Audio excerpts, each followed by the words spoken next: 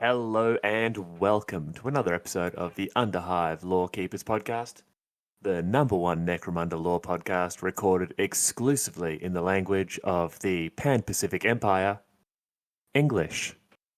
As always, I am Spamuel, and to my right, the misanthropic missionary manvint himself, Nathan. How are you, Right. I'm good, mate. I'm mildly concerned that you're running out of M words. Oh no, I actually got myself a thesaurus, and there are Really? some awesome There's some words. really rare bones, actually.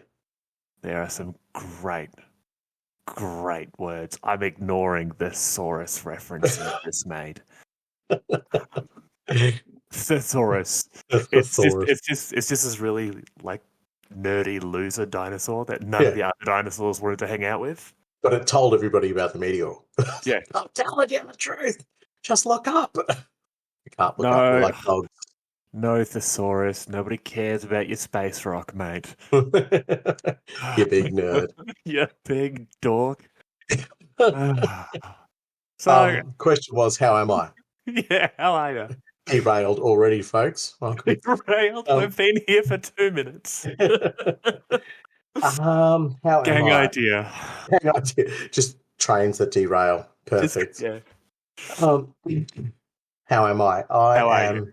I'm doing well.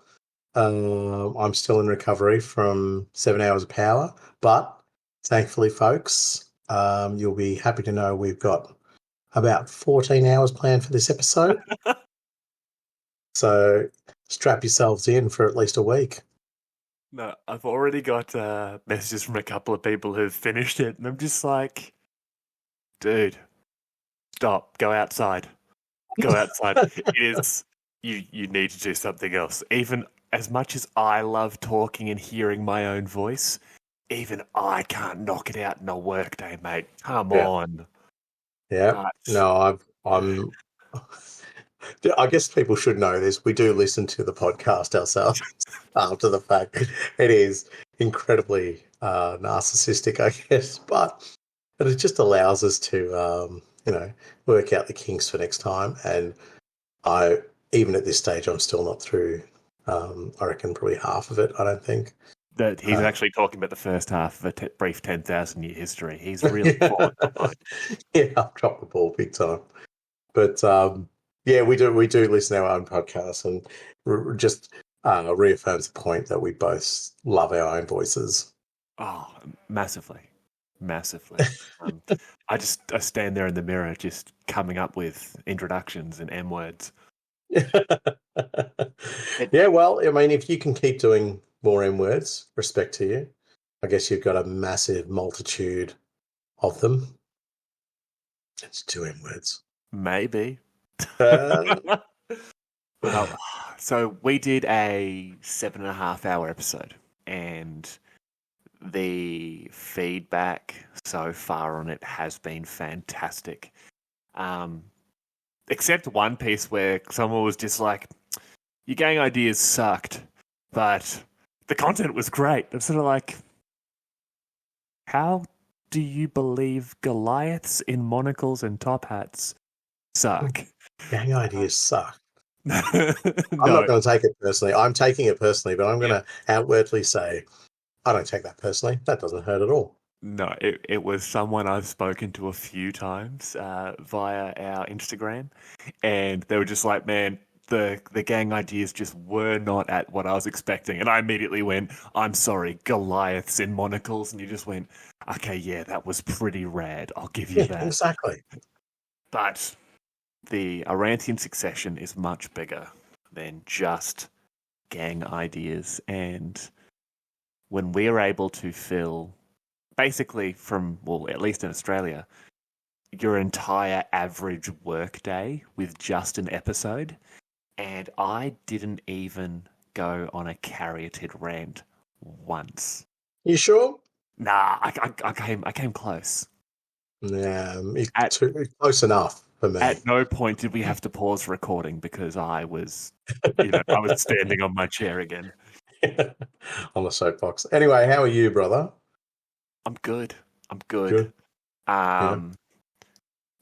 No, I'm not. No. I Okay. am. I'm upset. Oh, okay.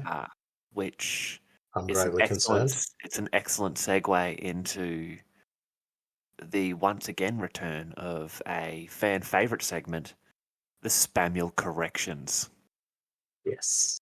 So this one's actually all on me. That's pretty standard. Do you remember, and I'm going to say quite possibly the greatest gang idea ever to come out of Underhive Lorekeepers, the Timmy Town Locos? I do. They were cool. They were the poison shooting pains of pains in the bum. They're basically the personification of the concept of dick move. Yeah. Well, friend of the show and friend of us both in real life, Power Hungry Monkey 84 reached out to me and was basically laughing via text going, you realise the Timmy Town Locos is just a blatant rip-off of the Morty Town Locos from Rick and Morty. And I've clicked and I'm just like, oh yeah, it is.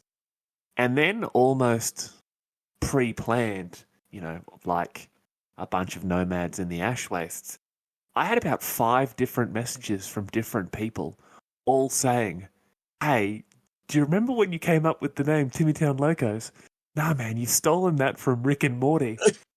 So, scummers, I've never heard of Rick and Morty before. Rick and Morty doesn't exist. You're all imagining it. It is 100% original Uncle Spamuel approved.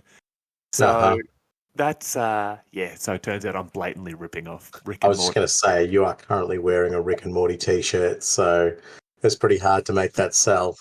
Okay, well, I'm not, but I am drinking my feelings away, so we'll call it even. So this episode's Spamuel correction, it's all on me. But apart from that, I am great. Wait, can we just backtrack a little bit here? So there was no corrections for me yet again?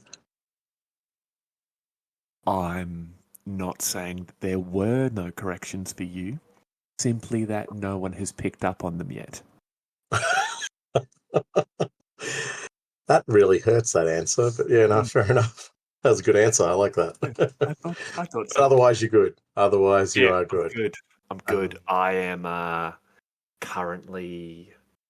I actually got a little bit of hobby done this week. Working on I don't know what they are. There's an astropath that I'm building here. I'm working on Ash Waste Nomad. Of course, I'm working on a couple of squats that'll never get painted. It's just a cacophony of different hobby projects going on all at once.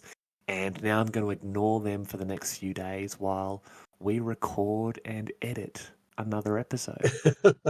Come back to them with like revitalized energy, I guess. But I will say for use of a better term, astropath, because it doesn't quite strike me as an astropath, but it looks amazing. I really love it. I think it's what we mentioned in the previous episode, that sort of Lady Hera-esque type feel and vibe to it, where it's just really over the top Imperial Gothic. Pop it up on Instagram, man. It looks really awesome. I'd love to see what other people think as well. Oh, thanks, bud. I'm still going to call out any Spamuel corrections for you, but you know what? I won't do it with as much obvious mirth and, hatred of you, I guess. Oh, right. Okay. You should just attach them on big banners to airships. There are airships in this episode. There actually are, aren't they? Yeah. Someone also did question about stratoplanes. Someone asked whether or not they were like little biplanes or if I thought they were bigger. We get an answer to that this episode. We do. And it's awesome. I want a stratoplane model. I want one bad. Gang warfare on the back of a plane, eh? Campaign idea. No. Yeah, so before we go much further down another campaign or gang idea, Guys, please remember that we do have our socials going. So our Instagram, our Facebook, please jump on there, throw us a follow or a subscribe, whatever it might be. And if you want to show your appreciation for the pod, you can always support us via Patreon, which I believe we're going to be adding a lot more content to in the near future, aren't we, Sam? Yes, so young Nathan and myself have been hard at work, and we will be having hopefully a decent amount of Patreon exclusive content coming out as of January. So when this episode comes out late December, you should only be a week or two away from some of that. So yeah, please get on board if you're interested in getting exclusive Patreon content from us. It will be available to you there. Let's hook in, hey? Let's get into our 14 hours that we've got ahead of us. All right, and that is a joke, everybody. We're not doing 14 hours. 7 hours nearly ruined my work and home life. So we're not doing 7. We're not doing 14. Weirdly enough, we're currently sleeping on each other's couches. It's weird. Yeah, I don't know how it's worked out, but it's quite comfortable. You got a nice couch, mate. Thanks. Yeah, I did use your pillow. I'm sorry, dude. Oh, that's fine. That's fine. Yeah. Fine. I thought, kind of hoped you would. Well, let's have a look at the events of the succession so far. Now, we're not going to talk about everything we talked about at the beginning of that first episode. We're really just going to give you some dot point style notes here. Now, the most important one, in my personal opinion, is Planetary Governor Gerontius Helmore almost dying and being wounded mortally to the point where he needed to be put into a stasis casket. So the Imperial house has been thrown into a massive disarray. With, from last count, I believe 13 of his children are currently resting in pieces. 12 of those at the hands of that beautiful psychopath, Lady Hera Helmore. And yes, yeah, and we'll get into her. She's what we touched on in the last episode. It really gets expanded upon and just shows that element that you're talking about there, the psychopathic Cocoa Bananas Helmorian. Yeah, that's nice. Well, yeah, we have those, and then just quickly pour one out for our boy Angry Goat, copping a real gun fisting from Jenga, and the Helmore kids are currently down almost 50%. Yeah, true. Almost, yeah. It was 27 or something, wasn't it? Yeah. It was 30. 17 boys, 30. 13 girls. Oh, yeah. That's right. I got the 7 from 17. Yeah. Right. And so I guess the other major event was the Escher Civil War. The house is in complete strife at this stage because of the split internally, and they're probably the most prominent and powerful section of the house choosing to turn on itself, which is the clan chemists. Creates just an incredibly hostile environment for the house. But Escher still, as we see in the previous episode, still prevail to a degree, I guess, and that's obviously due to their alliance with Lady Credo. Which is annoying because I think, Matriarch Primus Sinus with her alliance with House Goliath really had all the hallmarks for coming out on top of that civil war. It just, I guess, they did. It just wasn't meant to be. They did. If House Helmore or one of the other noble houses was in a position to provide the right amount of support for Goliath and the breakaway Escher, I think you probably would have seen them in the more dominant and powerful position because they had everything for them. They had all the chems they needed. They had all the weapons they needed. They had the right-sized army. They just didn't have that noble backing that Credo is able to bring towards the Escher. Yeah, well, you aren't wrong.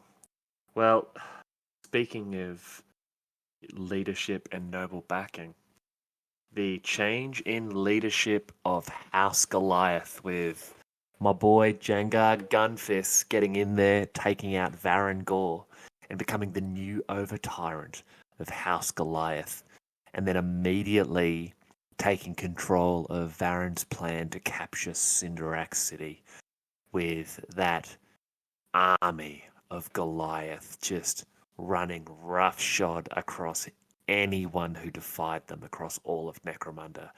It was beautiful. Once again, pour one out for our boy Angry Goat. Yeah. Unfortunately, copping that gun fisting very early on. It's true. Like when we, and it's not something that we mentioned earlier in the previous episode, when we talk about the attack on Cinderak City, when I reflected on it later, I was like, it's just like the scene from Mad Max where they're all chasing after Furiosa. And but imagine it tenfold. So it's just a monster amount of vehicles of all different shapes and descriptions and heaps of rich haulers just pouring across the horizon at this city. It was a very cinematic part of the book, but also just in Necromunda in general. We don't get these vast movements of personnel like mentioned in Necromunda or mentioned in that kind of detail either. So to have that just makes you feel like you're reading about an army rather than just a gang or a conflict. And speaking of conflict, they failed. Classic Goliath. Too much muscle, not enough brain. Exactly. But yes, you're absolutely right. They did fail. The Escher and Orlok and Scummer and Medina and Alliance, as well as those 5 random Cawdor that nobody really wanted there, but they were there anyway. Except that one badass preacher that set himself on fire. The old pyre. Old pyre. He was awesome. He was very cool. It was very cool. But it was very hot at the end of it. But see what you did there. They managed to come out on top. They pushed back the Goliath army, and with assistance from Lady Credo, I was about to say, mysterious allies. You need to mention, like the way you were saying it was like, oh yeah, no, they just pushed back the Escher. No. Lady Credo rocked up with an army with 7-pointed stars all over them. And that was the reason they were driven back, because they not only were, I actually don't know if they're outnumbered, but they were most certainly outgunned. They didn't have the same tech that this army had. The Goliath, The Goliath outnumbered them. I think it was like 3-1 or something when the attack started. Yeah. So it really depends on how many numbers were added from Lady Credo's army. But as I said, that Credo's army was technologically more superior. Oh, man. I'm really hoping we get some more of them real soon. So you reckon they're Vansar, yeah? Well, technologically advanced. They also seem to be pretty snappy dresses. That screams Vansar to be. It didn't mention anything about them being full of horrible tumours, but it's not polite to bring it up in conversation, so I can't imagine they'd be talking about it too openly. Yeah, no, fair enough. The Escher sort of noticed their little extra lumpy bits on their head, and they're just like, that's all right. They just saved our lives. We'll leave them alone. We'll give them an hour before we start viciously mocking them for it. So yeah, that's pretty much got us up to date of where we are within the Aranthian Succession. Is there anything else? I don't think so. The nobles are all killing each other, but that's kind of normal. I guess it's highlighted now. And then I guess the other thing is that the Great Darkness. That's right. The planet's cooling, and there's a storm covering like 114% of the planet. And the nomads are somehow managing to synchronize attacks against everyone. And it's interesting though, the 4 points that we pick out here: Durontius being nearly killed, the internal strife of the Escher, Goliath, I guess, instability and the battle for Cinderak City are the 4 big points, and yet it's quite easy to mention a whole nest of other things that are going on during this period of time as well. It's almost like you can't just do dot points on what happens in an 7.5-hour episode of Necromunda lore. All right, new plan. We're going to do a 3-hour breakdown of everything that's gone on in the last 7.5 hours. So, what colour top hats would those Goliath be wearing? Good night, Sam. No chance, buddy. But, you're right. There are so many different points we can talk about. But, yeah, those are really the big 4, as well as the extra 3 I think we just mentioned then. But that is cool because that was last episode. And if you're unsure of anything, please reach out to us, underhivelorekeepers@gmail.com, or on any of our socials. And yeah, you'll most likely be talking to me because I'm on my phone too much at work. Spoken like a true electrician. In the meantime, Nath, let's hook in, eh? Yeah, how about we start episode 2? Absolutely. In the wake of the Battle of Cinderak City, Credo and her allies moved to consolidate their power, while Hera Helmore retreats to the Spire to plot her next move. Meanwhile, in the Wastes, the war continues between the clan houses, with Goliath, Escher, and Orlok road gangs at the forefront of the fighting across the Great Equatorial Wastes. So I guess this is just the broad brushstroke of what's going on and the current state of it. A little bit to pick apart here, but we're going to talk a little bit about a few events that are clearly not mentioned in that small section from the read. Most notably about our good old mate Van Zep. He deserves a mention, doesn't get a mention, but we'll get to him. His name and title is Narco Lord Balthazar Van Zep. My apologies. My apologies. Keep that respect in your mouth. He is not a man to be trifled with. Otherwise known as Mad Dog McRae. Yeah. Well, where do we start with this one here? So, the big one, I think, is starting with Lady Hera and just what she's doing. Like it says there, she retreats back to the Spire and is really just looking around at what she's attempting to inherit here and the insanity she is stepping into. And you need to look at it in the mindset of she thought this was going to be a lot easier than it really is because, Ronti gets shanked and you organize for the unfortunate unliving of a dozen of your nearest and dearest. Yeah. And really putting yourself as the preeminent member of the family with that sort of that neon sign above them that says "Get out of my way." Yeah, 100%. If you're looking at it and you're going, "Hey, yeah, I'm one of 30, and 13 of them have just been iced." When I know that one of my sisters has just taken out a dozen of our kin, what's that, like, Hera? You want me to go to Trezor? You want to go hang out at Trezor? You got it. You either announce my name and title and literally just leave and continue to be alive. Yeah. You got it, Big H. Absolutely, boss lady. I guess the interesting thing for me with her power is that she's not relying on a clan house or another house to install her into that power. No. And from there, she's actually installed as the governor in name by the Imperium. So they decide, okay, you're the one proving to be the most dominant, the most powerful, but she doesn't have to bow down. She doesn't have to kowtow to anybody because nobody has helped her get to the point where she is. Whereas Angry Goat as mentioned in the previous episode, would have to abide by what the Goliaths were going to want from him. House Yolante would have had to have broker some sort of deal with Escher, or broker some sort of. I mean, they didn't quite know that Lady Credo was in on it as well. Oh, they did, but I don't think they quite understood the presence and power of Lady Credo. They did not understand the ramifications of what was going to occur.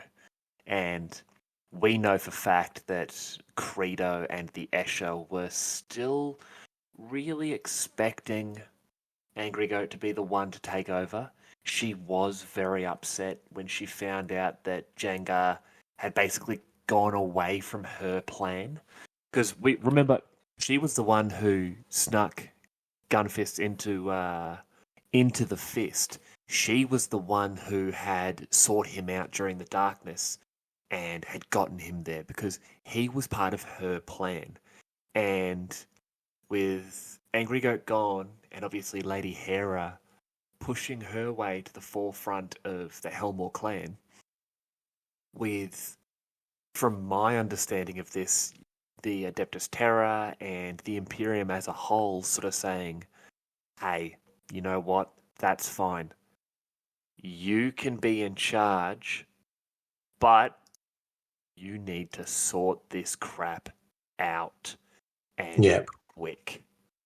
There's a really great part from the book which I want to read because it gives a really good understanding of where exactly Hera is and what it looks like for her with regard to the Imperium. It had taken long bloody weeks for Hera Helmore to lay claim to her father's power within High Primus.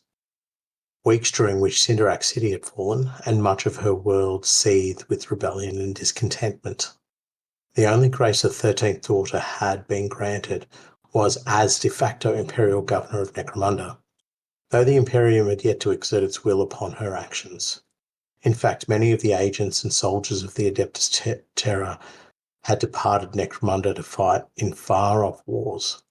Those few that remained were happy to leave Hera to deal with the internal matters as long as Necromunda's production quotas were still being fulfilled.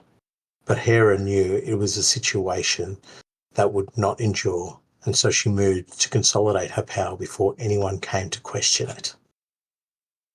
I love that, where those ones that are still there, whether they were too important to go off planet or not important enough to go off planet, they've sat there and made this decision and made this big statement to Lady Hera of, listen, as long as you're feeding the tithe, as long as you're hitting those targets, we don't care. If you hit your targets even through all of this crap, we are going to give you 2 enthusiastic thumbs up, and you get to keep your head. And if you don't, you're the one this comes down on. And they can just wash their hands of this. Yeah, 100%. But I think there's also another threat hovering over here as well, is that the fact that the Helmores have allowed a rebellion upon their planet. So, and that's where it says Hera knew it was a situation that would not endure. So exactly what you're saying, meeting quotas, meeting the tithe is the most critical important thing when the Imperium is being stretched thin during this time of the Cicatrix Maledictum. Because it shows you are not only trustworthy, but you are reliable. That even during all this crap, even during the Great Wound ripping itself across the Cicatrix Maledictum, causing issues for the now 2 Imperiums, and especially being this close to Terra, where things are still relatively stable, as long as you're providing tithe, the eyes are off you. Yes, but those eyes, once the Imperium settle, those eyes will come back and say, oh yeah, are you vulnerable to a rebellion again? Will you have flips? Will this rebellion not just be an internal thing that is, motivated by other members who just want to be powerful within the Imperium? Or will it be motivated by chaotic cults? Will it be motivated by almost something that wants to turn its back to the Imperium. So if you're vulnerable to one form of rebellion, you may be vulnerable to the rest. So the Helmore line is no longer a strong and reliable line that we can count on, even though your service has been here for thousands of years. Yep. And one of the steps that she does to ensure her power is to get all the houses, all the noble houses, to meet with her. And Kind of. yeah, kind of. So what she actually does is she organizes a meeting with all the houses to come together. And what the houses do, knowing that there is one very angry Helmore, sorry, not one very angry, bloodthirsty Helmore who is organizing this, they send the worst of their worst. So the degenerates, the stupid, the ones who are going to not amount to very much, or the ones who don't have any chance of getting further within their line. Or in the case of the Yolante, the mad offspring Dane Yolante. So I love when these, inbred, like, just ridiculous nobles are like, send the crazy one. Yeah, good plan. He's not a full bag of chips. Send him. He'll be all right. So what happens from there is she then goes, cool, I've got the worst of you together. She foresaw it. So she's got the worst of the houses together. She then sends murder cyborgs off to all the houses, and they kill pretty much the rest of the houses. Not wiping them out because she still needs them, but the seniority, the hierarchy, the people who are in control, anybody who would be next in line for their house is wiped out, so that the next available in line is one of the useless ones that got sent to her meeting. But not just useless, the way they are described as the miserable gathering of unwanted sons, illegitimate daughters, and cousins many times removed. These are the dregs of the noble families.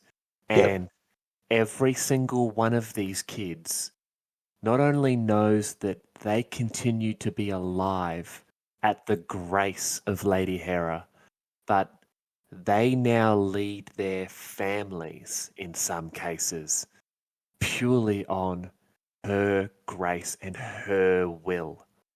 Yeah, exactly. And the other element that I find to that is that it's not just about her saying, I've spared you, you are now beholden to me. It's also about the fact that these are the useless ones, as you say, the dregs. So whatever scheming they're going to plan will be like them playing. It'll be crappy scheming. Yeah, it'll be garbage. They'll be playing snakes and ladders while she's playing 4D chess. So she's creating a cadre of houses that are basically incapable of running without the noble house. And furthermore to that, it states that they actually begin scheming and planning straight away against each other to elevate their status. And so actually creates infighting. Yeah. But one thing I find in really poor taste is that when she did have these nobles killed, so there could be no mistaking her intent, Vox units implanted into the cyborg assassins broadcasted the final screams and pitiful pleas of the dying nobles throughout the spire, causing a distressing cacophony that would continue to play for cycles to come. We talked a lot of smack about the Night Lords last episode, and Lady Hera would make that legion proud. She is basically proclaiming to anyone who not only would listen or could listen, but has to listen, that this pain, this anguish, this mass murder is occurring because these nobles were too cowardly and too base a creature to face her, to simply approach her when she told them to. And because of their cowardice, not only are they no longer alive, but the lesser family members that they thought they were throwing away, she is elevated above them. Yeah, absolutely. And I think it also it's an obvious thing, but it also has to be said.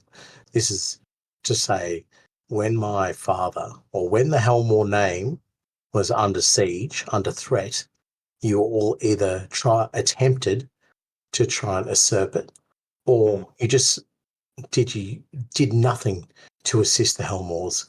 You allowed things to go negatively just so you could have your own little infighting or create your own little ploys. Well, I will give you one ploy that you'll run by now, and that is loyalty and service, and that is all. That is the only tenets that your house will live by now, and they are the tenets of loyalty and service to the Helmores. Yeah, yeah.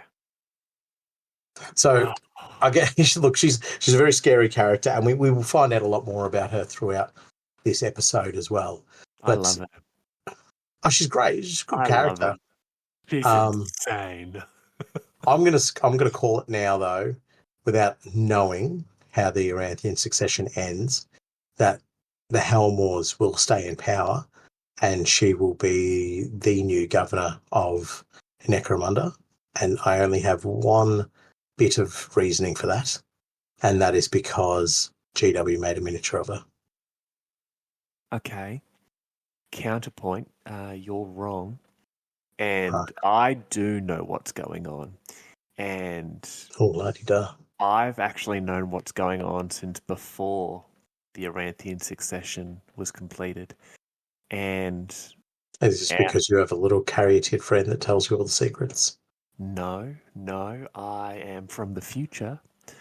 And the new Imperial governor will actually be Timmy Helmore. That's right, ladies and gentlemen, he's back. He's crawled up from the Underhive with his gang of weird assassins and has seized control of the Imperial House. Don't they come from Timmy Town?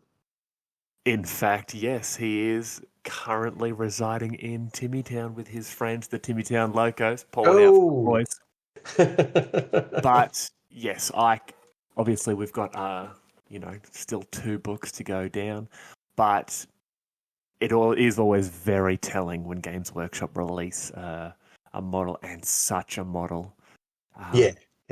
Lady Hera is going to be here for a very long time. All right, cool. I guess another element of her show of power is sending... I love this, actually. She sends an army of enforcers to occupy her hives to maintain her status. And so the great thing about these enforcers is they are not just Helmore aligned, they're noble house aligned enforcers as well. So all these noble houses that are now basically defunct of power, she is swooping into that vacuum and saying, all your enforcers, you're now part of my cadre, and I'll be using you as such. So they may bear Yolante iconography upon them. They're all now a singular focus in the sense that they are all, I guess, aligned with House Helmore. It was a masterstroke on her behalf, where these enforcers, although they are supposed to be loyal to the Imperial House, yes, many of them would be funded or come from areas that are heavily influenced by the noble houses.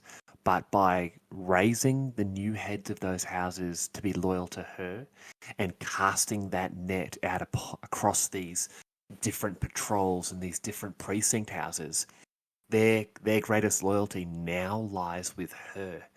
And it does specifically mention that she dispatches thousands of patrols to tame the upper reaches of the Underhive. And firstly, that's terrifying.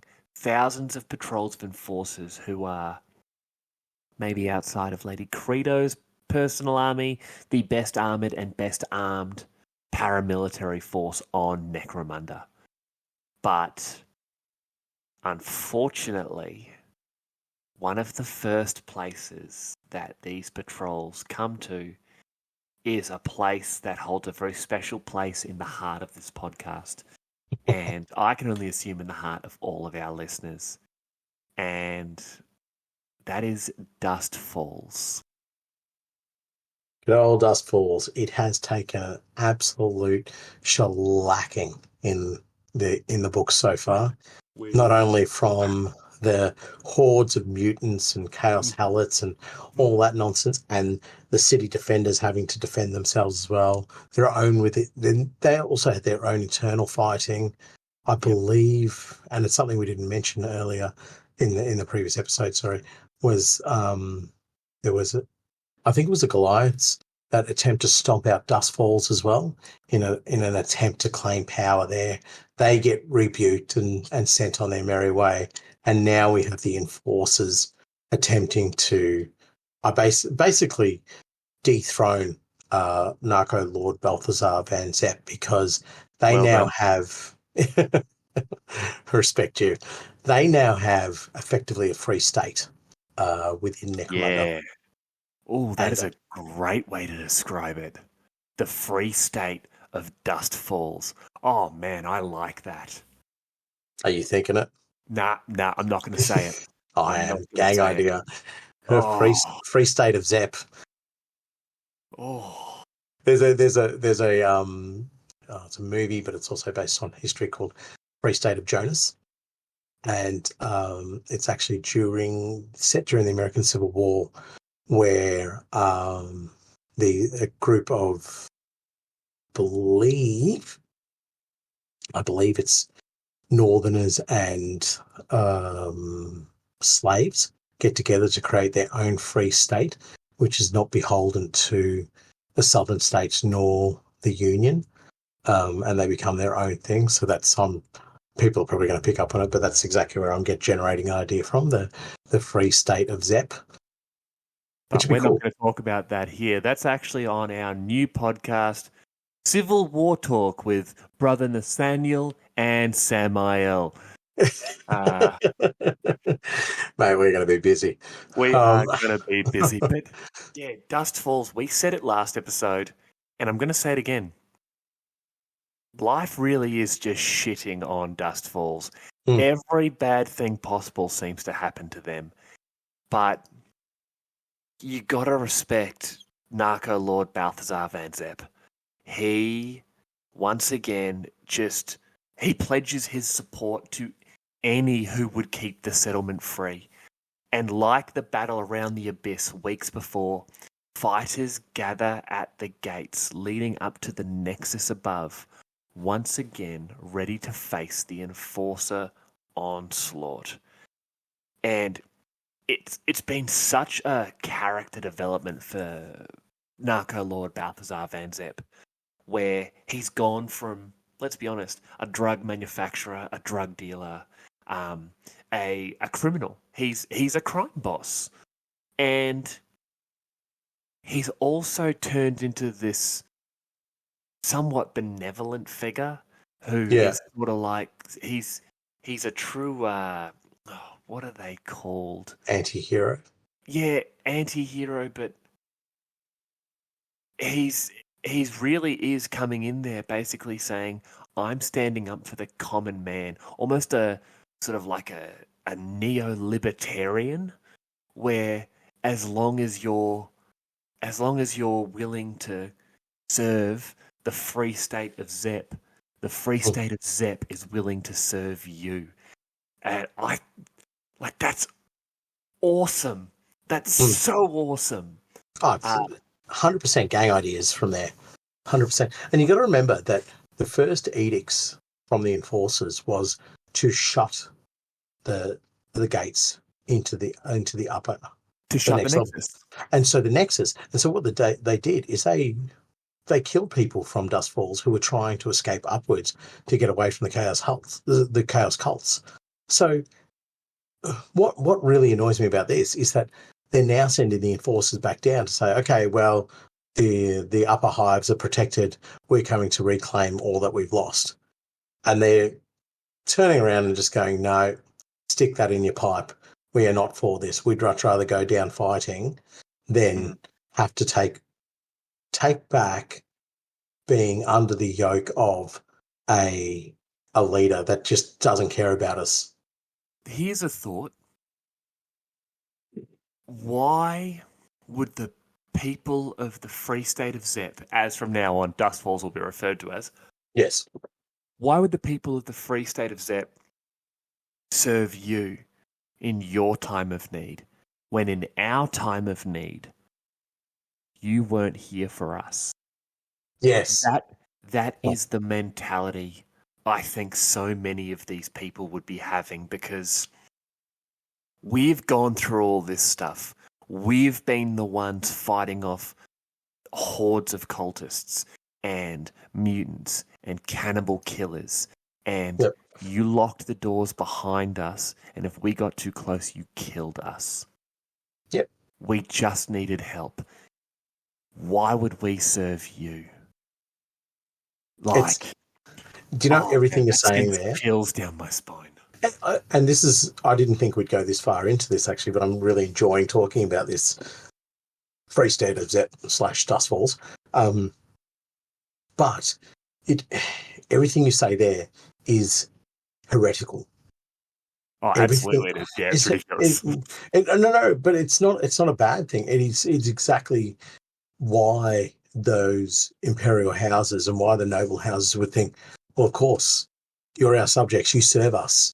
It doesn't matter. It doesn't matter what you think or what you feel or what you perceive to be something better for you. You're our subjects, you serve us. Yeah. And then you have Zep turning around going, I'm not your subject, and I never was.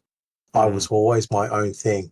Now, my tendrils of thought, my ideas of who I am, now are across an entire city. And this entire city thinks like I do. We are not your subjects. We never were. You need us more than we need you. Oh. Dude. Okay. Campaign idea, I guess. Yeah. Okay, Yeah. so you'd have to play it as outlaw gangs, all right? And you would all be members of the Free State of Zep. Now, you would still be fighting each other to build up almost favor. Your reputation would be favor with Narco Lord Balthazar Van Zep, and you would have an arbitrator-led sort of coalition of enforcers. So half of your players would be playing outlaw gangs, half of them playing enforcers, and you're actually playing as the enforcers or the outlaws attempting to seize control of the Free State of Zep / Dust Falls and a nexus. Right. Opening up that trade and sort of the control of travel between the two states. Oh, man. See, the cool thing about that would be it'd all be about like strategic points that you'd need to capture. So if we can control Zep's, gas trade. Yep. If we can control the gas trade, then we reduce the funds that they have available to be able to supply their gangs or feed their gangs. And so you begin to look at the territories that you're controlling, not just purely as overall benefit for the gang, but overall benefit for the cause. So the enforcers are this Lady Hera-driven cause about re-establishment of the power of the Imperium, which is what they would be portrayed as. And then you would have the Free State of Zep saying, we're happy to trade with you. We're happy to work alongside you, but we're not happy to be under you. Oh, man, yes. We will work with you, not for you. Yes, exactly. And this is what I mentioned earlier about the dangerous, scary thing that Hera needs to control. It's not about the tithe and it's not about the production. Those are critical things, don't get me wrong. The scary thing is about the idea that something like the Free State of Zep is the tip of the iceberg in terms of rebellion.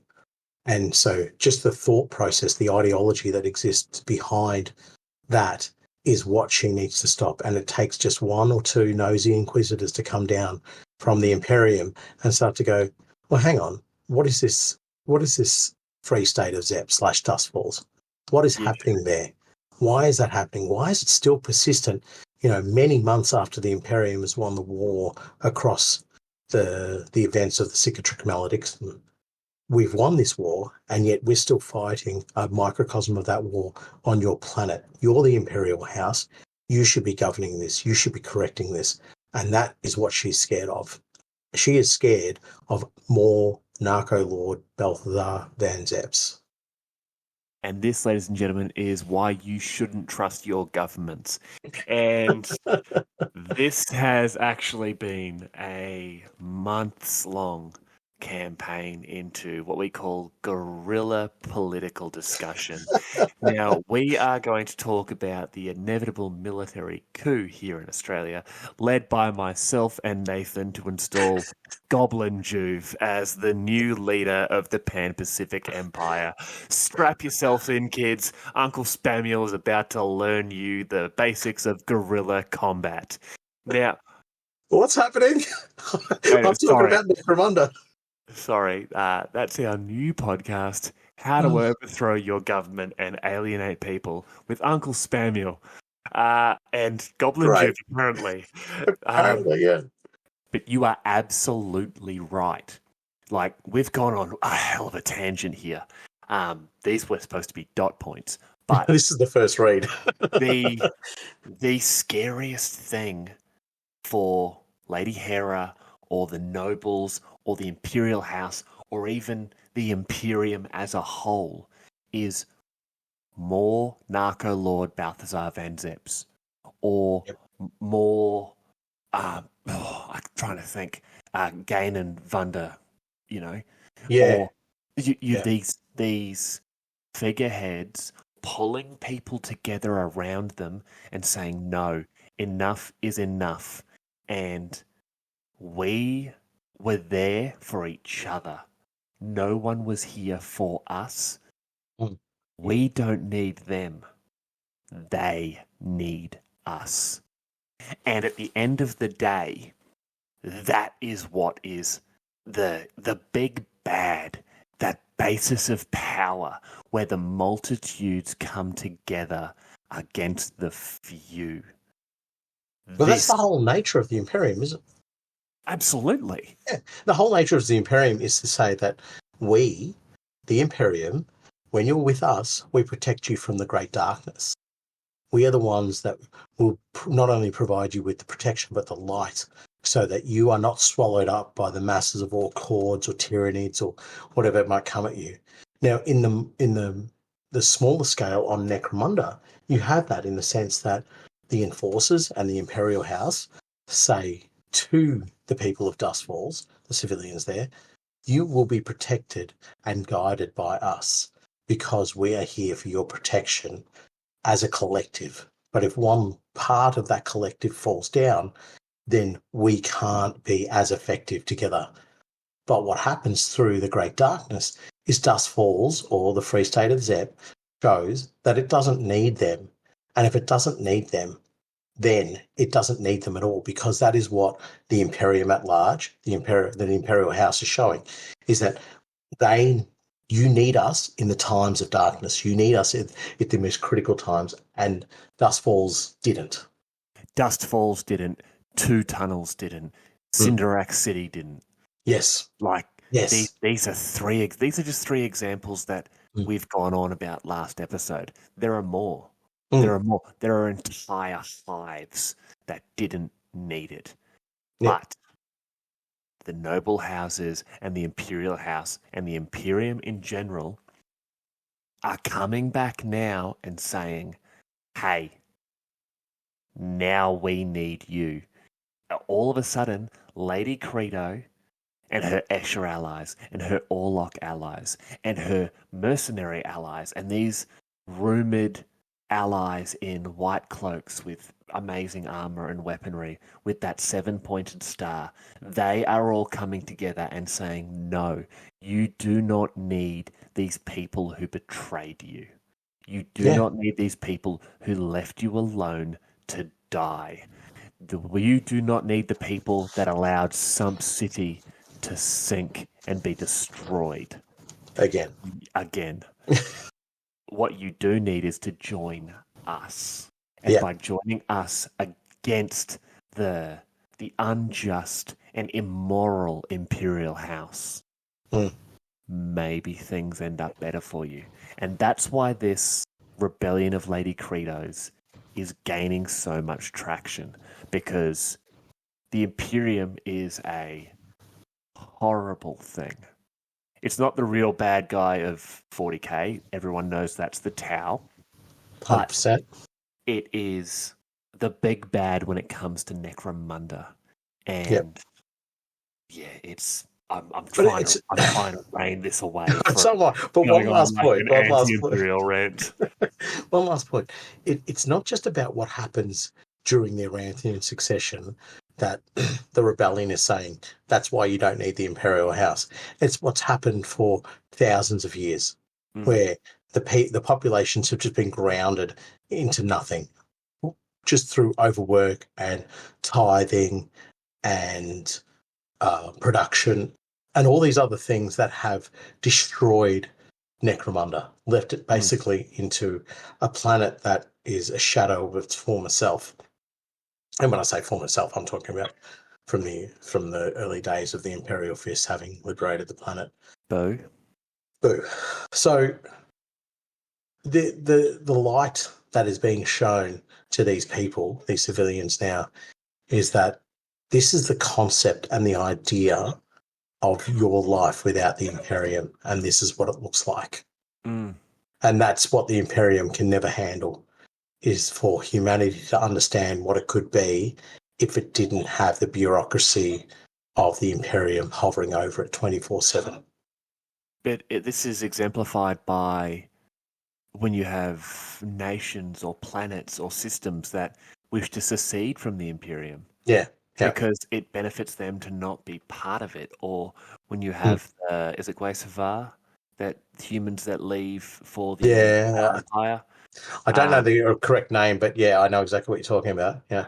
You have all of these when they move away from the Imperium. The Imperium needs to come down with this, holy vengeance, because otherwise more and more would be doing it, because they'll be able to see that, you need us more than we need you. The Imperium needs citizens. It does. It needs its production. It's to maintain its galaxy-spanning wars, like millions and millions of wars. It needs this vast production and this vast resource of personnel behind it. And then if you bring that down to what it means on Necromunda, Hera needs Dustfalls because she needs the trade network. The Free State of Zep. She needs the Free State of Zep because she needs that trade network connected. She needs the capacity to continue to produce. And it's not even just about producing for the Imperium. It's about producing so that she can keep herself within power. And just like the Imperium needs to maintain its capacity to fight wars, the Helmore House needs to maintain its ability to put down things that are going to push it out of power. And she's already done that with all the noble houses. That was the easy bit. Now it's the population of Necromunda that is the hard bit.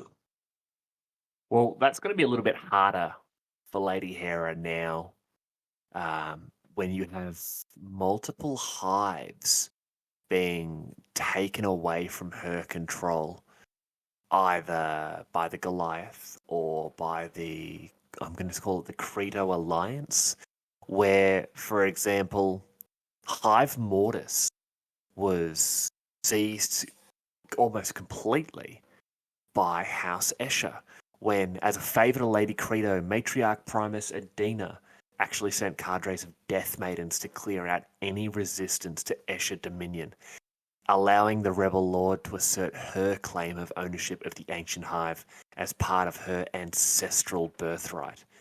Now, amid the chaos that still gripped Necromunda, it was a move that went largely unnoticed by House Helmore and its remaining allies, which is crazy because I personally wasn't aware that House Credo, or I'm guessing Constantine Credo, her husband, is it his ancestral birthright?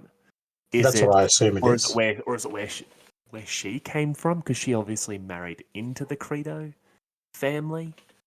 Yeah, I don't know. Is it from her background? You know, her centuries-old background, or I guess millennia? Well, she's been around for 7,000 years at least. Yeah. And, well, then if my rant at the end of last episode is accurate, she's been around. She has been around, yes, quite a fair while. But it's again another sign of this level of insurrection that a hive city is taken, and it is Mortis. It's not, it's not a glamour hive, but it is still a hive city. Is taken. Hive Mortis sucks. We can just go ahead and say it. No one's going to Hive Mortis on holiday. Yeah, when you're going to hang out with a bunch of weird ghouls. That's just the way it is. And dead boys. Yeah, just the dead boys.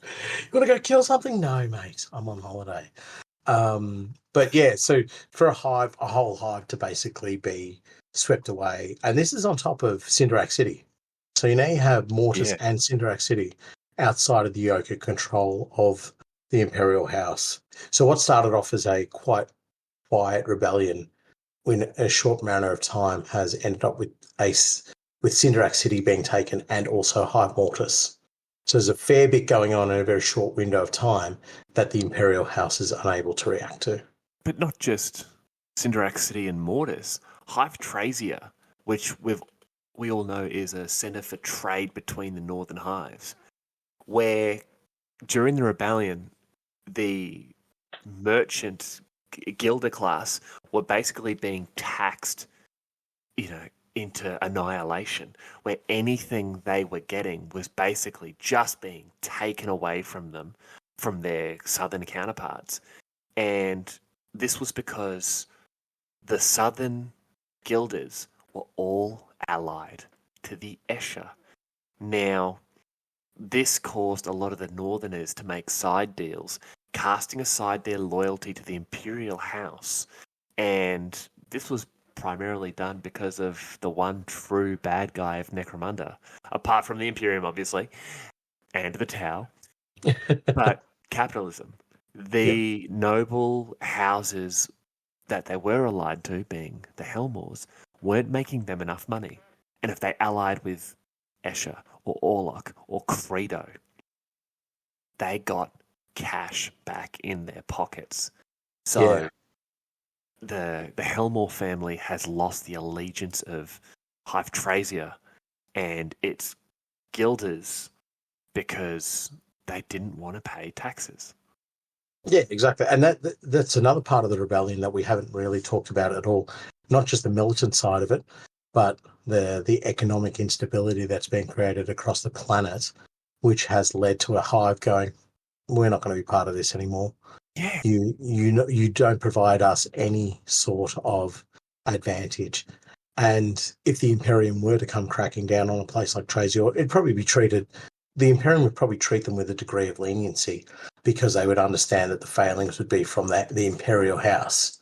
But that's not to say that there wouldn't be heads rolling. There most certainly would be heads rolling. Yeah, they'd just imagine like the act of decimation. All the guilders line up, 1, 2, 3, 4, 5, 6, 7, 8, 9, 10, you're dead. And, or, you make them do the old pick out the stone, and all the guilders are having to beat them to death with, like, coin purses. But, they would definitely make examples, but that being said, I can't imagine they would be willing to have too many of them sort of really cop it, because at the end of the day, they are going to want their tithe, basically. Yeah, 100%. Look, I think we probably should move on to our next read, to be honest. We've talked quite a fair bit about this. I did not expect us to go on such a tangent this early on, but let's move on to the next one. Hey, Samuel? Well, this is great because I love some of the kooky, fleas out into the waste types, and we get one right here. The Goliath Forge tyrant Hagan Ironhands and his gang escape Sindarak City in the chaos of battle, with a haul of enforcer weapons aboard his armoured Cargo 8 ridge hauler. Hagan makes a straight run for the ruins of the Makeda Gate until Escher and Orlok gangs converge from the wastes. In a fit of malice, he turns his rig towards the deep wastes of the Iradium Oceanus, and soon both sides are lost in the swirling storm clouds, never to be seen again. That is sick. Just very, if I can't have the loot, none of us can. Turn into the deep wastes. Yeah, he's like, you want to come and get it? Come get it. Come and get it. But I love this because the Iradium Oceanus is where a particular group of ash waste nomads known as the Lead Sky Seers occupy. And in my mind, this isn't a gang idea, this is just what I think what would happen. The Goliath and the Escher and the Orlok would all eventually just die, whether they crash into a rock or the dust gets them or whatever. And then these nomads show up and start looting everything. And now you have a bunch of ash waste nomads dressed up like enforcers.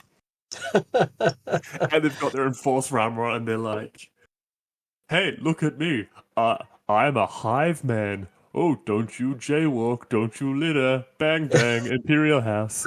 And they're just sitting there laughing, because, Ruthgar, the Undaunted, this particular nomad waster is just like, yep, I'm going to play fancy dress with this enforcer gear. I love it. I think it's great. But Hagan Ironhands pulling we'll go into the swirling storm clouds, and if we live, we live. If we don't, we don't. But if I go down, I'm taking you with me. Yeah, exactly. For me, when I read about this, it just makes you delve a little bit deeper into the Goliath and just explore what's happened to them at this stage. And we mentioned earlier on that they've had a few little kerfuffles, most notably losing the Battle of Sindarak City. But the gang itself is in quite disarray at this stage. Breakaway elements from the House Goliath openly oppose the new over-tyrant, so committing themselves to the rebel elements within the Southern Hives to strengthen their own position and keep the Great Forges churning out. It's a bad time to be a Goliath. It's a bad time to be a leader within the Goliath, I think. It's... House Goliath has had a massive change in leadership, and Jangar's first action was to attempt to take Sindarak City, and unfortunately, his forces have lost. And this is where you're seeing Goliath gangs being attacked by everyone. And so many of these Goliath are falling back from Sindarak City after having the absolute snot beaten out of them. Yeah. And this is where we are first introduced to an awesome character. And I actually think I did. Did I mention him last episode? No, I didn't. No, I don't think so. No. I mentioned Durgan Killfist. That's right. We are talking about someone by the name of Axon Hammer, Scourge of the Spider Points. Now, we will talk about the sort of dramatis personae that are introduced with this book at the end of this episode, but during this point in time, the only true organized resistance against these coordinated attacks on fleeing were just trying to get back to the fist. The only true resistance came from Axon Hammer and his Iron Tree Reavers. Now, during Sindarak City, Axon wasn't there. He was actually fighting Escher in the Spider Points. He was not there for the defeat of his fellow Goliath. But once the actual retreat began, he headed towards Cinderak City. And his whole gang, the Iron Tree Reavers, went with him. Now, he's incredibly well known within the Wastes. In fact, the sort of name he's gotten there, Hammer, is because he uses methods a little less subtle than your average Goliath. And he drives around what is described as a massive custom ridge hauler, the Behemoth. And these Goliath outland gangs would see the Behemoth coming past or be retreating towards it and feel almost reinvigorated to join Axon. And, That's cool. And if it's not just the size of the sheer bloody size of the thing, it's also got dozens of Escher and Orlok vehicle kills marked along its hull, as well as, and to quote here, a good amount of dried ganger blood.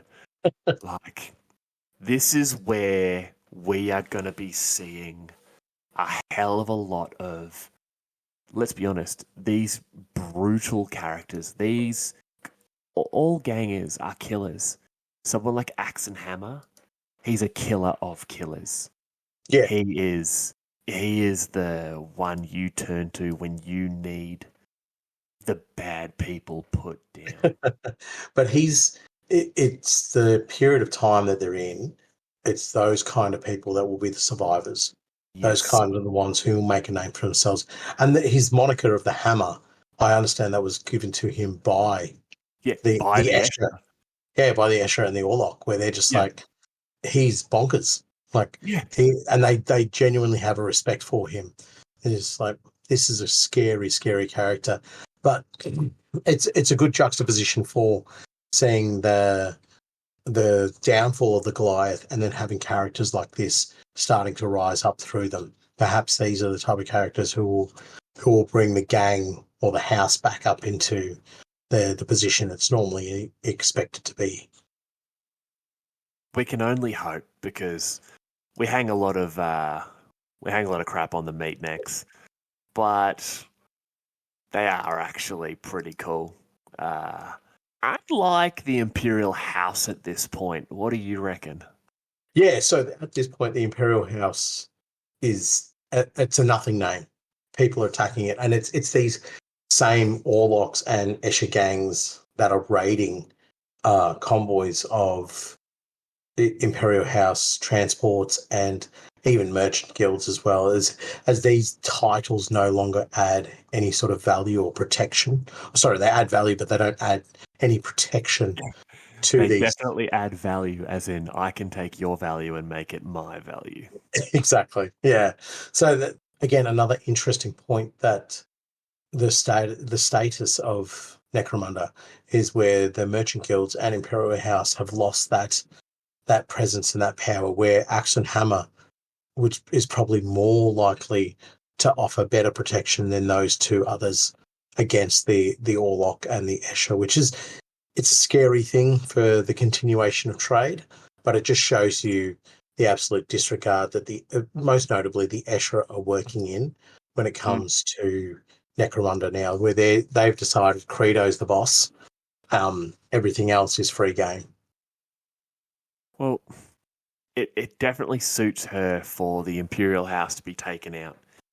The merchant houses, you actually mentioned it last episode about the Goliath attacking Cinderak City, how they were more than willing to attack Guilder delegations and that within the city. Credo, when she takes over the planet, she's still going to need a merchant guild. They're still going to need goods and tithe and all of that sort of stuff. But the fact that you have outland gangers and outlaws and nomads and that sort of thing attacking anything that has the seal of the Imperial House or the Merchants Guild in general, because remember the Gilder coin was really copping it last episode too. Yeah, they were the most vulnerable target because they were clearly holding something valuable. You weren't going to get, a boatload of las pistol parts. You were actually getting coin. You were actually getting credits, something tangible. Yeah. Yeah, raw promethium is great, but you know what's greater? Cash. Yeah, exactly. Cash is king. Yeah. But now everyone's getting attacked. If you're in the Outlands, you're near that Makeda Gate. You're being snatched up by anyone that can catch you and anyone that can get you. Look, from this, and I'm going to talk about it a bit later as well because it's a bit more relevant, but it's also a method of strategy that the Escher are using here as well. They're choking. They're actually choking the trade for the for House Helmore and for any allies of House Helmore as well. Yeah. So that's not only what the Escher are doing as well. I guess the important thing is that they are trying to consolidate their power in Sindarak City as well, mainly due to the fact that they can see an attack coming. So as the Escher draw back towards Sindarak City, countless outlaws and outlanders invade settlements and outposts, weakened by weeks of fighting and nomad raids. At the Rockforge, scum gangs skirmish with the remaining Goliath gangers, while the Ashstorm Observatory comes under assault from weird gangs believing the structure's lenses can somehow enhance their power. Now, there's a lot going on there, but the first thing I want to take away from that is those settlements and outposts that are weakened, they're also weakened by the Escher, because it states quite clearly they go off and they take weapons and resources from the surrounding territories to reinforce Sindarak City. So they're really setting themselves up as the big nasty within that region at the moment. I understand you need to defend your settlement, but we are going to take your arms and armor to defend our settlement. But what about our defense? I don't understand the question. Let me repeat that. I understand you need to defend your settlement. However, we need to defend our more important settlement. And there are more of us, and we have bigger guns. Exactly. And we have Lady Credo's army behind us as well. No, they disappeared. But we don't know when they're going to show up. The thing that I don't like about this is that they are setting themselves up to become sort of this despot ruling clan within Sindarak City. Why is it everyone who wants to overthrow a tyrant becomes a tyrant? Exactly. And they're doing it because they know the wrath of Helmore is coming. And that could potentially mean the wrath of, I don't know, some sort of Imperium-backed sort of vengeance. As we explored earlier, the Imperium's not quite there yet. It's not grasping anything within Necromunda other than ensuring that quotas are being met. I think it's a great example of opportunists and desperados and vagabonds, for lack of other descriptive words. They're there and they can see. These settlements may have been able to hold off nomads or cultists or whatever. But they're just at that tipping point where we can get in there and get what we want. And I think maybe the Escher are also seeing this and going, well, if we don't take it, these other pricks are going to take it. And every bullet they have, these outlaws and outlanders, it's one less bullet we have. It's one less grenade we have. And after everything they've just sacrificed, and everything they've just lost, because let's be honest, they copped a beating from those Goliaths. Yeah, absolutely. And not just at Sindarak either. Across the planet. Absolutely not, yeah. But they would be wanting to grab onto every advantage they can possibly get. Yeah, absolutely. And when they're in their position of power now, they're not looking at themselves as the saviors and the new ruling element of Necromunda. They're purely looking at it. We're now preparing for the inevitable counterattack that is coming. So stripping the other settlements, yes, will be your noble leaders after we're attacked and after we defend the city again and after we become the premier clan house in Sindarak City, or preferably on Necromunda itself. Then we'll become your defenders. Then we'll become the leaders. But at the moment, they're Give us looking your at. stuff. Yeah, you're a resource to us, plain and simple. Which is it's a bit sad because the vibe I get from this rebellion, and having read a little bit of this book, I know I'm wrong, but the vibe that I was getting was that this is like a new age, a new dawn was coming. And the Kind Escher of. were on the kind of, but it's not quite. It's been 40k'd. Um, every new dawn definitely has a black sun rising. Yeah. Let's overthrow your tyrannical leader and replace him with this brand new tyrannical leader. Yeah, exactly. I no, I don't think they're Tyranids. No, I think they're just humans. That we know of. Yeah, that's very true. That is actually, I could stand corrected on that one too. So, I love it. The Rockforge scum mm, gangs, like literal gangs of, for lack of a better term, scum, mm, straight up just going to town with Goliath. Like, yeah, yeah, you had an army down the road just 10 minutes ago, but now you're a little bit embarrassed. You got slapped around by a group of gals, so we are going to slap you some more. Like, yeah. And just further exemplifies the fact that the House Goliath is an incredibly weakened point at this stage. And it's that loss of reputation. Like you see it when you're actually playing the game. Loss of reputation means a lot. And now we're seeing it portrayed in the lore as well. That the fear they have is yeah. they don't have that fear of the Goliaths anymore. They're like, what? Mate, you got rock and rolled by House Escher. I'm assuming Lady Credo's army would be kept quite a secret. So it's like a bunch of Escher and Orlocks stomped you guys out. You're nothing to us. We will Shut up, you definitely. muscle-bound nerd. Give me Oh, your starch. yeah, Like, exactly. give me your lunch money or I'll put your head in a toilet. Yeah, until they actually take on the Goliath and they're like, oh, wait a second, they are Oh, still muscle-bound monstrosities. can I have my arm back, sir? Excuse me, gorilla with, what is it? Gorilla with two sledgehammers. Cocaine gorilla with sledgehammers. Yeah.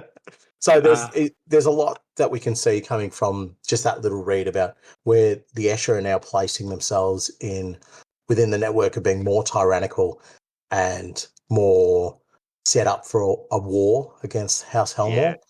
The weakness that's happening of House Goliath and deserters also Oh man. picking their side.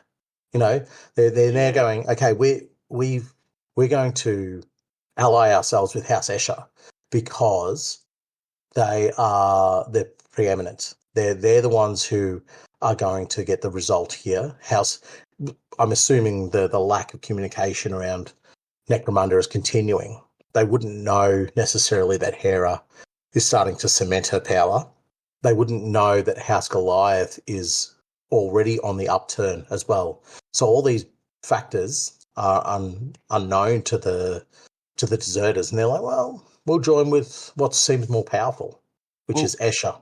some of the deserters you're talking about there are in Cinderac City. So, with Athera, like you said, stripping the surrounding territories of weapons and resources and supplies, she's effectively going from storehouse to storehouse within Cinderac City. Yep. And raiding these, these weapons and materials caches from other houses. And she's claiming it all as her own. But even the enforcers, after they withdrew, they left behind, just from the description here, massive amounts of munitions, but also men. They left behind some of those deserters you were talking about. And Athera basically says to them, hey, you can stay as an enforcer, whatever, but you defend Cinderac City against whoever comes. And, the way I imagine it, I can imagine these enforcers going, well, yeah, you just went toe-to-toe with probably the biggest meatneck of them all, and you are still kicking on, so yes, ma'am. Load me up with some bolt shells, and I will patrol your city. I will defend your city. So yeah, these deserters are picking sides. Like, That's cool. It's cool. It's a gang idea there of like renegade enforcers, but house aligned. So they're actually the enforcers of House Escher or Lady Credo. So 7-pointed symbols all over them.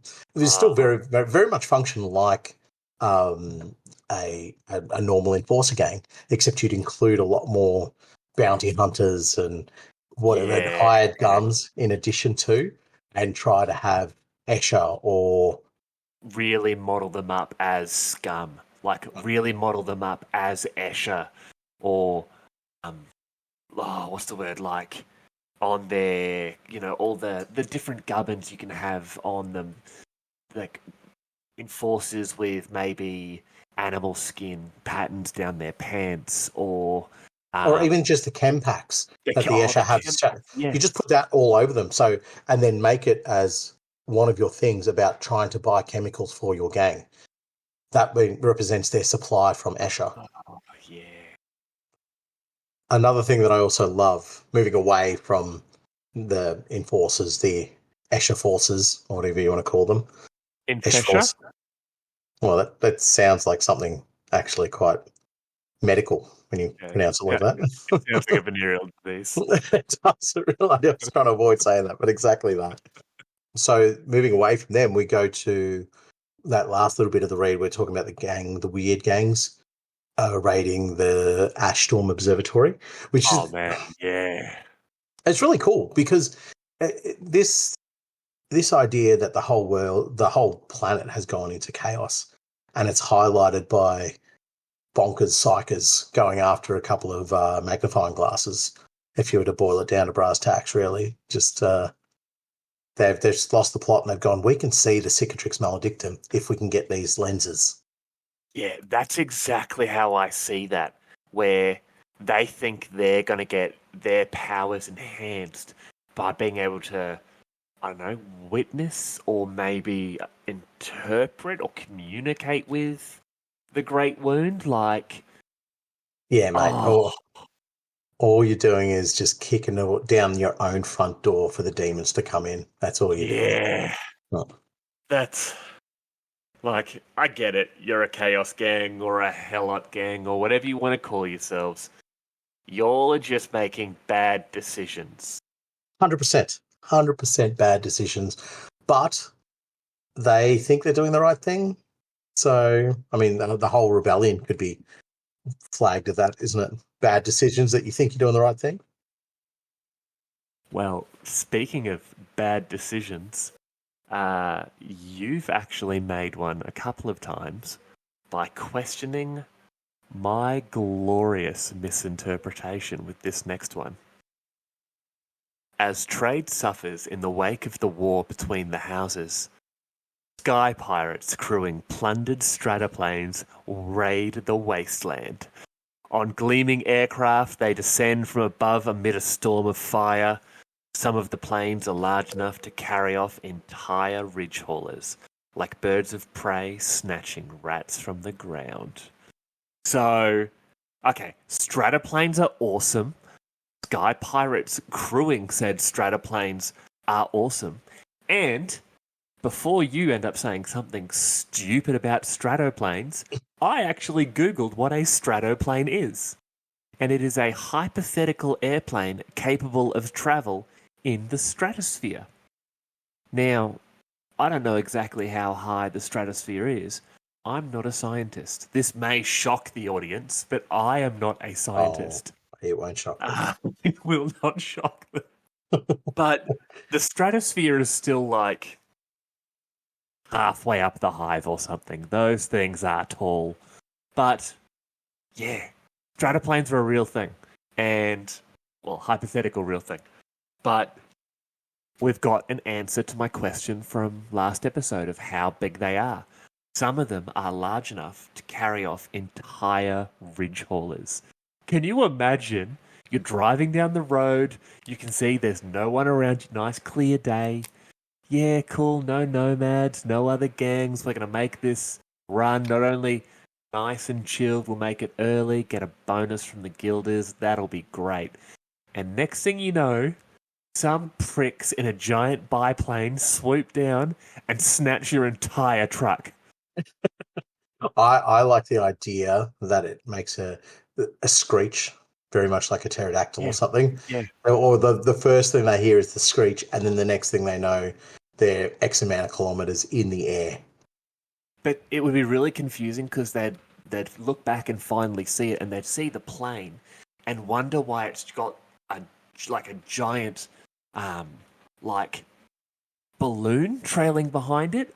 And no, it's not the balloon, it's the enormous balls of the pilot. Because once again, the world storm is still going on. Oh, true, it is too, isn't it? Yeah.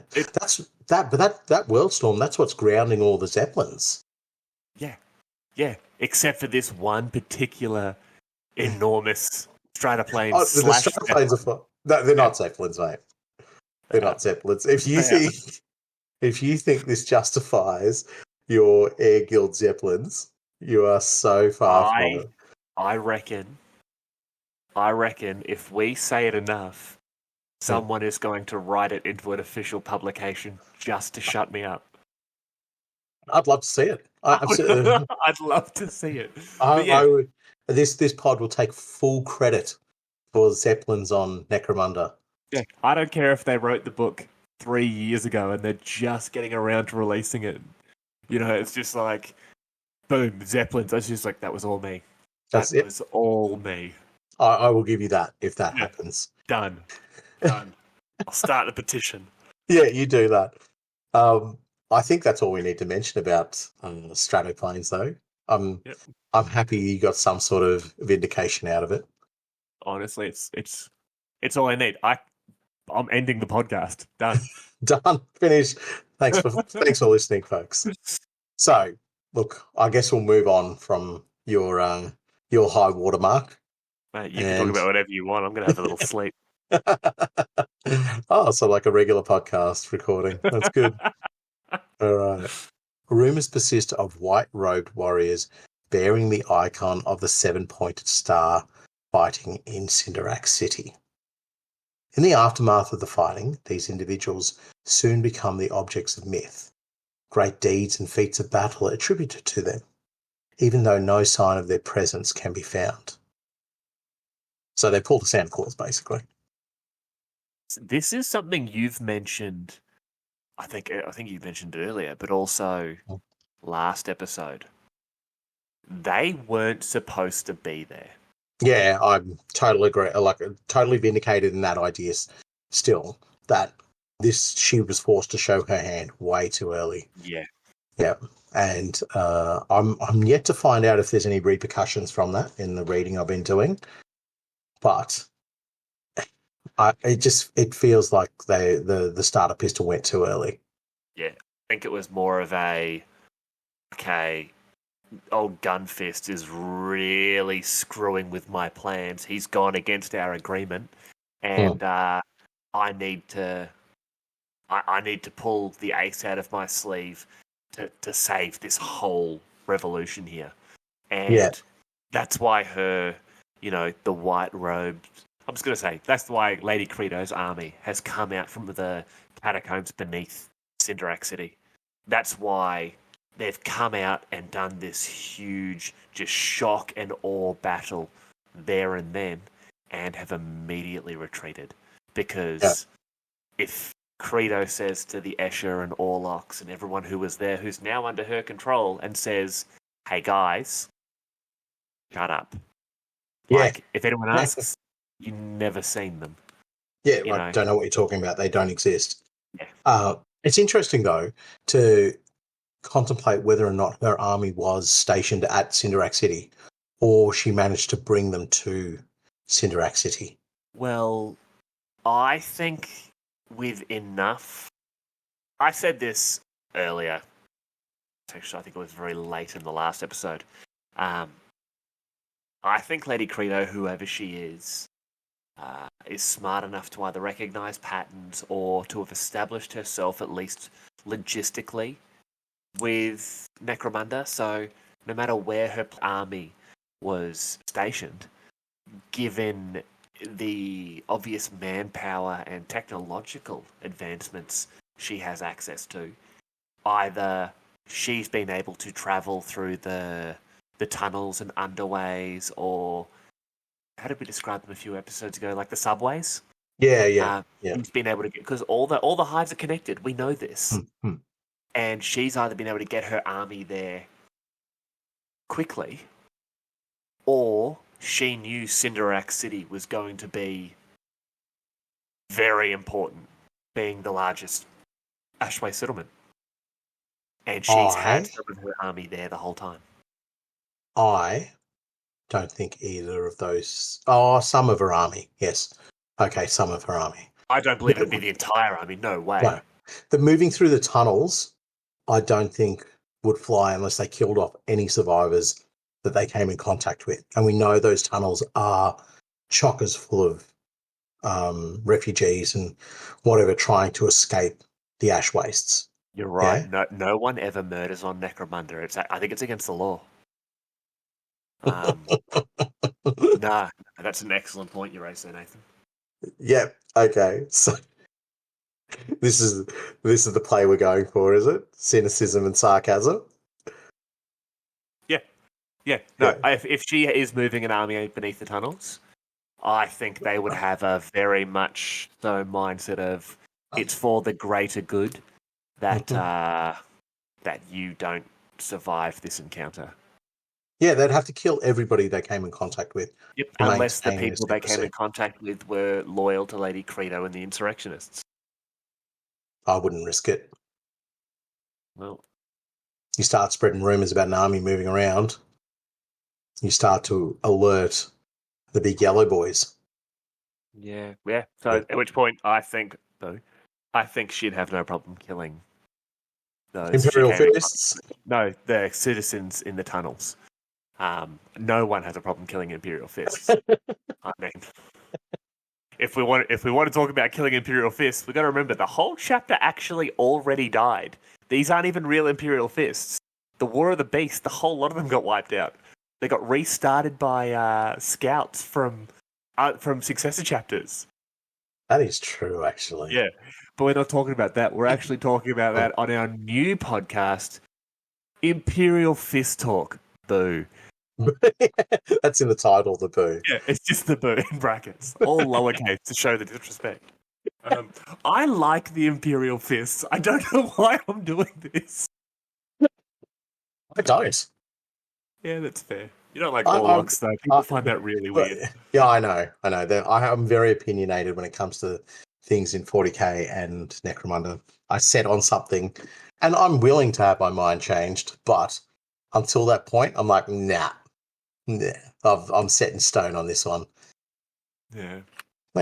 Anywho, the other thing we're talking about here is that there is an army on Necromunda, a clandestine army, and it is weakening everything that it's touching that is related to the current leadership and ruling houses or house. So that's really important because it just shows the capacity and strength of this rebellion. It's not just being able to defend Cinderak City. It's moving around and basically creating the perfect storm for the rebellion to kick up another gear. Well, in regards to weakness, the next one here brings up sort of what I think a lot of houses either are or should be doing. Now, Jenga proves to be a poor ally to House Helmore as he quickly loses interest in the conflict between the houses after Cinderak City falls. Instead, forced to focus on proving his might by enforcing his right to lead by punishing all those alphas who sided against him. In an epic fistfight, Jangar beats down dozens of challengers until there isn't a Goliath in Primus willing to face him. Please tell me if you read this differently, but did Jangar basically just have like a battle royale with dozens of alphas who either sided against him or just like questioned him or maybe didn't want to try his lunch when he's like, hey, you should try this. And they're like, nah, I really don't like seafood. And then he's just like, to the pit. He's basically just gotten down there with dozens of different alphas at the same time, and has just smashed face. So he's just cleared his calendar and just said, I'm available from 1 a.m. to 3 a.m. Yeah. Yeah. Get your lid off. We're going down there. He's going to tussle. Wait, who are you talking to? I'm talking to all of you. Yeah, right. Yeah, like, this is him proving why he should be the Overtyrant. He is uniting House Goliath under his leadership in the truest of Goliath ways by just beating the absolute snot out of people. But that's that, as you say, it's the Goliath way. It needs to be done that way. If there's any sort of, I guess, diplomacy or talk on the matter, he's not going to have the respect that he needs or the impact that he needs to unify this house anymore. And you've got to remember that him coming back under the guidance of Lady Credo is not, it's not important to him, Credo's mission, and we know that because he goes off and attacks Cinderak City pretty much almost on a whim. When he sees those plans, he's like, hey, I'll do this. So he's really looking at his position and his status and going, how do I reestablish that? And the best way to do it is punch people out left, right, and centre. Do it the Goliath way. Just break noses, break backs, do whatever. And I think we mentioned it earlier as well, that the house needs to be reestablished in its presence of power, because it's, as much as I'm probably not the biggest fan of Goliath, I like them, don't get me wrong. To know that they're in a weakened state, it just makes everything seem so much more vulnerable to have a house as big as that in such a terrible condition. Yeah, but they are. The house is absolutely in tatters at the moment, and there are a lot of members of House Goliath who just don't believe in Jenga. In fact, Axe and Hammer, our mate from earlier, genuinely just does not care about what Jenga's trying to do. His whole thing is, well, no, me and the Knuckle Boys are going to do our thing. Like, what do I care about House Goliath? Like, yeah, it is very interesting that, after everything they were doing last book, Goliath really seems to be pulling back to the fist and going, we need to sort ourselves out. Yeah, we need to consolidate. And what you end up happening is basically warbands fighting. So you have this centralized consolidation, and the gangs themselves become more autonomous and more focused on their very small own agendas and not the agendas of what the house is doing. Unlike, say, Escher or Dilark. Or a pile of rocks. Or a pile of rocks. A pile of rocks is currently more organised than House Goliath. And that's dangerous, because if Goliath gets pulled together and under the control of the fist of one man, and that man is Jengar Gunfist, that's dangerous. Especially with this going on right now. Yeah, it'll be interesting to see if that actually has any, has the time to take effect within this rebellion. But anyway, we can leave the Goliaths for a little bit, I think, at the moment, mainly because we need to talk about a misshapen spawn. Oh, I didn't realise Steve was coming on this episode. Unnecessary funny, but unnecessary. Well, we haven't talked about Eldar in a while. Yeah, true. Well, yeah, now I'm happy with what you said. Stupid Eldar. I love the Eldar, by the way. I hate the fact that Steve plays them. Anyway. I've never beaten his Eldar. I've never beaten his Eldar. I don't think I have either. He plays them very well. He actually, I played Steve for, what am I, 41 now? I've been playing him for the better part of, I'd say, close to 25 years. And I've never seen him command an army better than when he was using Eldar. So before, when he was using Space Marines and so forth, sort of crash. Yeah. Even I beat his Space Marines, and I'm terrible at 40k. But anyway, no. Yeah, go back. Necromunda. Necromunda. A misshapen spawn cultivated by the late Brethren of the Black Dawn escapes from beneath Cinderak City during the fighting. The thing rampages through the ruined settlement before climbing to the top of the Stormgate watchtower, where it promptly falls into a messy death on the rubble below. What? So I'm guessing its cult gets killed or purged or, whatever. They get lost. Or maybe they were killed by the nomads and the spawn finally breaks out. And it just breaks out into the middle of a battlefield and climbs this tower. And I can just imagine, like, Goliath turn, Escher turn. Everyone's just looking at it like, what the Everyone just shoots it and it just falls off. Like, yeah, the Chaos Gods really had plans for you, Chief. Yeah. And it was a mighty distraction at the Battle of Cinderak City. Yeah. So everyone's just like, what are we fighting? Okay, cool. No problem. Just further emphasis. But actually, further emphasizes the point that there's lots of naughty no-goods happening on Necromunda. But if that thing has come up from below Cinderak City, and we know Lady Credo's forces were below Cinderak City, surely maybe they chased it out. Or maybe they killed the cult and it escaped that way. Yeah, maybe.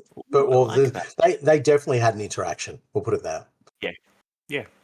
Well, R.I.P. Brethren of the Black Dawn.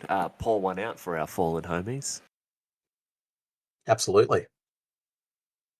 But now we get to some really cool stuff. And from the ruins of Cinderak City, the prophet arises. Already driven to faith by the great darkness and the horrors it brought upon the world, thousands flock to join the prophet's growing pilgrimage, until it stretches from the great crater to the ruins of the Mercator Gate. Elsewhere on Necromunda, the word of the prophet spreads unrest and renewed devotion as countless cults rise up in his name. Oh, religious nutters, my friend. I love this guy. And you mentioned a little while ago, remember, you were just like, I love these things about 40k. I love the religious nutters. Yeah. And I want an army with just priests everywhere. The prophet of the redemption is bonkers. This dude, like, imagine you're walking out of Cinderak City. You've lived there for however long. It's your home. It has been bombed and raided and shot up, and a spawn fell through your hovel roof, and you're just like, nah, I'm out of here. And you walk out, and there's this weird old dude in like a robe, and he's got a stick, and on top of the stick is the skeleton of a man in what looks to be the tattered remnants of redemptionist clothing, wearing a hat that is actually a flaming brazier. And this old dude holding it has this big old Gandalf beard and this crazy, like, priestly hat, like a pope hat. Yeah, but it weirdly enough has the Imperial eagle and the symbol of the Inquisition by the looks of it. And I was looking at that artwork. Yep. Yeah, like weirdly inquisitorial. So he actually has it's a skeleton, obviously. It's described as saints' bones. And it is the ancient remains of a Redemptor priest held aloft on said pole. It actually reminds me, do you remember in N95, the Arch Prophet of the Redemption? I was just about to mention, because it's one of my favourite pieces of artwork by one of my favourite artists of all time from GW, Mark Gibbons. And yes, it looks almost exactly like his hat. Yeah, so, like, it just, so far all we know is it's a saint, but is it the Archprophet of the Redemption? Like, has he died and this prophet is, like, running around with him on a stick? Yes, it's I don't know. Does it feel disrespectful? Is it disrespectful? I don't know. But it's got all, like, I'm looking at the actual artwork, and it has all the same hallmarks of the artwork that we see in the Vaults of Temenos. Yeah. Mate, I reckon it probably is. I reckon it is. But I don't think we'll ever know the truth, to be honest. No. Well, Uh, this prophet is something big. Like he stands there as these people fleeing the city head out, and as they run into him, like he just steps out, and these hard nut fighters, they pull their pistols, they take a nice, hard grip on their knives, and they stare at this man, and he just looks across them. And it says here, the pious ones were the first to kneel before the man, though soon the rest followed, for without a word, they knew their saviour had come. yes, That creepy. it's very creepy. It certainly makes me feel that it is, I don't know, something chaotic or something divine. Now, there was mention of him. Oh, it is a little bit heretical, but there's a mention in one of the short stories about perhaps it is the Emperor reborn, to save Necromunda, which I think the Emperor's probably got a lot more going on than even to send 1% of his spirit into a being to save Necromunda of all places. His empire has been torn in half by literally existence being unmade. No, he has time to make an old man carry around a skeleton. Yeah, yeah. So where do you get the skeleton from, actually? That was one of my questions that I haven't had answered for me just quite yet. Well, when a mummy skeleton and a daddy skeleton love each other very much, no, I don't know. We talk about religious fanaticism and some of the ooky spooky things that come from that. Man, maybe this dude was like a wandering priest, and he gets hit in the head with a rock one day and has some kooky vision, and he sees the emperor, and the emperor's like, come over here, come over here, come over here. And he follows this vision to a cave and finds the corpse of the arch prophet of the redemption, and he says, stick this guy on a stick and go talk to people at Cinderex City. But with like, and lo, the emperor said unto his prophet, stick thine corpse upon said pole and travel to thine tabernacle. I would follow you, Sam, after that. See? That sounded very pious, we'll say. Yeah. Yeah, I would make an excellent prophet, but that's we don't know right now. We don't know who this guy is. We don't know who these bones are.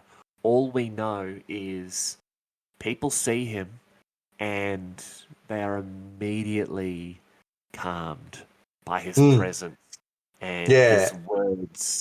Then there's a bit going on there as well and I'll go into the next read because it's going to be relevant.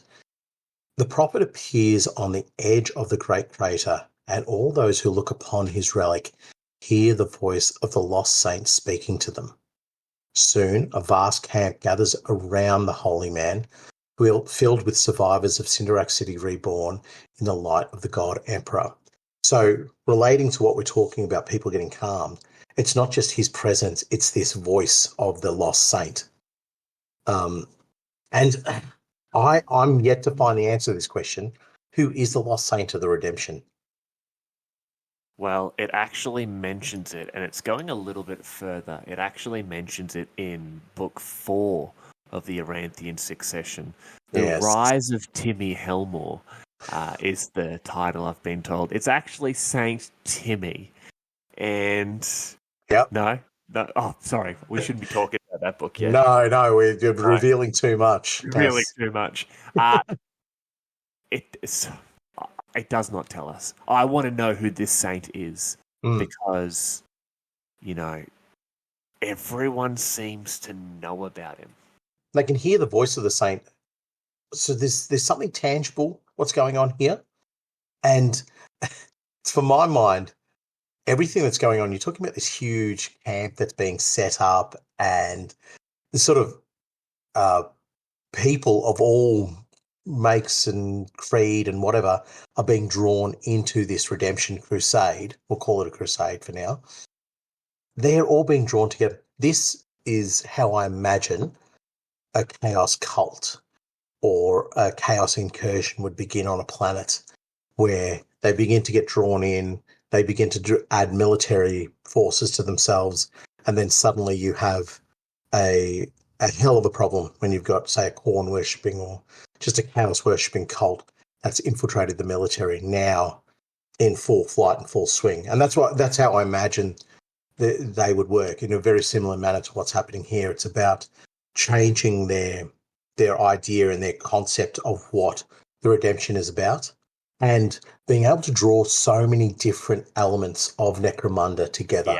Yeah. And by elements, I'm talking about people.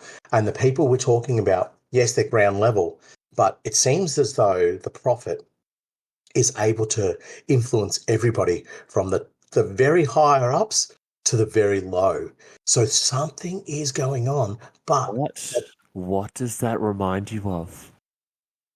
Where people from all stratas of society are hearing a voice, are seeing signs, where everyone is all of a sudden being touched by this presence and having to leave their lives. Yeah, right.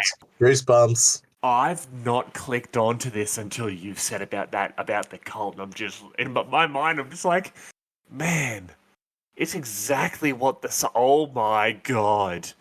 Yeah. This is the Silent Ones all over again, where this prophet, because this section here really starts touching on it.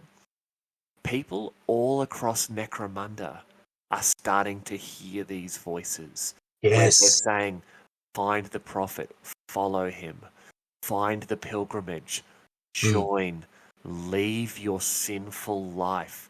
And like it says here, because the redemption through all this, like with all this insane crap that's going on Necromunda, like people are just mentally breaking.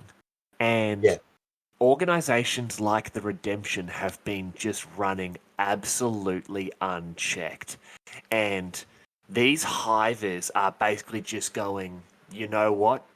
My life hasn't worked up until now. The Redemption say they can save me. They can save my soul.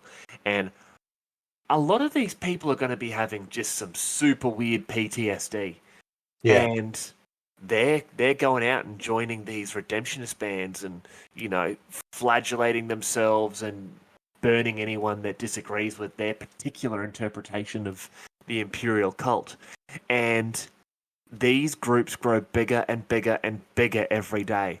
And it says here, desperation drove many to join the growing pilgrimage of the faithful, a vast, unwashed tide of humanity that grew larger every day.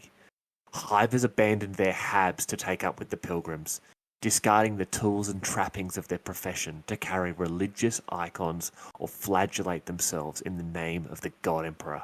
Even clanners gave up their allegiance to their old masters to join the growing redemptionist crusade. At the centre of this growing pilgrimage was the Prophet, a mysterious figure who appeared in the aftermath of Cinderaxity and seemed to possess an irresistible religious magnetism. I love my favourite bit about all that. I love this bit.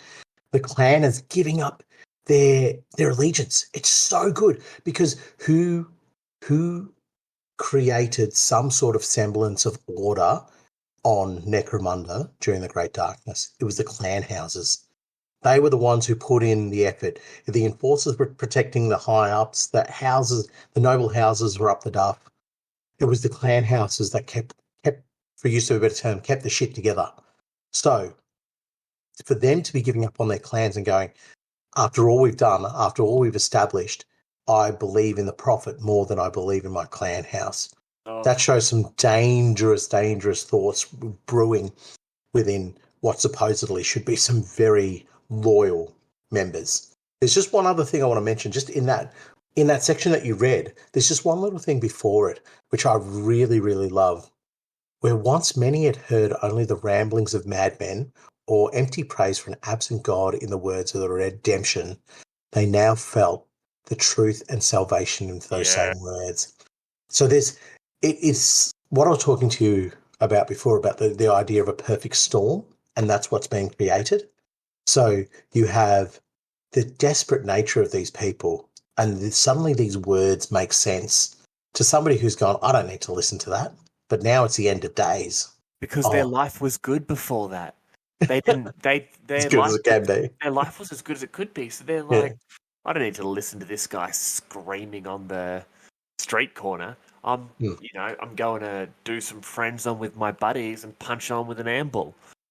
Yeah. But then all of a sudden, there's no friends on left. The amble ate half your crew, and you don't have a gang anymore. And this guy's coming up to you and going, "Hey, buddy, you know who loves you? The God Emperor." Oh. Yeah. Okay. Believe in his light. Yeah. You will be saved. Also, the idea of clanners leaving, I really want to see like Goliath redemptionists. Oh, how cool would that be? Like, you'd have to put them in robes and masks, but you'd just look at them and be like, you're a beggin'. Oh, but they'd be flagellating themselves for sure. So you could just imagine this, like, exposed robes on the back, scarred up back, and just carrying this meaty flail that is used upon himself and whoever he gets into contact with. That's cool. That's an awesome idea for a miniature. That's an awesome idea for a gang, but we're not going to fall down that carriage hole. No, not yet. Not yet. So you've got all this religious fervour that's happening on the planet, but you've also still got a rebellion going. That's right. That's still kicking off as well. So you actually, Credo particularly takes advantage of what's going on in this particular scenario by seeing that, okay, there's a massive movement and pilgrimage of people. So how can she use that to her advantage? And what she does is she continues to spread the idea and the concept of finding the lost saint, or spreading the word of the lost saint. This in turn destabilizes the hives, but most particularly destabilizes High Primus. And it doesn't take much, they say, to garner the people of the Palatine cluster to look for salvation in what's being promised by this new prophecy. So that's her way of using, and it proves that she's a smart little cookie. It's her way of creating absolute chaos on the back of chaos that's already happening within Hera's control. Yeah. Well, it's also great for her because she's directing all of these people to leave Hive Primus. No, sorry, she's not directing all these people to leave Hive Primus. She's directing people to the words of the prophet, who is directing people to leave and head towards Hive Temenos and the vaults therein, where it is said great treasures and relics of the Ministorum of Necromunda resided. I'm imagining like an original copy of the Vidico Divinatus. It's actually signed by Lorgar. People are just like, who's Logan? I don't know. But with all that happening, people are leaving Primus. People are leaving the cluster, which it's not just your everyday regular people, like we're saying. It's not just your hab workers and your bowling alley attendants and the people who like fix the chalk on the square chalks at pool halls. It's not just them; it's everyone. It's your clanners, and it's a very particular job, by the way. Yeah. Well, that's the thing. If they're not there, who's going to do it? No one else knows how to do it. Yeah, you're right. Enforcers are leaving. Clanners are leaving. Nobles are leaving, and everyone who puts the Imperial House and Lady Hera in a worse position. But it also puts the House Cawdor in a very bad position as well. In fact, Lord Mormaer, the Thane of Cawdor and head of what he would call the true redemption on Necromunda, he actually praises them in public, and he says it's great that so many people are finding their faith. But he hates them, and he hates this prophet because, unlike the rest of the redemption, who are outlaws, remember, and not officially sanctioned by House Cawdor, they all report back. Well, I'd say most of them report back to Lord Mormaer, and they are under his control. The prophet is not. No one knows where they're really being led from. They're only now starting to realize that they're being sent towards Hive Temenos. And, Mormaer is keeping his eye on them. He has people going to check on them. But so does Lady Hera. In fact, Lady Hera, when she figures out exactly what's going on and that they're heading to the Mercator Gate to then head out to Hive Temenos, she sends her enforcers and her scrutinators, which are basically like another level of enforcer, but they're psychers, kind of. Are they really? Do you remember in that Dread remake with Carl Urban? Yes, I do. Anderson was like, it's like a telepath, not a telepath. Yeah. Oh, yeah, they could just sort of, That's basically what a scrutinator is. There's a really cool scrutinator we can talk about at the end of the episode. In fact, we'll talk about her a little bit through the episode, but we'll really get into her at the end of the episode. But a bunch of these enforcers and scrutinators went to Temenos, or tried to get close and sort of patrol and sort of say, hey guys, what are you all doing? And something happens to them. They are converted to his cause. So at one point, the prophet stands upon the overturned wreck of a Cargo 8 ridge hauler and gives a sermon to a crowd of tens of thousands. That's just his faithful. And there are huge crowds of people from the Mercator Gate and some of the scrutinators that Hera has sent. And it's interesting because those closest to the prophet, like his almost personal guard, they have a 7-pointed star guard over their hearts. So it's weird that this symbol of Lady Credo is now appearing on this almost completely separate entity. And while all these people are watching him, it's described that the prophet speaks with the voice of the lost saint. And those bones that he carries with him, they start vibrating as if the spirit itself was communicating with the people from beyond. It's very chaotic. It's like what you said before. This is how chaos cults form. Yeah, mass hallucinations. Yep. And the other thing about it as well, and it's harping back to House Cawdor. House Cawdor would be obviously very, very concerned about this, because this is beyond the guise of becoming a redemptionist crusade. It actually is, for me, and this is just personal opinion, it's like a House Cawdor Mark II. If this was organised, if this was centralised and there was some guidance and some hierarchy established, you could very well have another House Cawdor just with a different name. They have all the building blocks there. Yeah, but this is how House Delark started. People left their jobs. People left their houses. People left and en masse decided we are a new entity. What is to stop these now? What, tens of thousands or tens of thousands? Yeah, I'd say you're talking 100,000 plus minimum by this stage. You've got 100,000 people here from all walks of life, from all walks of industry. And this is so far just from, Primus, Cinderak City, the Primus sort of cluster and that. If that message spreads, what's to say you don't have an entire hive say, hey, we're all House Prophet now?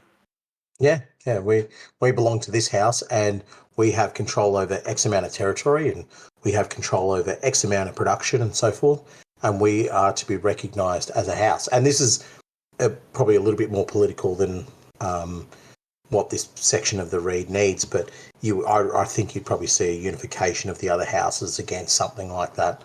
They'd be like, no, there's no additional room at the table for another house. You either resolve your differences with House Cawdor and amalgamate into them, or you overrun them. That's your only two choices, really. That's even worse, though. House Cawdor's already the most numerous, and I think the only reason they're not really a lot more important than they are now is because they don't really have enough leadership. Like, Mormayor's an idiot. Remember last episode? He's just like, Helmore got shanked because the Emperor tested him. And, what a dummy. And now he's just like, ooh, I don't like this prophet. Yep. Yeah, so there's a lot going on, as in you could grow and develop this new crusade into something massive, into another clan house. But let's circle back just a little bit, because I do want to talk about that 7-pointed scar over the hearts of those members. So we know the book clearly states that Lady Credo is not 100% sure what's going on with this crusade. They bear the same symbol as what she's bearing as well. And it leaves the question as to what is the link between Credo and the redemption, because there is clearly a link. Now, it's something that we haven't explored or touched upon earlier in the episode, but there is a motivating factor and a driving force behind Lady Credo as well. So earlier, there is a section of the book which is really one of the fluffy sections, not sort of that formalized history section, that talks about, it gives you a little tidbit of what exactly is going on with regard to Credo. It was pitch black within the sanctum, the kind of darkness so thick you could feel it physically press against you from all sides. To Lady Credo, it was a comforting reminder of all those long centuries ago, when the first had found her, more dead than alive, just as her enemies had left her. If she could see, she may well have marvelled at the body they had made for her. Young, strong, lithe and beautiful, unlike the ruin of flesh she had once been. But it was not her longevity or beauty she focused on now, rather the faint whispers of the echo, that lingering voice left by her master that, even now, rippled through the psychic ether surrounding Necromunda. The war has begun, she murmured. The ruling Helmore has fallen, and his heirs struggle for his scraps. Soon the vacuum of power will expand to crush the noble houses, and they will cry out for your return. The last signs are here. Even now the false prophet rises to lead the faithless to their doom. By their zeal shall the last defences fall before us.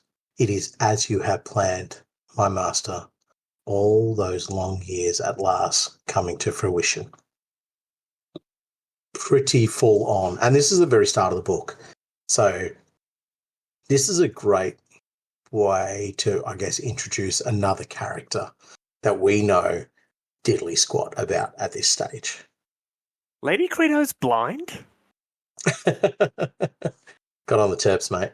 This is 24/7 hammered. Is that why she has the servo skulls with her, to help her see? Of course. Yeah. That makes sense, yeah. And Yeah. so that veil covers up the fact that she can't see. Yeah, which is weird because as one of the blades, you'd reckon she'd have excellent eyesight. As one of the blades, eh? False prophet, you say? Yes. But then the prophet has the sign of Lady Credo, that 7-pointed star. Yep. There's an overarching big baddie here, or big goodie, we don't know. There is something overarching that's controlling both of these elements, but keeping them separate away from each other, that there is no cohesion or unity between them. And as we said earlier, that Credo is unable to truly drive the prophet or that crusade in a particular function. She has to use rumors and hearsay to help create more fervor for the redemption. No, sorry, for the crusade. But she knows it's all for the end goal, the greater good in her mindset. But we do find out a little bit more about Credo in this as well, in the fact that she has been rebuilt and she's been around also. Well, we know this already, but she's been around for a very long time. We also find out that she meets the first. The first Helmore? Don't know. Unsure. Yeah, the first Timmy. Well, you've actually managed to answer no questions. You've raised more questions. So let's step away from, the geopolitical implications of a planet-wide religiously, fundamentalist religious cult taking over large sections of, the population and possibly waging war on Hive Temenos. I'm not sure yet. And let's talk about earthquakes. Earthquakes rock the wastes around the statue of Mung the First. Ooh, the First? Leading the faithful to believe the ancient saint is somehow displeased with their devotion. Okay. I thought we weren't talking about religion anymore. I was going to say, there's a few little coinky-dinks in this one. Throngs of pilgrims crowd beneath the statue with offerings until a swarm of ash lions break the surface and consume them. So, okay, apparently ash lions are causing earthquakes, and are these the beasts you would have been talking about last episode and you didn't realise? Perhaps, yeah, I think so. I've never heard of ash lions before. Ash lions, they sound awesome. Throw them into a bestiary episode. I think if you're trying to search for a picture of an ash lion, good luck, buckaroo. Okay, I've Googled Necromunda ash lions, and I've found a really cool. Space Marine chapter someone's invented called the Ash Lions. Okay, so apparently there's nothing.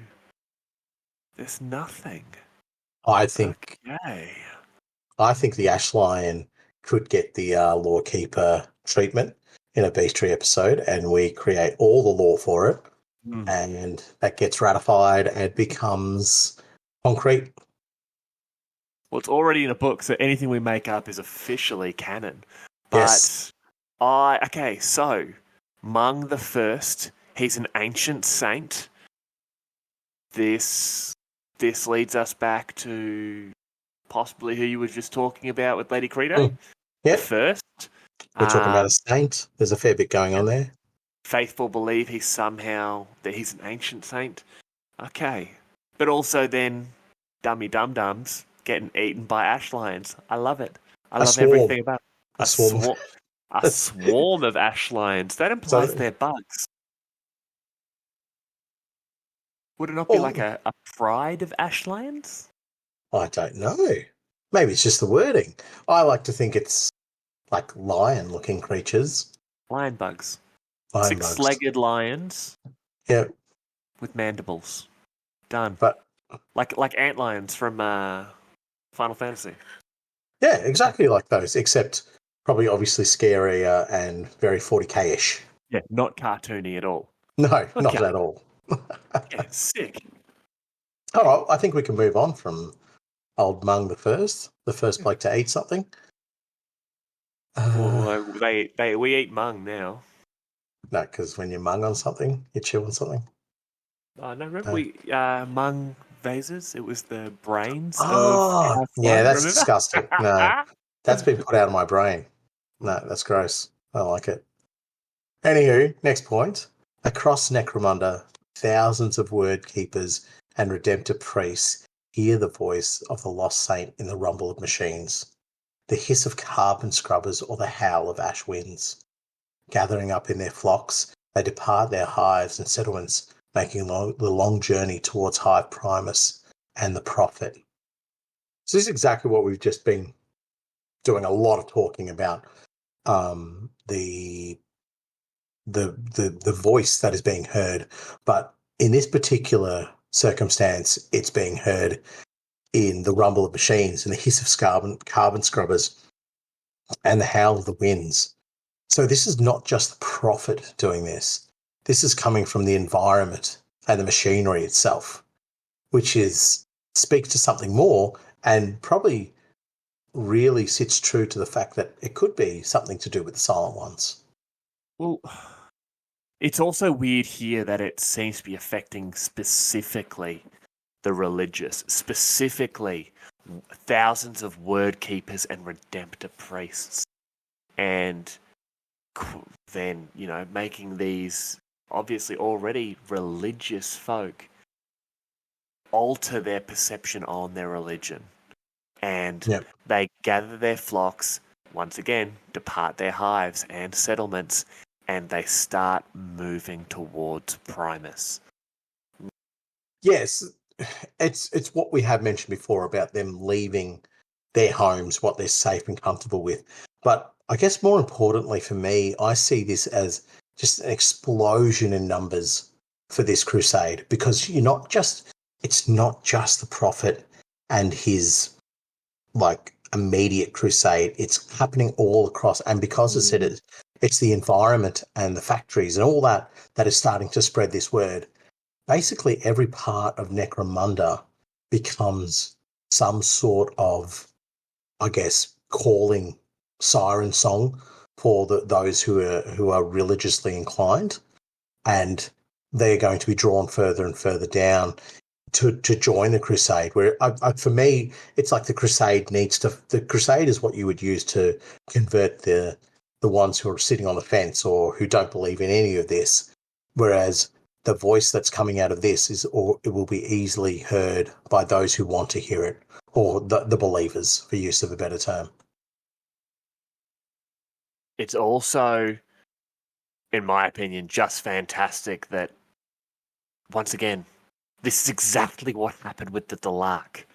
And for people who knew their history of Dalark, sort of like the actual nobles and the Imperial house and all these things, I'm just imagining them freaking out about this, not just because of the loss of production and everything else that's going on, but they're just like, is this going to be a separate house, or what you said before, are they going to end up joining with the Cawdor and eclipsing all of us? I'm loving it. I'm loving it, and it is. It's chaotic. It has to be chaotic. Like this is some changer of ways style. Like, let's just start whispering to these insane people through steam escaping a broken pipe, and next thing you know, right. Cool. they're locking the doors and gassing a hive. Yeah, standard practice. Yeah, we're really starting to drink the Flavor Aid on this one, kids. Yeah, absolutely. But that's the terrifying thing, and you can see that terror being expressed through Cawdor as well. But this is something I love, because this is where Cawdor try to, I think, hit back and cut this prophet off before he gets too big. Yeah, he's only a couple of 100,000 strong. You see, he's still controllable at this stage. More potatoes, mate. Fearful of the devotion he inspires, a motley band of Cawdor scum attempt to kill the prophet before his word can spread any further.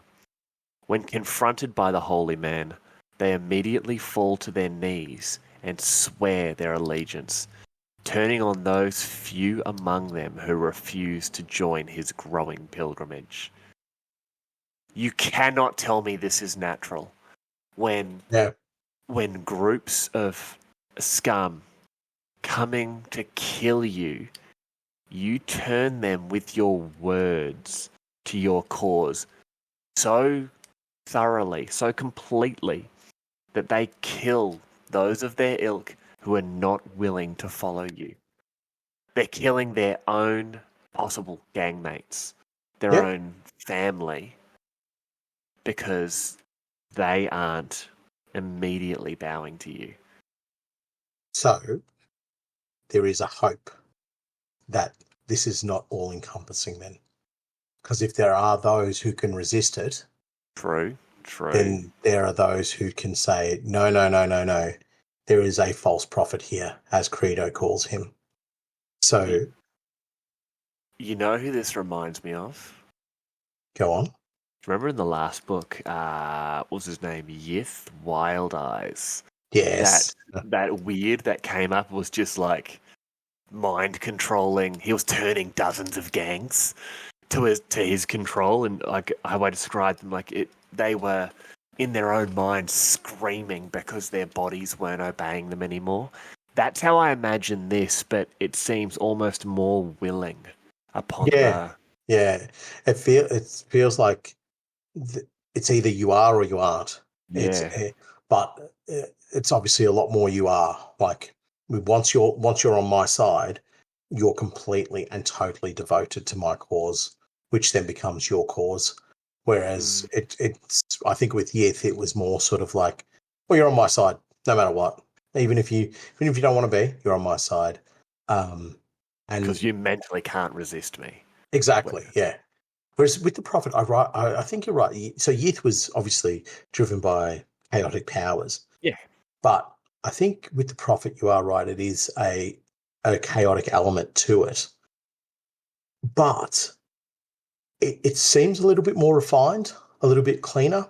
Yeah, it does. It's not just crowbarring a will within somebody. It's making them think that choice of will is their own. Oh, I like that. I like, it makes them think it's their own choice. So we engage more with the prophecy and the redemptionists and the religious fervour hitting Necromunda. Outlaw redemptionist gangs of all kinds emerge from the bad zones or outlands, entering hives and settlements where once they would have been shot on sight. Some of the most notorious crews ever assembled, such as the Children of Cinders or the Flayed Pilgrims, are welcomed into the prophet's growing following with open arms. Flayed Pilgrims sounds sick. It's. I can imagine it is a lot of blokes walking around, and males, females, whatever, who are flayed. I imagine. They would be doing the flaying. Oh no, they'd probably be flayed. Oh no. I'm thinking flagellate. Sorry. Yeah. No, flayed. So, yucky. Yeah, skinning. Yeah, skinning. Ew. No, weird thing to point out. A lot of Cawdor gangs are actually single sex. They separate. Oh right, yeah, Male, okay. females. Yeah, but you do have all male and all female gangs of both Cawdor and redemptionists. But righto, okay. Yeah, which we'll eventually talk about in our Cawdor episode, whenever that's going to be. It'll definitely be before the Vansar episode, I'll tell you that. Damn. But this shows, once again, the prophet's reach is huge. It doesn't matter if you were, law-abiding or outlaw. If you were sort of, normal redemptionist or really sort of off-the-reservation redemptionist, he welcomes you. Yes, but they're being drawn to it as well. Yeah. So, as you say, all kind of cocoa banana redemptionists are hearing the voice and going, yep, that's for me. Even though it may not necessarily align with what I was or who I am, that's my new pathway. He's building an army. It's an army, and it's attacking Primus. And speaking of armies, we are about to talk about one here. Slate Medina holds a family reunion in the ruins of the Lucky Six. 6 of his 12 daughters are present, and after making sure each of them is well, he orders them to go out in the wastes to find their other sisters so that the Medinas can be ready for whatever is coming next. Well, Slate, one of your daughters got sucked out of a window last book because she shanked Ronti. Or at least that's my theory. Oh, I'm with you on that theory. Yep. Yeah. Man, can you imagine the whole Medina family back together? That is a gang I would like to play. What gang would they be? Just House Medina. House Medina. Yeah. They'd probably be funky, I reckon. Yeah, like, they'd all be insane. Medina. Oh my god. You're welcome. Gang idea. The Funky Co-Medinas. The Funky Co-Medinas. Super simple. Outlaw gang. Based around any of the Medina sisters. And it's just a bunch of, scum or Orlock or whatever. Just a bunch of girls who are, just mates with said Medina sister. And that's it. It's just get in, loser. We're going raiding. It's basically Mean Girls, but with firearms. I love it. I actually like that. I don't mind. That's cool. And parachute pants as a minimum. Parachute pants, yeah, obviously. That's really, really cool. All right. I don't think there's much to talk about there. No, that's it. That's perfection. Yeah. As the pilgrimage works its way through the ways towards High Primus, the mighty city is racked by rebellion and discontent, exactly what Credo was hoping for. Yep. Enforcers crack down on habs and factories, bringing the faithful to heal in the name of Lady Hera.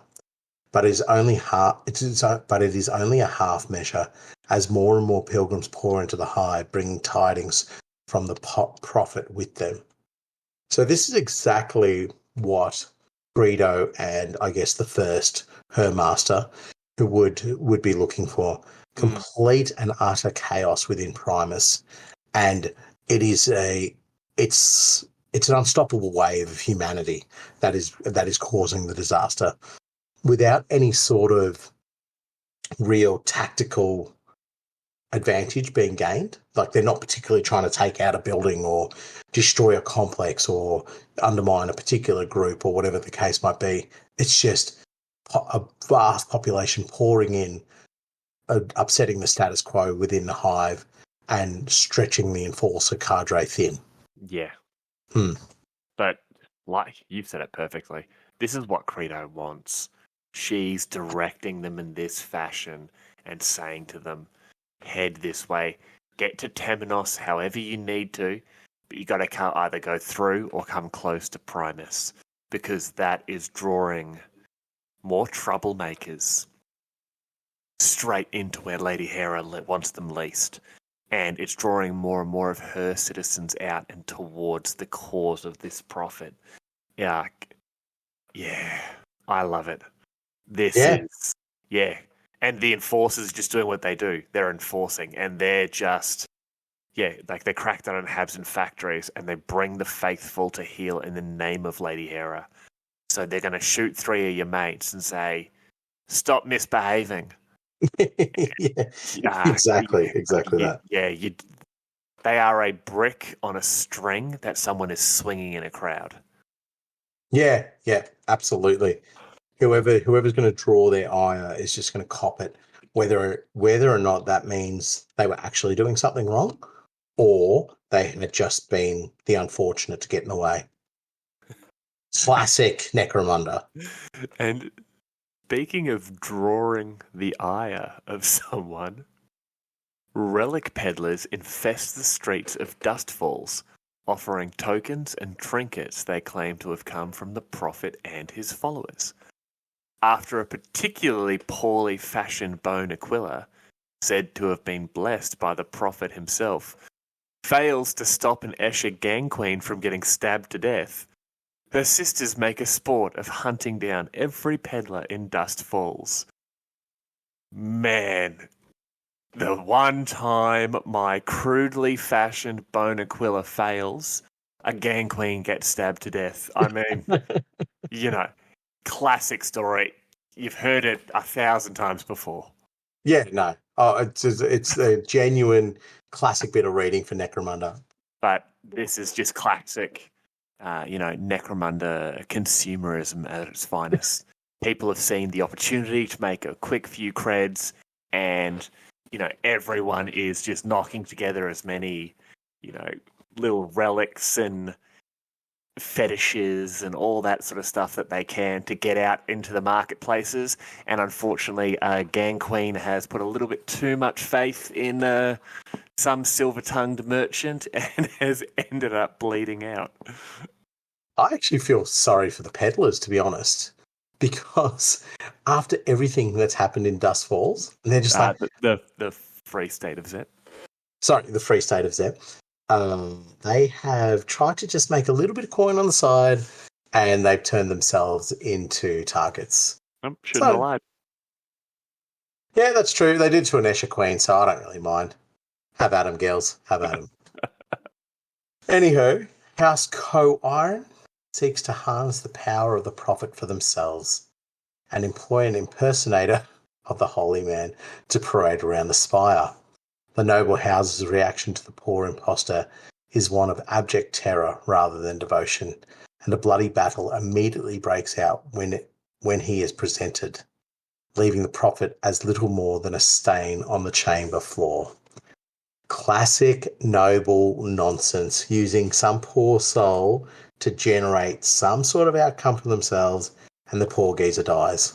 He's not even like one of the nobles. He's some theatre major from the local university, and they're like, "Listen, put the beard on, walk around with the pole with the bones on it, and it's just some skeleton that one of them's had, in the living room. It's some great granduncle, and he's got it on a stick, and he's just walked in, going woogie woogie woogie, and these nobles are just like, yep, last pistols, digi lasers. They've just absolutely annihilated this poor guy, and the House Co-Iron delegates are just like, oh man, you guys really misinterpreted this. This was his. This is a positive thing. Yeah, This was supposed to be fun. I just see it as the Mandarin from the Iron Man movie. That's my vision of him.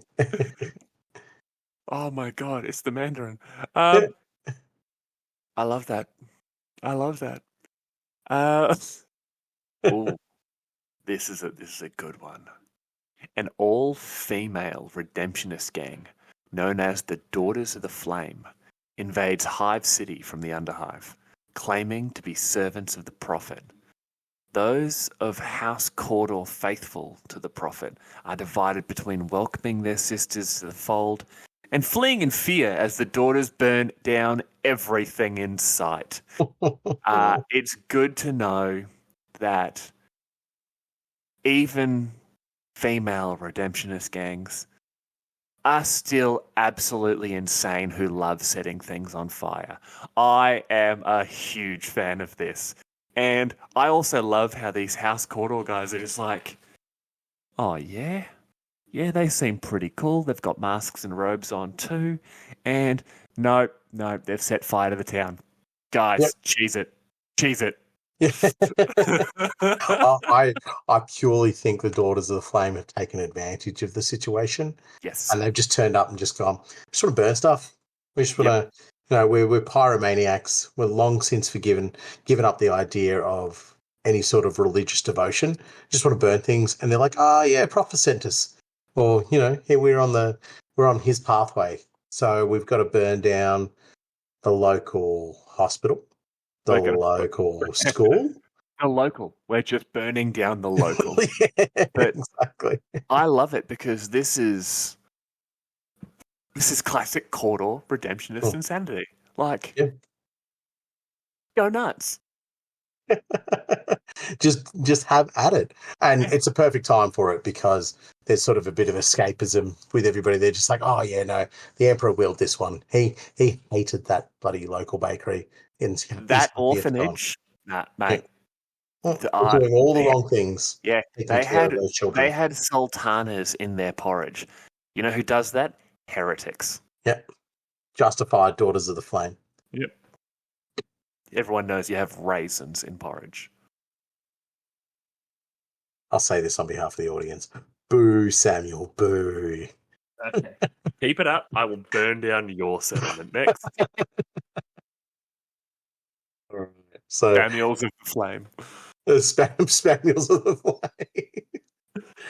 Right. Gang idea. Absolutely. With the original name. I love it. Really, really good. So, enforcers tried to stem the tide of pilgrims entering High Primus by hanging trespassers from the Bridge of Saints over the riftways. Such is the number of pilgrims strung up that eventually the bridge itself begins to sag under the weight of the hundreds of ragged corpses. Now, I've just got a few points about this. Number one, the tide of pilgrims. That seems to be a common theme that we're talking about quite a fair bit. Mm-hmm. Secondly, enforcers are stupid. Yes. They're just like, our job is to hang them from the bridge. Just keep doing it. There is no explanation needed. Enforcers are stupid. Yeah. Just keep hanging them. Just keep hanging them. Just keep hanging them. So like, oh yeah, you're a trespasser. Hang him. Trespasser, hang him. And then they begin to sag the bridge because they've hung hundreds. It, again, harps back to the old communication issues on the planet at the time, I think. Nobody being able to tell the enforcers, okay, it's not working, boys. Try something else. You're wrecking the bridge. Yeah, exactly. Yeah. But I think this is just everyone knows anyone who's caught trespassing, we're going to hang them, and they're sticking to their word. Doesn't matter how dumb it is, they're sticking to their word. Yeah, it's silly stuff. Yeah. And this blindly following the rules, I get it. It's sort of what's needed to control large masses of the population, but it also means that we have some really cocoa bananas stories coming out of the enforcers as well. Yeah, but what's new? Yeah, true. Yep. The cult of the true resurrection experiences a resurgence of membership as the word of the prophet spreads. It is not long before the Underhive is teeming with the crazed redemptionists, all praising the coming doom of the Imperium, begging for scraps at settlement gates, or setting upon helpless travellers. Now, this seems just a little too chaotic to be your run-of-the-mill redemptionist gang. They're praising the coming doom of the Imperium, or are they praising the coming doom that happens to be the Imperium? Are they praising the forthcoming Imperial army that we talked about last episode? Remember the Imperial fleets were coming? Maybe that's the doom they're praising. I think you'd make a terrible enforcer. You're asking too many questions. Good point. Hang them all from the bridge. Exactly. No, I'm with you on this one. I think they are praising the coming doom of the Imperium, as in the Imperium's coming and they're going to absolutely roll heads because you people are screwing around when you should just be producing and creating tithe. Now give me some food or I will stab you. Yeah, the world's coming to an end. Everything's going terribly. By the way, I'm starving. Has anybody just even got just a little portion of starch for me? And if you don't give me some, I'm going to stab you. Yeah, exactly. Yeah, no. Lovely bunch to get involved with. All right, next one. In the depths of the great cisterns of High Primus, the Water Guild discovers a nest of mutants driven from the Underhive by the recent influx of redemptionists. Backed into a corner, the mutants fight a bloody battle for their lives until the water pipes of a dozen nearby domes run red with their blood and ichor. Yes. It's not good. That's awesome. Because, this is something we really haven't touched on. All these redemptionists, because let's be honest, most of the Prophet's followers aren't really going to be faithful, but they're going to be redemptionists. And we know if there's one thing the redemption hates, apart from, I don't know, not being psychopaths, it's mutants. So Cawdor almost seemed to be cool with them because, they can understand, hey, you might be a big lumbering thing, but if we stick a tiny fella on your back and then strap a heavy stubber to you, you're an excellent stig shambler. But the redemption are very much so that, kill the mutant, kill the witch, kill the heretic, and these poor mutants might just have been pushed out of whatever little settlement they had. And it does say that once they were backed into a corner, that's when they fought a bloody battle for their lives. And unfortunately, they didn't come out on top of that one. No, but they've obviously ruined the water system for Hive Primus, or certain sections of Hive Primus. To say, ruined, because probably the water's not probably great anyway.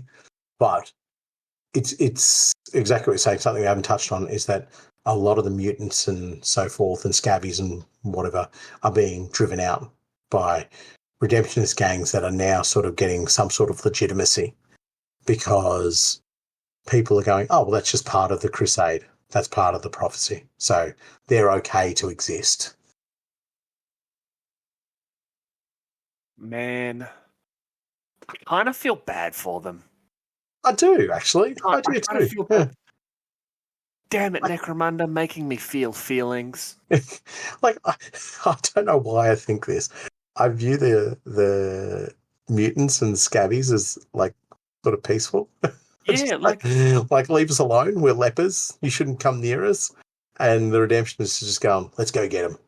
We've got legitimacy now thanks to the prophet. Let's go roll some heads. Yeah. Yeah, it's literally giving them not really government sanctioned, but prophet sanctioned violence against these poor bloody mutants who are just minding their own business. Yeah, just trying to find a little bit of gas. That's it. Yeah, we're just trying to find gas to sell it to that guy that's going to sell it to someone else who is going to make a drink and give someone mind bullets. Leave the mutants alone. It's a peaceful life. Leave them alone. Guys, new year, new you. Leave the mutants alone. That's our new campaign. Leave the mutants alone. Yeah. And when I say campaign, I mean an ideological campaign. Yeah, we can roll that into Goblin Juve's military coup we talked about earlier. Yeah, exactly. No more nap time and leave the mutants alone. Yes. It's going to confuse a lot of people, but I think that'll work. Yeah, I think so. Well, if we're talking about ridiculous campaign ideas, Lady Hera, realizing the pilgrimage's target is the cathedral hive of Temenos, seeks to tighten her control over its cardinal, Armand. While within Hive Primus, Lord Mormaer, the Thane of Cawdor, tries in vain to bring together the splinter faiths of the Redemption to oppose the rising influence of the Prophet. I think everyone is starting to realize that they are in trouble. Yes, I think that once Lady Hera is on board to say, hang on a second, there's shenanigans afoot. I reckon she said it exactly that way too. There's shenanigans afoot. Yeah, exactly. She's shenanigans afoot, I feel. That's canon, that's her voice. That's my Lady Hera voice. Yeah, I think once she has worked out the fact that there's a lot of crap going down in Primus, because there's a lot of stuff we haven't mentioned from the actual book about how insidious the Prophet and the Crusade is being within High Primus. It's causing a lot of trouble. And we've mentioned a fair bit about Primus. Now she's starting to see the fact of where it's moving, she's probably in a position where she can actually take control. Well, not control, but at least take some action towards trying to slow it down. But Just a quick side note about Lady Hera, because I've got the book up in front of me. She's got ballerina shoes on, by the way. does she? Yeah. I'd never noticed that before. I don't know, I have to look at this now. Oh my god, she does! Yeah. Either that or she's striking a pose before, I'm assuming, murdering a sibling. True. How's it going? Classic derail. Yeah. My apologies. Yeah. Oh, those are great shoes. They don't seem very practical. No. No. But no, you're right. We've mentioned a lot about Hive Primus, but obviously it's our capital. It's where all the bigwigs really sit. And yeah, Mormayer is sitting there going, "Oh God, Emperor, no! I need to stop my forces and my troops and my gangs from joining this false prophet." And you can just imagine the terror this man is feeling as he's grasping on these straws, that they're all just slipping through his fingers, because every time anyone seems to send someone to stop this prophet, he does his sort of mind magic, and whoever it is just joins him. It's ridiculous. So just to, I guess, fit it within our timeline of where this happens, noble outcasts from the noble houses of Necromunda gather in the audience chamber of Lady Hera, convinced that Lord Helmor's 13th daughter intends to murder them. They are surprised when she bestows upon them the stewardship of their respective houses. This would have doubtlessly caused outrage amongst their more competent siblings if Hera had not just had them all slaughtered. So we've talked about this before as well, and just showing or exemplifying really what Hera's about, and her level of psychosis and her level of, I guess, determination, we'll call it. Well, there's also... she has reason to be this paranoid. And like there's actually a great example in the book of why she should be paranoid. You sort of briefly mentioned it earlier. But why don't you read about that part there? Right. Yes. So there is an assassination attempt on her by Shock and horror. An Imperial leader or noble being having an assassination attempt on them. Shock, horror. It doesn't exist, does it? But within this assassination attempt, she discovers that it is agents of the Prophet. Now, whether or not the Prophet has sent them directly, or whether they are, I guess, part of his council or whoever might be making some more grandiose decisions, they have shown their hand in a way that will mean that Lady Hera will be hunting them down as not just a nuisance within the Underhive and within the great cities, but also as a direct threat to not only her life, but her legacy and her ability to rule. Her control. Yes, her control. These assassins, and yeah, whether you believe they are working on their own, or the Prophet is sending them, or Lady Hera Credo is sending them, and pretending that they're agents of the Prophet where they're actually agents of hers, or they're just, cracked out redemptionists, or they're chaos cultists pretending to be redemptionists. Well, there's a bit to carry on there. Or they're agents of the charioted chemtrade. Like, we don't know. But it's definitely not the last one, Sam. Well, we don't actually know. And this is the thing. Like, Hera is now seeing that she knew these people were a threat, but she now sees that they are a threat to her. Directly. There's no mist and shadows here. It is direct, and it is as blunt as it could possibly be. Within that assassination attempt, the little bit of info that we find out about that, there's a really cool insight to her mindset as well. And I'll just read it directly from the book. It says... You have to do the voice. the lady hair voice. No, don't. Oh, hello. So she's looking at her father, Gerontius, through a stasis chamber, and this is her conversation with, well, let's just call it his corpse at the minute. When I reshape this world, they won't even remember your name. You'll just be another footnote in the Helmore line. Like, what's his name? Or that auntie we never liked. Whereas my legacy will live on for millennia. Hives will be named after me. I love that. And it's stepping away for a little bit from what we're talking about. But it just gives us a really cool insight as to what's going on inside of her brain and that level of, I guess, as I mentioned before, determination that she has and how she envisages herself. I also like the fact she's like, hives will be named after me. Cinderak City is literally named after your great-grand aunt, mother.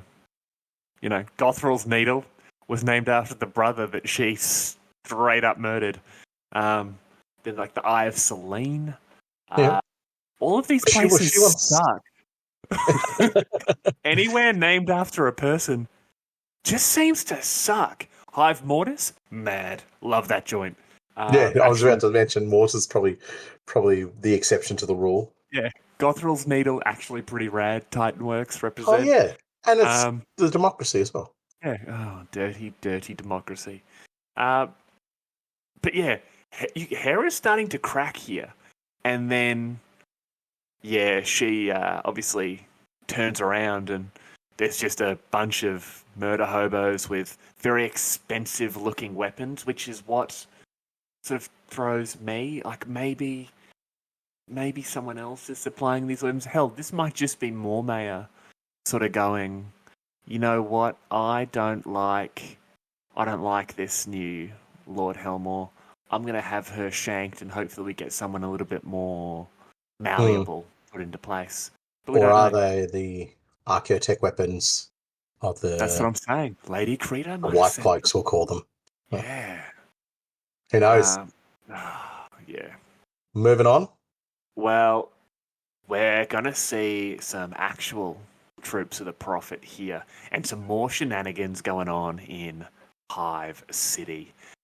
The streets of Hive City run red as mass flagellations take place among the followers of the Prophets.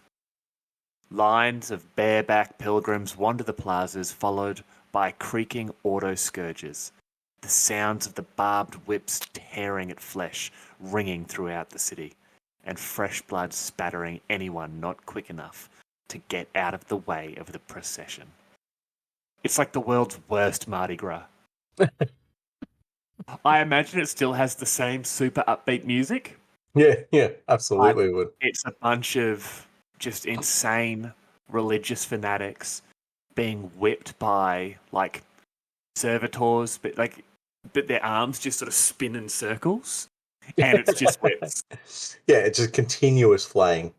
And instead of confetti or beaded necklaces, it's blood. Yes, blood and maybe the occasional ear getting thrown about. Yeah, there'd be a few ears. Yeah, don't want to go to this parade. Parade sounds really crap. No, it's definitely one of the least enjoyable things to be involved with in Necromunda. Right. Yeah, it's probably a horrible place to be, but that's pretty much exactly what's going on across the whole planet at the moment. And House Core Iron hosts the leaders of the pilgrimage in Hive City. So they're trying to re-establish something for themselves. Though it is not long before their council is overrun by the unwashed. Horloom, the oldest representative of Core Iron, tries to reason with the crowd in the name of the God Emperor, sputtering out platitudes and prayers even as he is strung up from the statue of Saint Gavos. So, as I said, there's a lot going on in Necromunda at the moment, and parades of flagellating crazies is only just one element of it.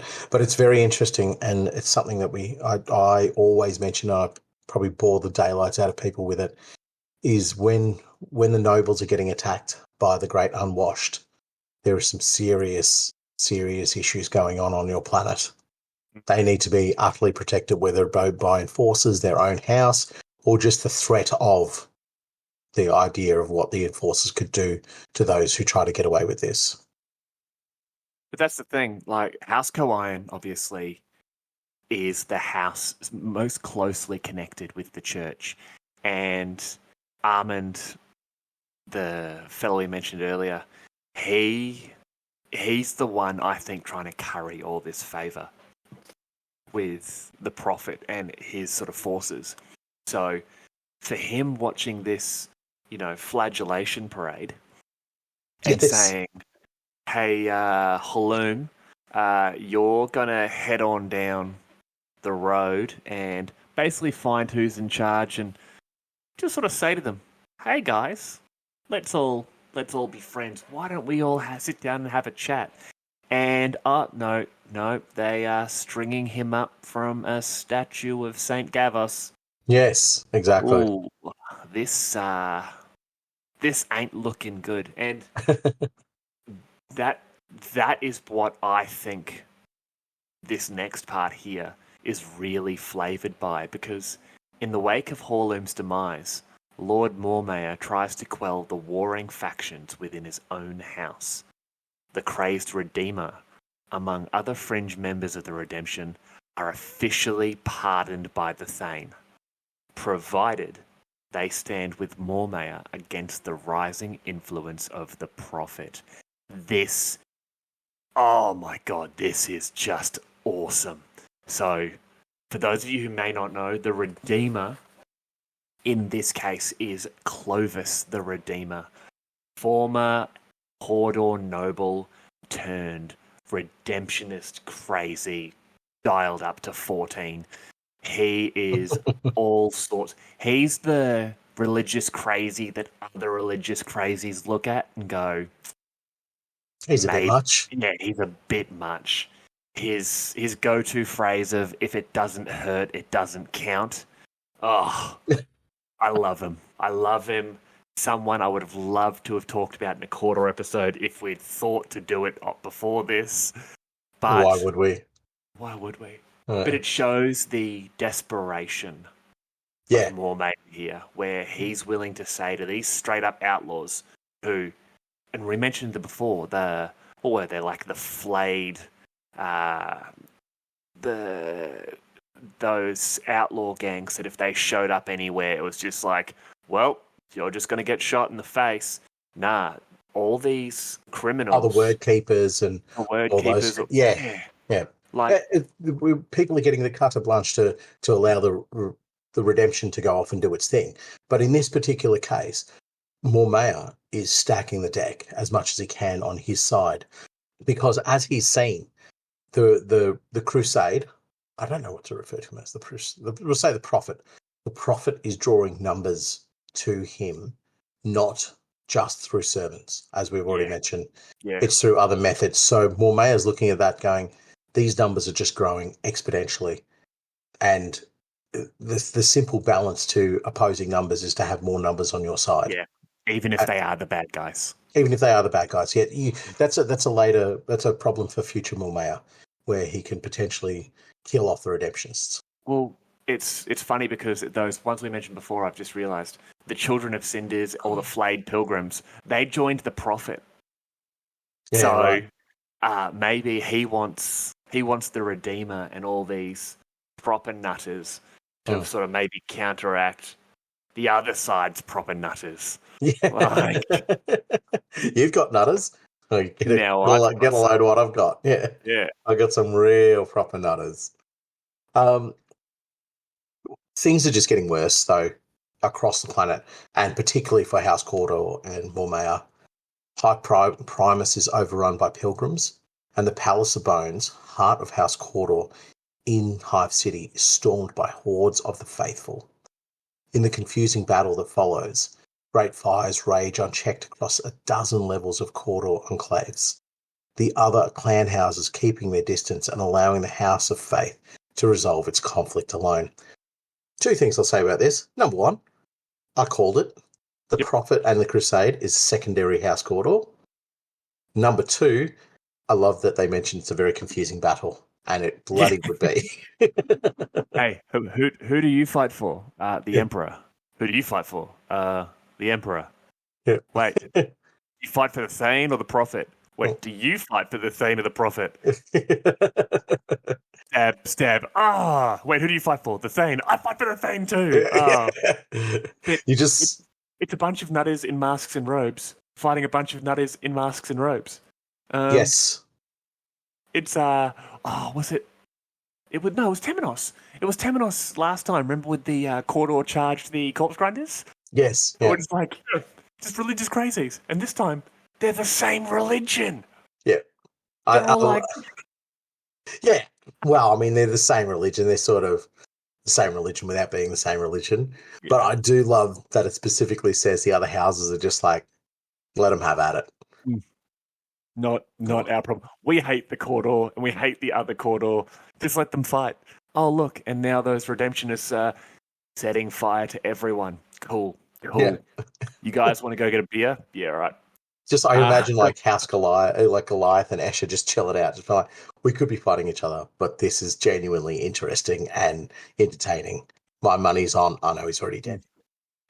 Or they're just randomly shooting into the crowd, be like, no one even knows that was me. This is awesome. Yeah. Just stirring the pot. Just like there's a lull in the fighting, and then they just open up with a heavy stubber. Like, oh, the prophet's at it again. Get him, lads. He said your emperor's crap. Yeah. But this is huge because Lord Mormaer, after basically at the same time as that flagellation parade, he fled to the House of Bones. And while this was occurring, he called for the word keepers and redemptor priests to attend to him.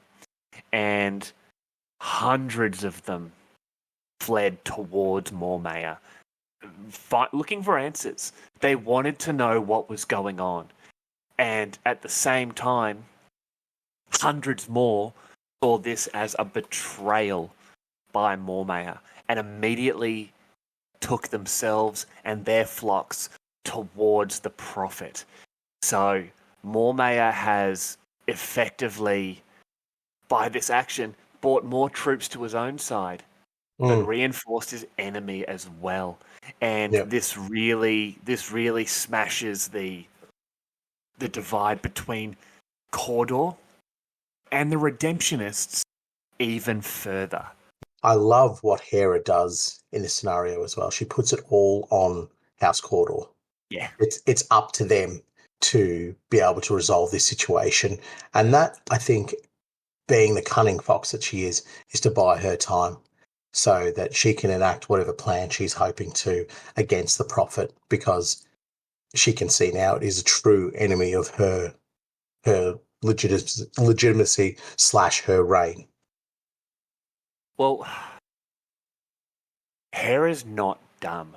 She still sees what's going on. And as all this nonsense is occurring in Hive Primus and Hive City, she effectively sends a small army of enforcers and troops loyal to her, as well as the sort of Fraternis militia. Oh, sorry, they're called Fraternis militia on Necromunda. Some of the coolest models ever made. Well, they adopted official markings of the Imperial Creed, and the enforcers were blessed by priests. And you get this, it's this great little entry here.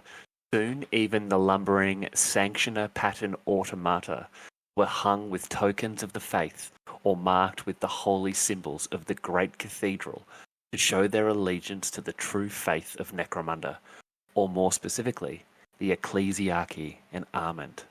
So they're really creating like this Knights Templar enforcer group, which, oh man, mate, gang idea. I don't have to say it, but gang idea. Like, just absolutely. Oh, you can't steal that. That is No, I'm right. stealing that. I've already got the color scheme. White with red, as you would like a Templar, right? Yep. So white armor, red, like lines, but not in the shape of a cross. It's just a bar. But in the middle of the Yeah. bar is a golden eagle. So it would look really, really iconic. And the whole idea is that they keep certain parts of their armor polished up to the nines for two reasons. One is to show their devotion to the fate, but two is to be recognized on the battlefield. So in Yeah. all the confusion of other enforcers who are on the side of the prophet fighting along, you can these You're gonna stand out like a know. beacon. Yeah, Yeah. they would look cool. And banners. There would be banners out the wazoo. I love banners Oh. in 40k. There's one of our listeners, our Hungry Monkey, he knows who he is, hates banners. Hates them with a passion. And I'll always disagree. Banners are awesome. Banners are sick. People who don't like banners are simply uncultured. I said what I said. But so all of these now holy enforcers, or should we just call them crusaders?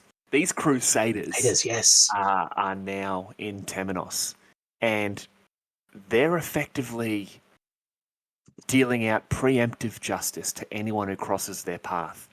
Now, this is a bad idea, not only because, hey, you're punishing people who aren't actually doing anything wrong, but secondly, the prophet hasn't really affected Temenos that much. The great pilgrimage that he's leading is very close, but his troops aren't actually in Temenos yet.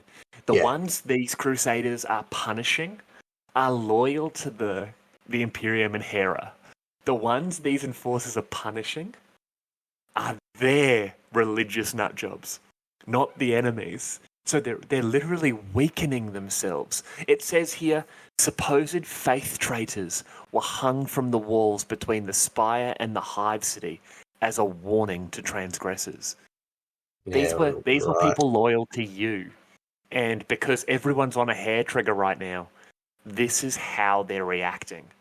So what's going on here is Hive Primus has had so much of its sort of religious aspect damaged. And obviously, we said before, the worst of the unrest was in the court or controlled levels of the Hive. But a bunch of these gangs or like groups of religious types, such as the Redeemed or the Sons of Call, claimed the prophet was the ancient founder of the Redemption Reborn, and they demanded that the Thane unite all of House Cawdor under his teachings. While others, such as the Red Redemption or the followers of Clovis, claimed the prophet was but another heretic. So you've got these different aspects of the redemption, all once again attacking each other because of a slight interpretation altering. And the emperor stood upon the walls, or upon the walls stood the emperor. No, you're saying it wrong. We have to fight now. You know what I mean? Like, it's these tiny little differences. Nuances. Yeah, the tiny little things that make it enough for them to go, oh, it's on. And but those things are what the opposing factions are. They're looking for that. They are looking for these things that will give them the I guess the ammunition or the vindication and justification to do what they're going to do, what they were always going to do, you know. And none of this is helped by the fact that all throughout this, you have the pilgrims and, you know, refugees and all of these people fleeing other hives and other settlements. They're coming into Hive Primus. They're now moving into Hive Temenos. And those crusaders we talked about, they gather around the Palace of Bones, where Lord Mormaer is inside, basically with his loyalists behind those enforcers. And so, obviously, you might not be able to tell, as with many types of religious schism, violence happens. Now, yeah, I know. Who would have thought on Necromunda? Now, this occurs, and Lord Mormaer has just an absolute big brain idea. He's pretty sure of himself and his position, and he thinks, what I'm going to do is I'm going to open the gates of the Palace of Bones, and I'm going to stand in front of this, let's be honest, now army of individuals all calling for my head.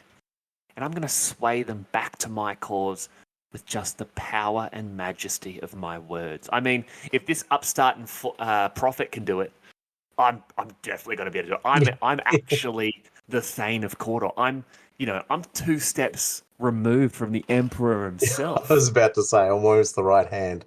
The custodes look at it as the Emperor, then me. Yeah, well, that's exactly it.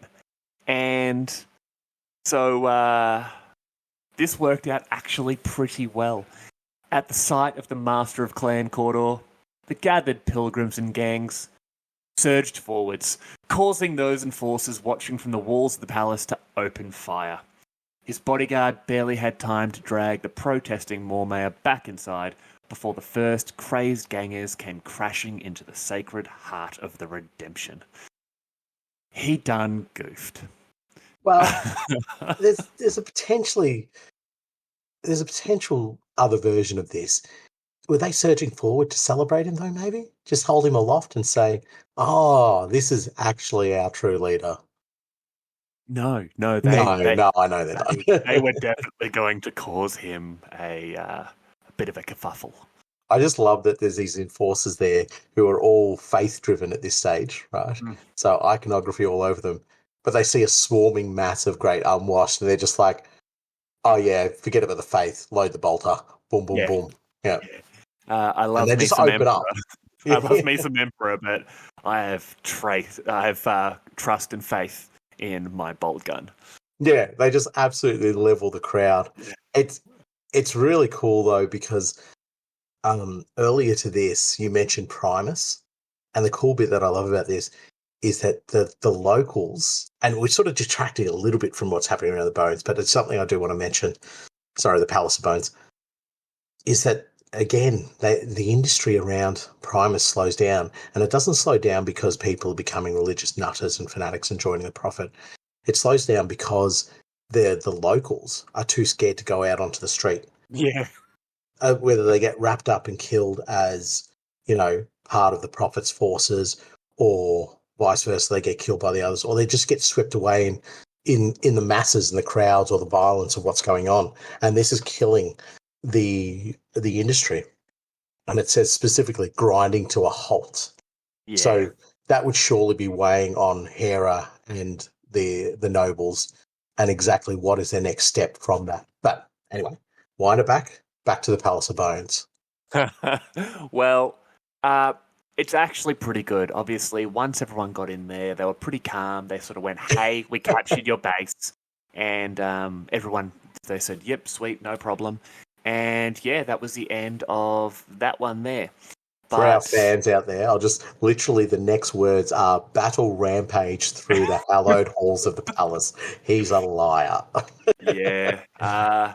It didn't go down well. Those crazed guards and gangers came crashing in, and basically Wordkeepers are attempting to do like a fighting retreat, and they're trying to save what they can, but bolt shells and lass parts tore apart priceless relics and ancient religious works of art. Now, Mormaer's loyal retainers are trying to preserve both their master and the palace. Those Crusader enforcers are shooting anything that didn't bear the seal of House Helmore, and the pilgrims looting and vandalizing as much as actually fighting. Like, they're going in to cause destruction, to take what they want from these people they now view as heretics. And I love it, though, but the actual true believers, so the core of true believers of the Prophet, are still wanting to cast down those heretics, whereas the opportunistics and the standard Necromundian sort of gang is just going in there just to raid the place. So you've got this mix of people that is actually creating divisive tactics for what's going on. You have looters and crazies, and then you have people who have the mission of let's destroy the heretics, most notably Mormaya. Yeah, you've got a bunch of guys running and they're going, death to the non-believers. And then you got these former gang members, I'm imagining, just being like, but I'm pretty sure that candlestick is made of gold. Guys, keep an eye out. I'm going to go grab them. Or, I like that statue. Yeah. Well, at the end of the day, the opportunists get what they want. They're just stripping the place of everything they need. And something happens when, at the end of all of this, Lord Mormaya is missing and presumed dead. So, in the space of 2 books, so far we have an Imperial governor effectively dead. We have the head of House Goliath dead. Yep. And the new head of House Goliath possibly about to be dead, depending on how many alphas he wants to have fist fights with. Yep. You've got assassination attempt on Escher. Assassination attempt. Like it's internal, but it's And now the House Caudal, the leader, is just gone. Like missing, presumed dead. Yep. And this is more fuel is sort of added to this fire when Mormaya's golden mask is found in the ruins of the Palace of Bones, leading many to speculate on his demise. The artifact almost immediately vanishes into the hands of scavengers, periodically surfacing for years to come as it changes from one relic peddler to another or a convincing knockoff appears. This is a great sort of mission idea where you and an opponent can be running gangs to basically attack a Caudal gang or a Caudal camp where the rumor is that they have the golden mask of Mormaya, and as an arbitrator, you could control that Caudal gang and try and fight back. And then roll a d6. On a 1 to 3, it's the real thing. 4 to 6, it's a convincing fake. That'd be great, but then also any Caudal or Redemptionist gang would have to hate both of those gangs. Just bitter enmity against them from then on. And then just to prove that it was a fake, even though you might have rolled it as a real thing, you then have another mission later on where you're fighting for the same mask.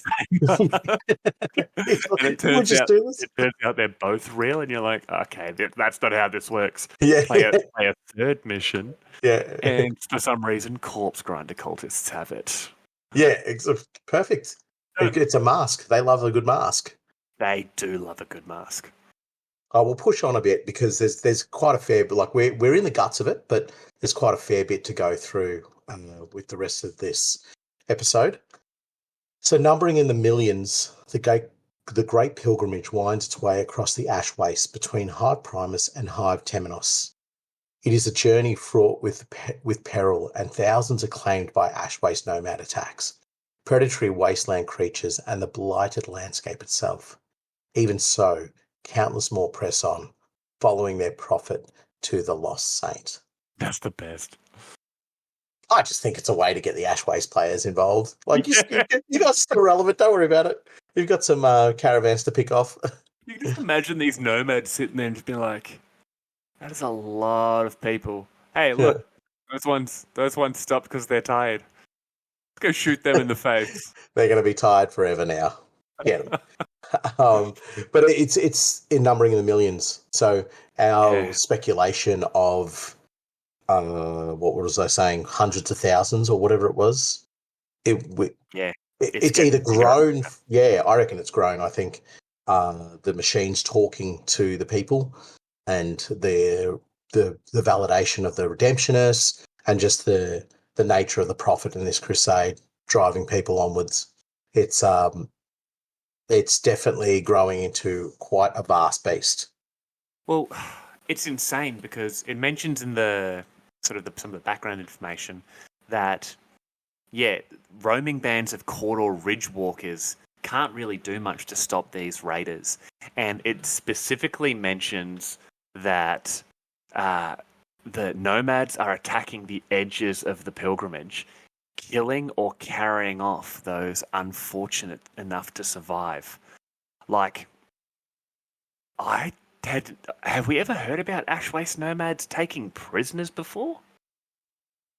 I mean, I always imagined they did, but it sort of makes sense that they wouldn't either, because why do they want prisoners? What do they do with them? Mm. You know, they're not dealing with the guilders. Yeah. So, right. Oh, mate, scary stuff. Well, you want to talk about scary?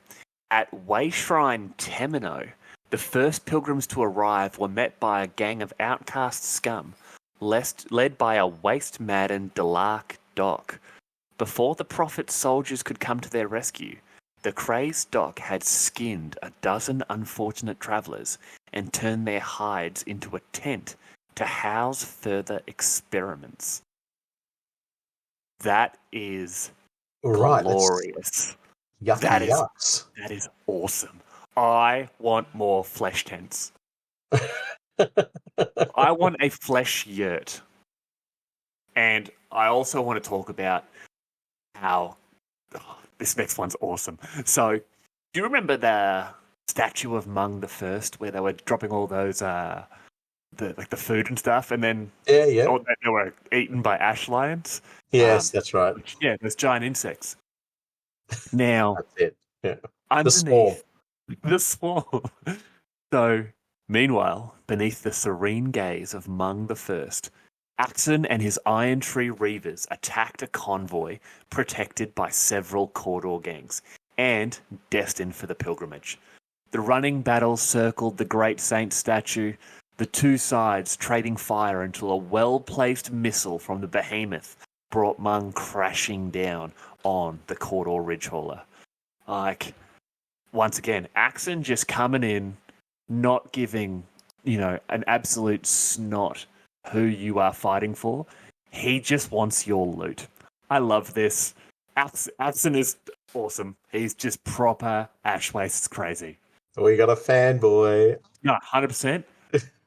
If I do a Goliath gang, it'll be Axon and his Iron Tree Red. What did they call them before? Knuckle Boys. Yeah, Knuckle Boys. Yeah. So, and just so that people remember, the behemoth is his ritual. His personal ritual, yeah. Yeah. Like, I've got a ritual here. I really should do something with that. But as the great pilgrimage doggedly presses on towards Temenos, countless faithful succumb to the waste. Most are left where they fall, though in places they are dragged off by vicious outland creatures or even consumed by starving pilgrims, their once companions using their flesh to find the strength to go on. And that's just excellent recycling. Well done, exactly. Pilgrims. Getting this corpse starch at its early stages. From the source. It's farm to table. Exactly. It's a scary experience for all involved, and this pilgrimage is just getting battered left, right, and centre. But they talk about the Vansar treasure hunters trying to pillage relics from the saints' factories. What I love about this is, go get the relics, go do whatever you want. They meet Orlok outriders daubed in the icons of the prophet. How cool is that? That, I reckon, would look absolutely awesome. All these Orloks with just all this Imperial iconography festooned all across them, burning braziers hanging off their vehicles. Yeah. You could have the image of a sort of an Orlok priest on the front with a book just screaming out from the back of a quad. Oh, that would look mad. Wait a minute. Hold on. Yeah, I know. Scummers. The Manvent was just very positive about Orloks. Are we going to see an Orlok Crusader gang in your future? Look, I mentioned previously, I like religious nutters in 40k. The idea of the Orlok being religious nutters, I really like for some reason. And there's just, I don't know, because they are so vanilla, adding this to them does make them... You know what would be cool? The Orlok kit, you get the fella, the arms master with that huge double-handed hammer. There's one of them where his mask is like the Orloc's skull. It's like a real crude iron skull. Yeah, I know exactly one of what you're the talking huge ecclesiarchy hats on top of him, and Yeah. do him up like with a cloak thrown over him with the 7-pointed star on the back of it. Oh, and yes. do him as like a what did they call them? Like warrior priests? Yes. Yeah, that would look absolutely with a huge hammer, like Imperial iconography just all over it. Even purity seals. Like do like your own version of an Orlock type purity seal, which I can imagine would be like a cog with like metal, like a metal leaf coming off it.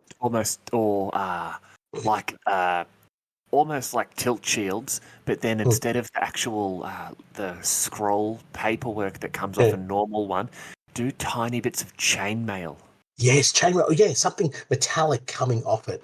So it's just embracing their I guess mechanical and mechanized approach that they do to a lot of things. Their industry-based gang that they are, and really cramming in the Imperial creed and the Imperial idea onto them, just mashing it together. I think that would look so cool, because the idea of the Van Sar being covered in Imperial iconography and all that, that would be really cool, and they would do it really quite technologically advanced, and you could see it. You could quite easily see it on Escher and Goliath, and it would all make sense, right? But with the Orlock, I could just really see them going, we don't just make the symbols. We don't just take what's already available. We don't just use bones. We produce, we make, we fashion. You know what I mean? And then it's sort of almost like an AdMech type feel of their of the way they would represent the icons, but not obviously AdMech icons, but they would all be Imperial icons.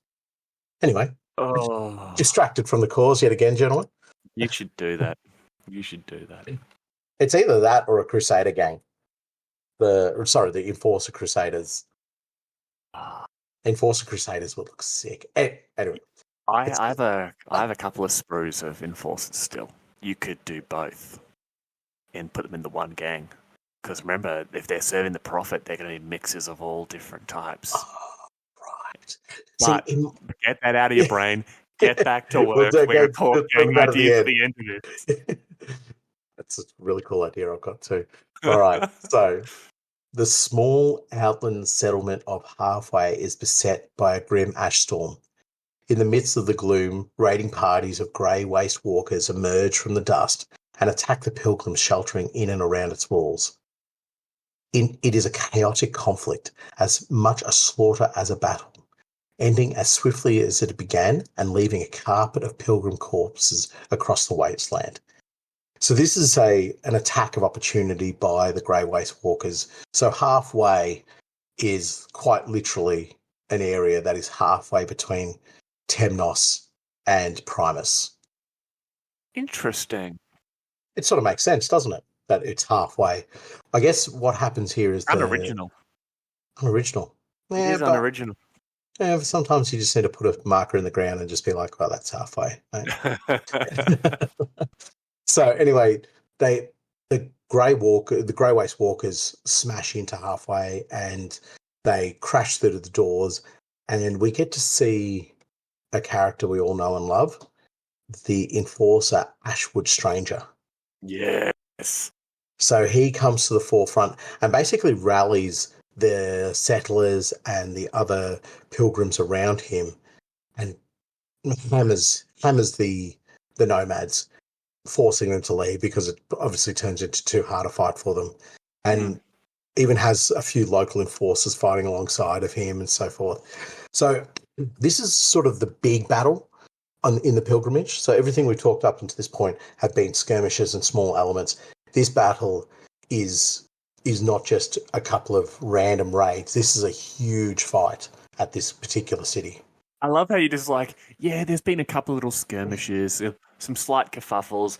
Yeah, Thane Mormayer's probably dead and they ransacked the Palace of Bones, but that was nothing.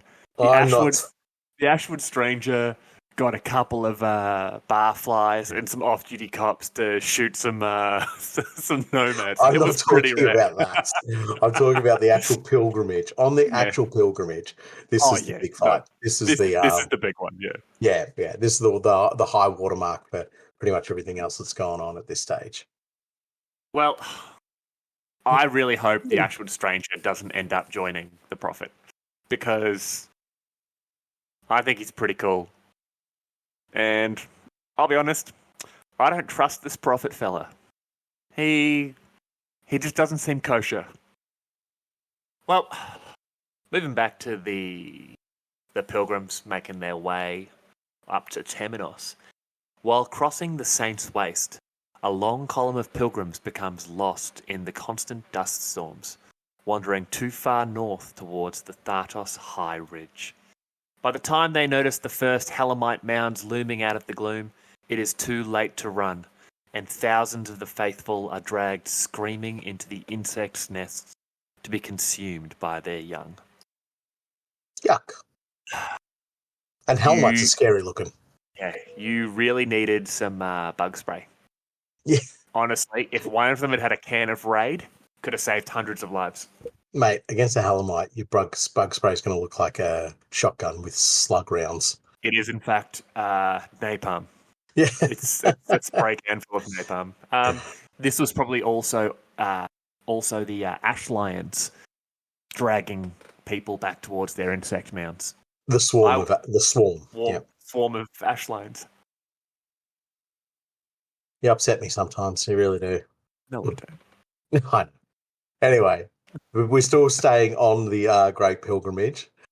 A toxic tornado tears across a long section of the Great Pilgrimage, snatching up pilgrims into its writhing vortex. For cycles afterwards, the tornado snakes its way across the lightning plains.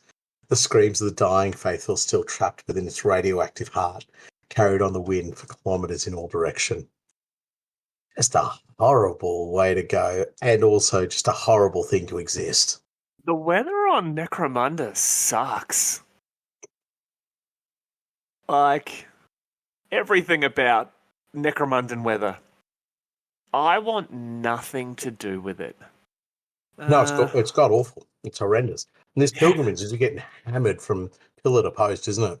But they're still pushing forward because the losses they're taking are a dip in the ocean compared to how many people are actually there. What's a few thousand lost to, toxic tornadoes or, Helamite mounds or swarms of ash lions? I knew you were going to say it. It doesn't matter. It doesn't matter because you still have millions. Yeah, exactly. Yeah. So, turns out Games Workshop has deceived us. And we actually see a good buddy of ours. Lord Mormayer is back, buddy. And on the shores of the waters of Sonorous, Lord Mormayer's army meets the forces of the Prophet. The two sides fight with a fury born of true faith, lighting up the wastes with gouts of flame and thumping explosions. In the end, it is the followers of the Prophet who stand triumphant, and those few that survive the battle from the Saint's army unfortunately convert to the real redemption. So, Mormayer survived the attack on the Palace of Bones.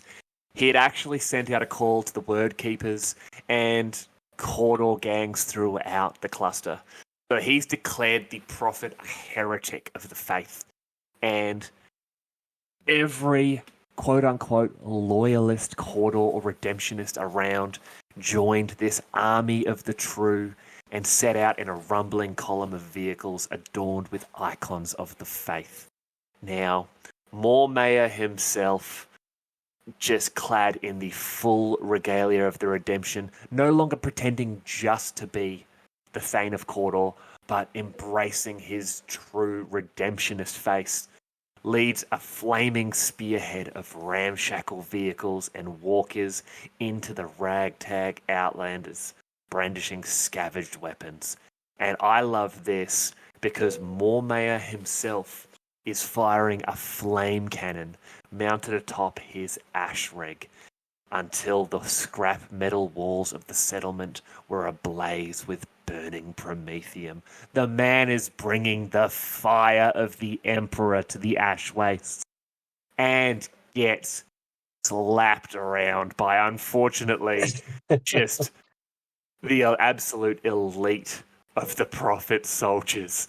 So Mormaer's rig ends up catching a crack missile to one of its front wheels. Yeah. And that thing flips. So they clamber out of the wrecked vehicle and are like, all right, cool, they'll make a last stand. And as he's looking around, he's just seeing his whole army either dead, retreating, or surrendering. And he calls out to the God Emperor for aid, but he's dragged down by, enforcers loyal to the Prophet and taken away in chains, leaving only the word of the Prophet in his wake. That is the most important part of all that, is that the word of the Prophet is now the only sort of real religion left. And I don't know exactly what's going to go on, but it's interesting to ask the question of, where is the ecclesiarchy here? Where are the Sisters of Battle? Well, I think it sort of implied that when the Cicatrix Maledictum sort of happened and everything that went on there with the 13th Black Crusade, a lot of the Imperial people, so the Adeptus Terra, the Fists, and possibly even the ecclesiarchy, the Adeptus Sororitas, the majority of them are off planet right now. They are out doing crusades. There would be maybe like a skeleton force of Sororitas, perhaps in Temenos, or... So what you're really saying is we're not seeing them mentioned because they just don't have the numbers to impact what's going on here. I don't think they do. Yeah, right. That makes sense. If you're talking about, tens of thousands of pilgrims fighting another tens of thousands of pilgrims, and like 400 Sisters of Battle rock up, they're just going to be like, mate, we don't carry enough bolt grounds to even slow down the majority of these. Yeah, okay, yeah. Fair enough. Yeah, okay, no, that's fair enough. But I will say, for all of the nonsense going on in this fight, Mormaer does have the win initially, drives back the Prophet's forces, but then I love what they say. It became clear to Mormaer that he had underestimated the true size and strength of his foe. So the strength bit is not important, it's the size. I don't think he quite grasped exactly how many people are following the Prophet at this stage. It's very much so I have the true faith behind me. I don't need to worry about this heretic because my faith will carry me on to victory. Oh my God, they outnumber me 1,000 to 1. Oh my God, Emperor, yes. Sorry. Oh my God, Emperor, they outnumber me 1,000 to 1. Speaking of being carried on, probably not where he wanted to be carried on to, but he is. Lord Mormaer is brought before the Prophet in chains, expecting no mercy at the hands of his enemy. Instead, the Prophet speaks to him using the word, and the Thane, so long blinded by the lies of House Helmore, sees that the redemption and its countless followers are as one, and who their true enemies are, those who would see the faith used or destroyed for their own ends. No. Heavy stuff. No, you said it earlier. The Prophet and his pilgrimage in House Cawdor have just become one. It's New House Cawdor. This is New House Cawdor. This can't be natural. There is something going on with the Prophet, with those bones. And how it says how he uses the word. Yeah, what is that? This reminds me of do you remember in I believe it was the Ravener novels, that chaos language in Nuncia, where by speaking particular words you would effectively affect reality? Like they could you could tear things apart with literally a word. I don't know that actually. That's cool though, man, but yeah. The Ravena series, god damn. Sorry, God Emperor damn. Yeah, man. Well, once again, it's, look at it's Abnett. What do you expect? Yeah, genius. But genius. yeah, oh man, this is some real primal sort of psyche being affected by the state of existence type stuff. I don't like this. No, same. I'm with you. You're talking about somebody who's so driven by their own faith and their own perception of who they are, where they are, what they belong to within the sphere of Necromunda, and they're being converted with a conversation. Yeah. Scary stuff. Really scary stuff. So what exactly is the prophet saying? What exactly is the prophet using? And what exactly is guiding the prophet? Because we know it's part of a greater grand scheme as well. Well, it's getting a little bit serious here because strife engulfs Temenos as the great pilgrimage reaches the gates of the Hive City. Well armed and ready for the army of faith at their walls, the enforcers are instead betrayed from within by Armand, the word of the lost saint having infected his mind. Even though they are robbed of their greatest defence, those enforcers still loyal to Lady Hera stage a fighting withdrawal towards the vaults. This is showing the true nefarious nature of the word, the voice of this lost saint, because it mentions here that as the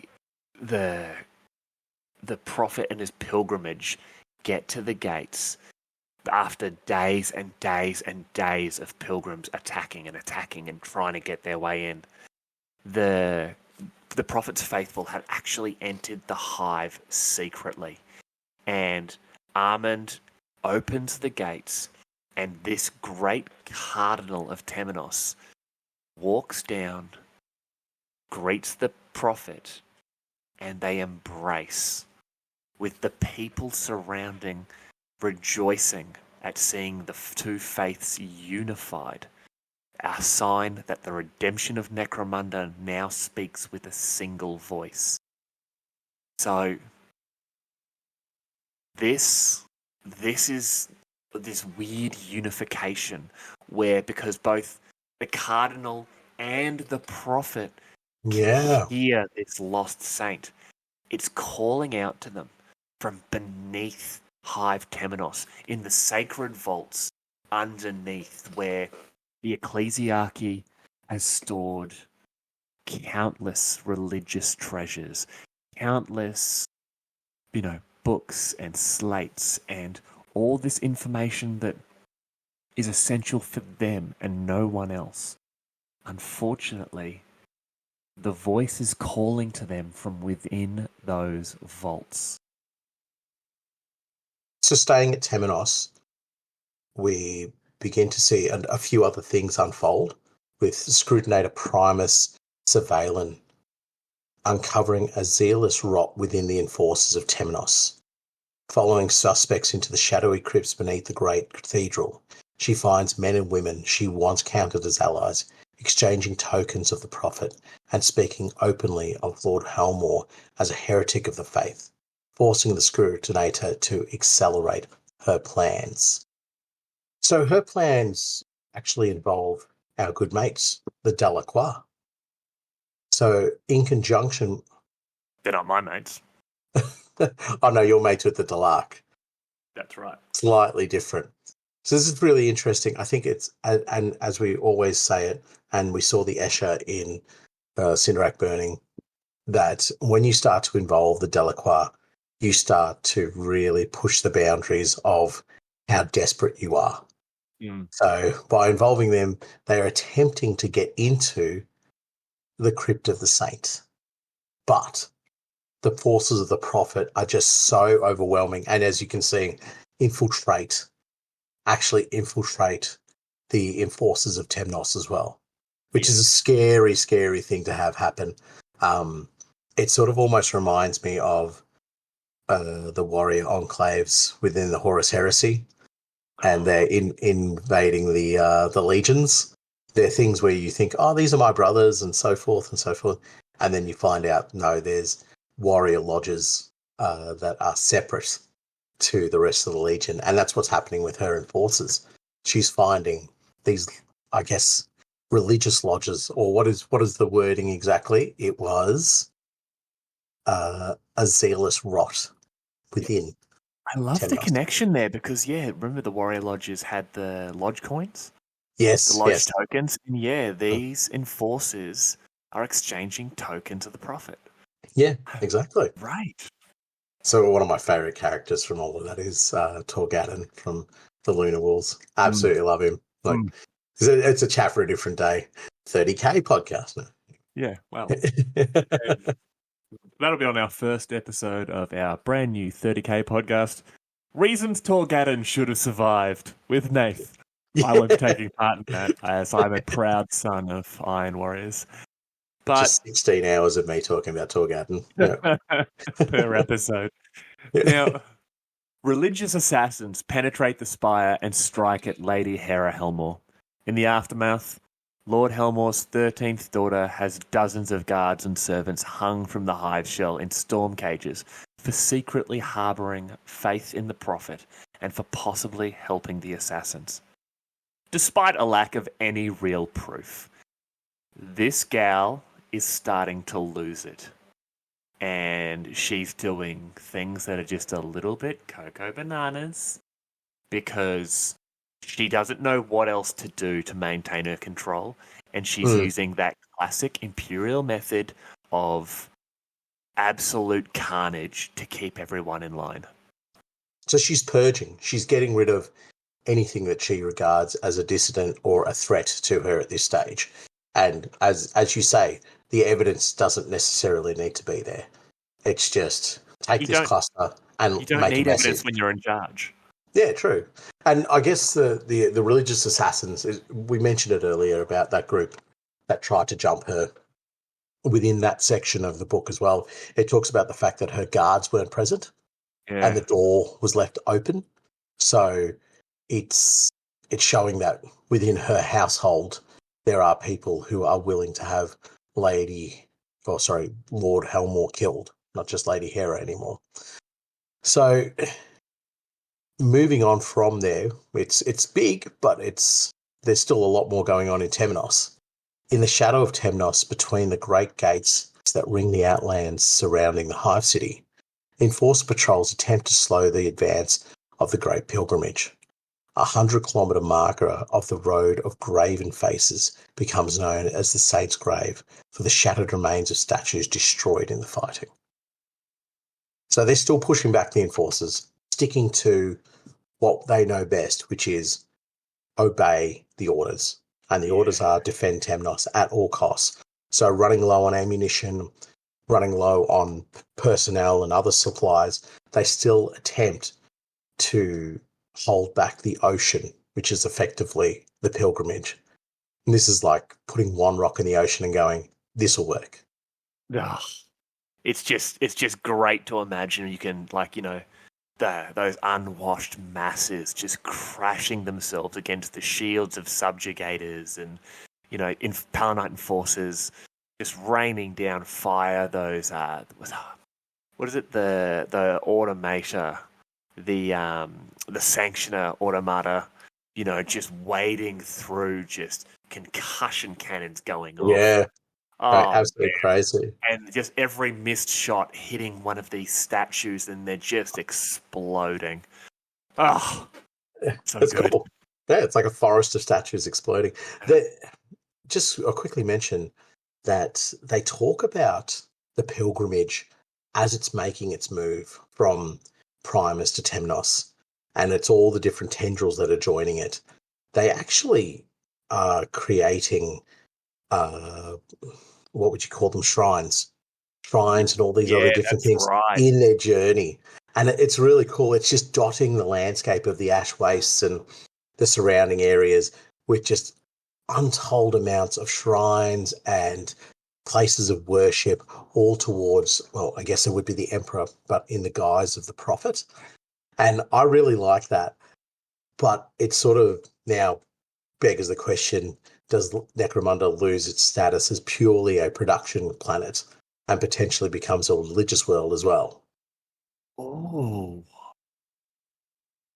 Because you're talking about millions. You're not talking about a small crusade or anything like that.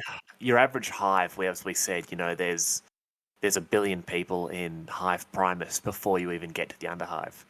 Like, yeah, I think religions. No, what are they called? Temple worlds. Temple worlds. That's it. Yes. Yeah, those temple worlds. The economy of the world needs to be driven by the religion, by the creation and selling of trinkets and the pilgrimages that come there. Yeah. Nobody's making a pilgrimage to Necromunda.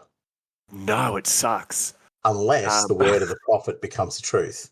And then they start to follow that. Yeah, but then you've got... just imagine when the ecclesiarchy get back and they're just going, wait, you guys believe what now? No. Here's my 10,000 returning sisters of battle. We've got something to say about that. Yeah, we have a small priory of Adeptus Sororitas here.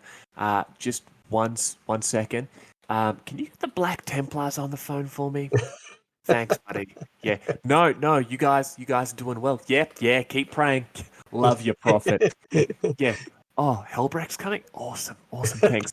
Nah, keep going. Yeah, love the prayers, guys. Yeah, praise the prophet. He's pretty cool. Get him. I also imagine the prophet, for some reason, to be like one of those Southern Baptist preachers. In just a white suit. Be like, yes, I said, praise the emperor. Yeah. Is that the word, is it? That's the word. Yeah. That's what Armin's hearing inside of his head. Yeah, he's just, praise the emperor. Yeah. Oh, emperor. Oh, my emperor.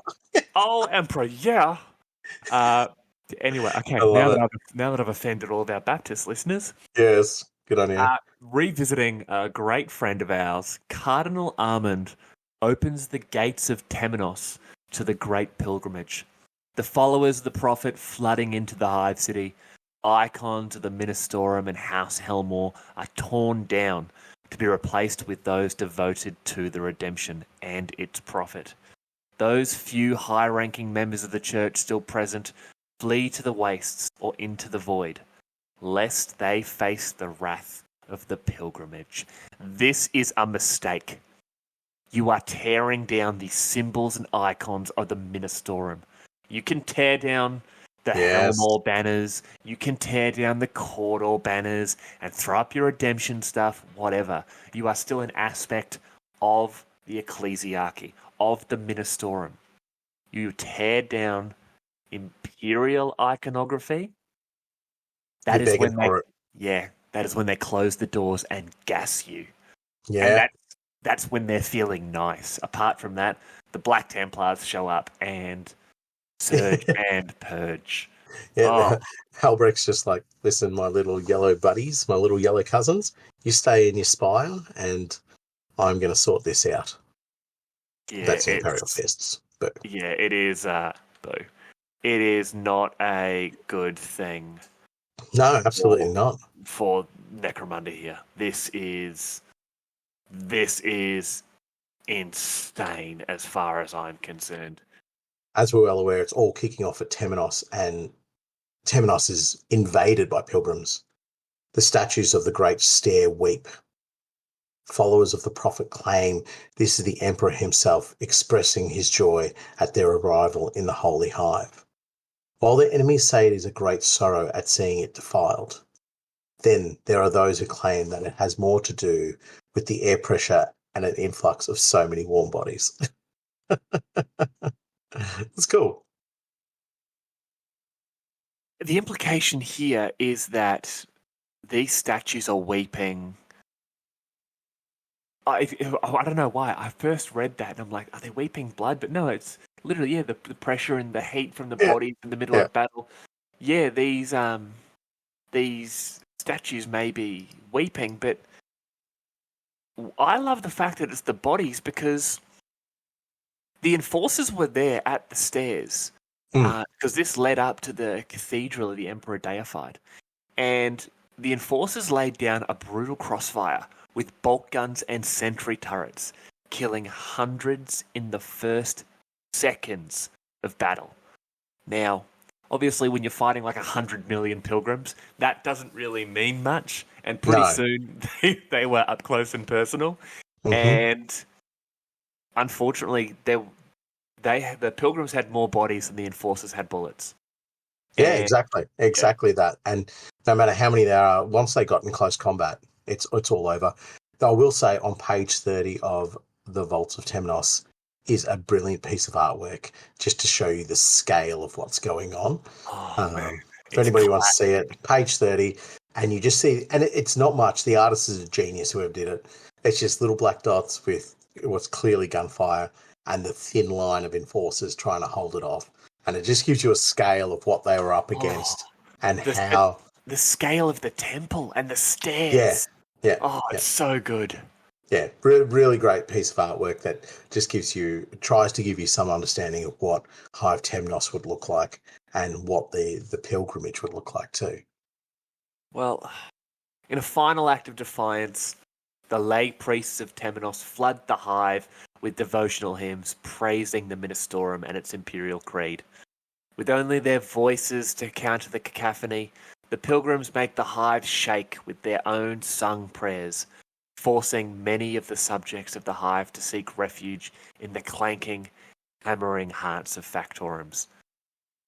Kind of like when my kid has Wiggles on full bore at 6:30 in the morning. I often just walk into the garage and start hammering on something to drown out that noise. But yeah, these poor priests are just like, yep, cool. We're gonna sing our songs and praise the Ministorium and the Imperial creed. And there's like 1,000 of them, and that's a massive choir. Neck minute, you have 1 million pilgrims, and they're just like, all right, and a 1, and a 2, and a 1, 2, 3. Chugga, chugga, chugga, big red. Big red redemption. We're going to purge all day long. Okay, band idea. No. Almonds in the backseat. No. Moving on. I have an idea, but we're going to move on from it. Yeah, keep going. What I want to know, though, is if their hymns are praising the Ministorium and its Imperial creed, what is the counter cacophony? Are they also praising the Ministorium and the Imperial creed? No, they'd just be praising the Prophet. The Prophet and the Redemption. Because you've got to remember the Redemption they are religious extremists. I know, but this is dangerous. If you're that loud and it's being recorded, all they got to do is show the first Ministorium priests that rock up, and they're just like, go get them. Knock them out of the park. Goodbye, House Cawdor. But by then, House Cawdor and the Redemption and the Prophet and the Pilgrims are all one thing. And I said it. Goodbye, House Cawdor. This faith is infectious. It is getting more and more and more. I mean, the Redemption is all throughout the Imperium. It started on Necromunda. What's to say this isn't the evolution of that? Right. I didn't actually know that. Yeah, okay. Oh man. Once again, we should have done a Cawdor episode. We should have done all the gang episodes. No, had to do Hive Life. Yep. Still everyone loves Hive Life, yeah. I know. It was a nice episode. Yeah. All right, moving on. The word of the prophet spreads unchecked across Necromunda, and Hive cities from one end of the world to the other are overcome by followers of the Redemption. Many splinter faiths and religious leaders who oppose the prophet now join him, until the vast majority of those devoted to the Redemption adhere to the teachings laid down by the Wasteland Holy Man. It is becoming a temple planet.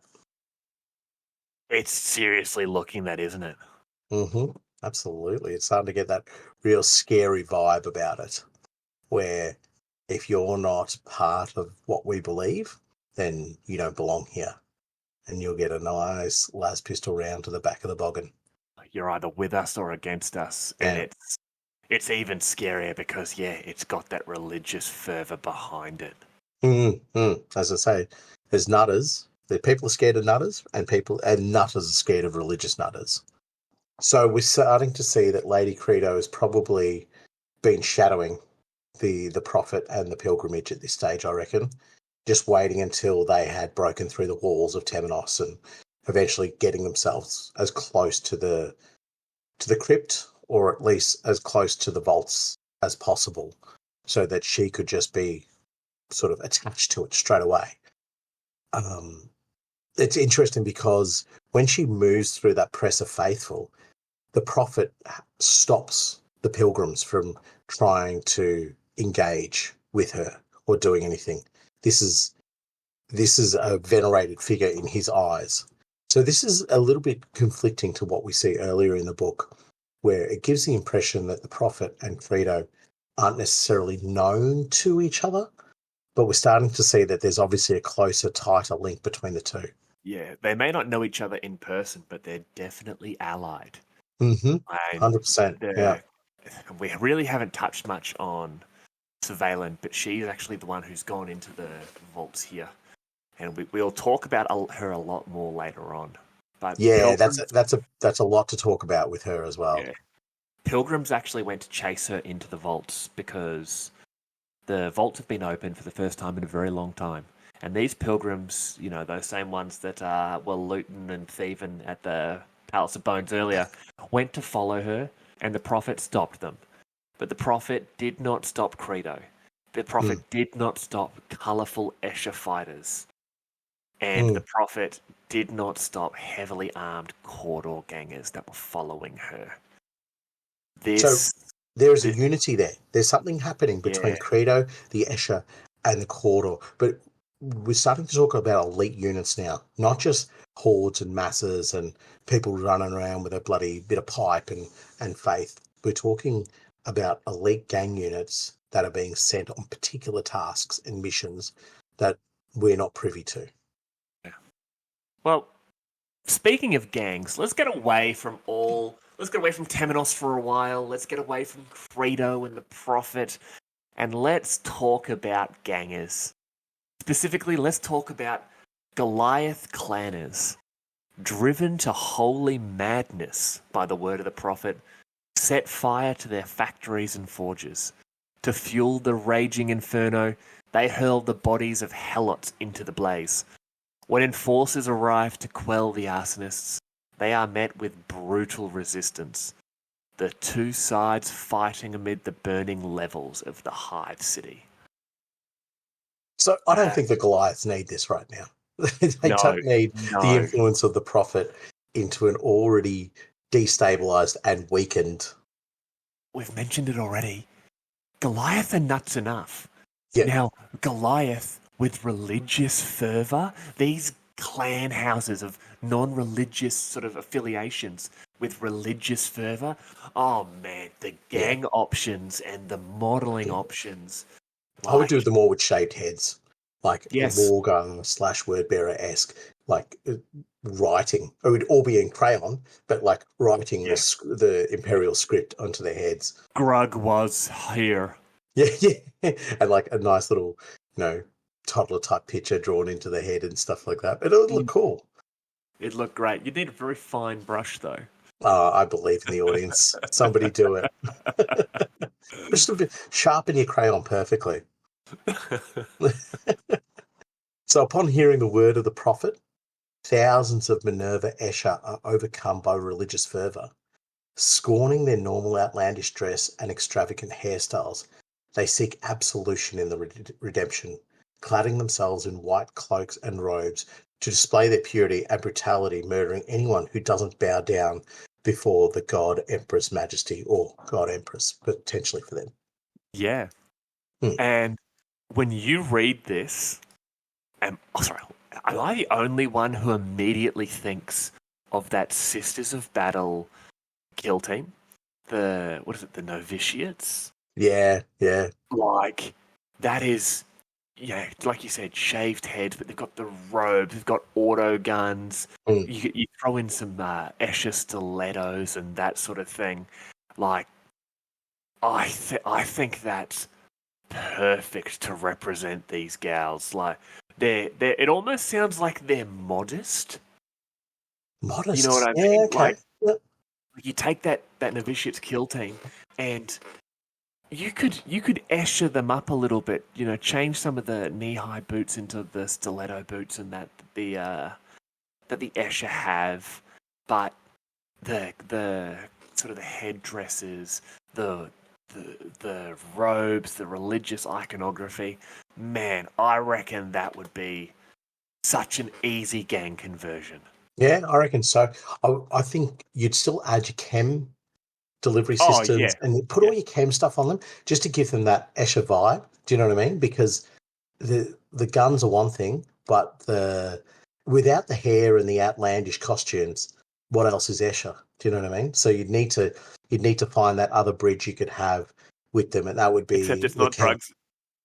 Except it's not chems anymore. It's like holy water. Just give me a little top up of the holy H2O, thanks. It's actual water. It's not like distilled rat wee. Yeah, Um, yeah, that's what makes it so amazing. Yeah. well, a mass hallucination occurs in the Quinspire as thousands of people witness the hive's great spires transformed into a crown of white flame. Redemptionists endlessly debate the meaning of the vision, though most believe it to be the crown of the God Emperor. Less zealous voices claim it is something else entirely, and say in the flames they saw a seven-pointed star. Even mass hallucinations are now up for separate interpretation. Wow. And this the vision of the seven-pointed star. It's scary stuff. It is very, very scary stuff. If they're able to create that in some way, shape, or form, whoever's creating it, and as I say, less zealous voices. So less Mm, crazy is what they're implying there. So the yeah, well, crazies are seeing the flaming crown of the emperor, which is, I don't think that's an existent thing, is it? The emperor didn't have a flaming crown. I mean, the Escher think the Emperor was a lady, so the Emperor could have had a flaming crown. I don't know. No, I don't think so, and I'm not going I to go don't with believe. it. I don't believe he did. I think No, he had a circlet, didn't he? yeah, he did. Yeah, I thought it was like a wreath type thing. Oh no, it was Yeah. a circlet. Yeah, I don't know. I can't remember. So many different bits of artwork that I've seen No, in no, my it was. decades. It was a circlet wreath. Remember, it had the Yeah, leaves coming yeah, up that's what I like thought. the temples. Yeah, like Gulliman has one as well. Yeah, In the Heresy, it's like it's awarded to heroes of the Imperium, yeah. There's and that. obviously the Emperor would have awarded to himself. Yeah, Just there's putting it that. on top of his own head. How great am I? Yeah, there's that classic picture of the Emperor and Horus on the Vengeful Spirit, where he's got like the custodes and that behind him, and that he's got his gold armor, Yeah, and Sanguinius is on the floor, hmm. and yeah, the Emperor's wearing that beautiful golden, Yeah. you know, laurel circlet. I guess it could be a flaming crown. No, Like, you're wrong, redemptionists. yeah, they're a little I bit wrong, aren't they? disapprove. I disapprove of your judgment, Mr. Redemptionist. So we'll move on to our next part. Conflicting reports reach the Palatine cluster of the return of Saint Call.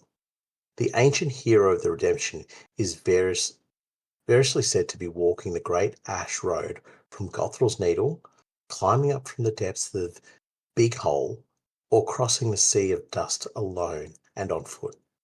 Countless pilgrims set out to see the saint for themselves, though few return. Are they just trying to thin the numbers here? Oh, by the way, speaking of very non-creative names on Necromunda, we had Halfway, and we also have Big Hole. they they don't need to mess around with anything beyond like a to the point name. Yeah. What should we name this town? We're halfway between Temenos and Primus. How about we name it like North Kilt Town? You're an idiot, Angus MacLeod. We're going to call it halfway. Yeah, we're halfway between where we need to be. Yeah, dummy, dumb. What about that place over there? Yeah, big hole. It's got a big hole. That's the point. I like it. Big hole also sounds like a great place to just throw rocks into. Yeah, true. It'll be definitely some sort of creature's lair. Anyway, move. So caught up in throwing rocks at ambots. Not ambots, ambles. Yeah, it's the world's biggest carotid hole. The walls of Scavtown are covered in scratchings, preaching the word of the prophet. Dying pilgrims, too sick or wounded to go on, add to the endless litanies, until kilometres of ramshackle walls are covered in markings, and the ground around Scavtown is littered with ash-covered corpses. Once again, I'm not going to Necromunda for a holiday, especially not Scavtown, with its scratched-up walls and enormous piles of bodies. Also, that's a health hazard. Yeah, it's not a fun place to be. So in the next section, we talk about, I guess, a little bit of the capitalism of Necromunda. Capitalists! the true winner and enemy of 40k. Yeah. In an effort to sell more goods to the rising numbers of pilgrims in High Trasior, its merchant guild embraces the Articles of Faith. Soon they are passing themselves off as Gelt priests and bullet preachers, claiming their divine purpose is to outfit the faithful of the Great Pilgrimage, while at the same time lightening them of some of their creds. That's good stuff. Actually, I can't see a problem with it because those pilgrims shouldn't need their creds. No, they have space Jesus. They have space Jesus, and they've got the prophet leading them on. What do you need credits for when you've got such a enigmatic prophet leading you? You've got your prophet, and the guilders need prophets. You know what? I love that. That's actually freaking awesome. The funniest thing I've ever said. This is all Podcast about prophets. is over. Done. Oh, cool. Done. Thanks, folks. I'm ending on a high note. It's been great.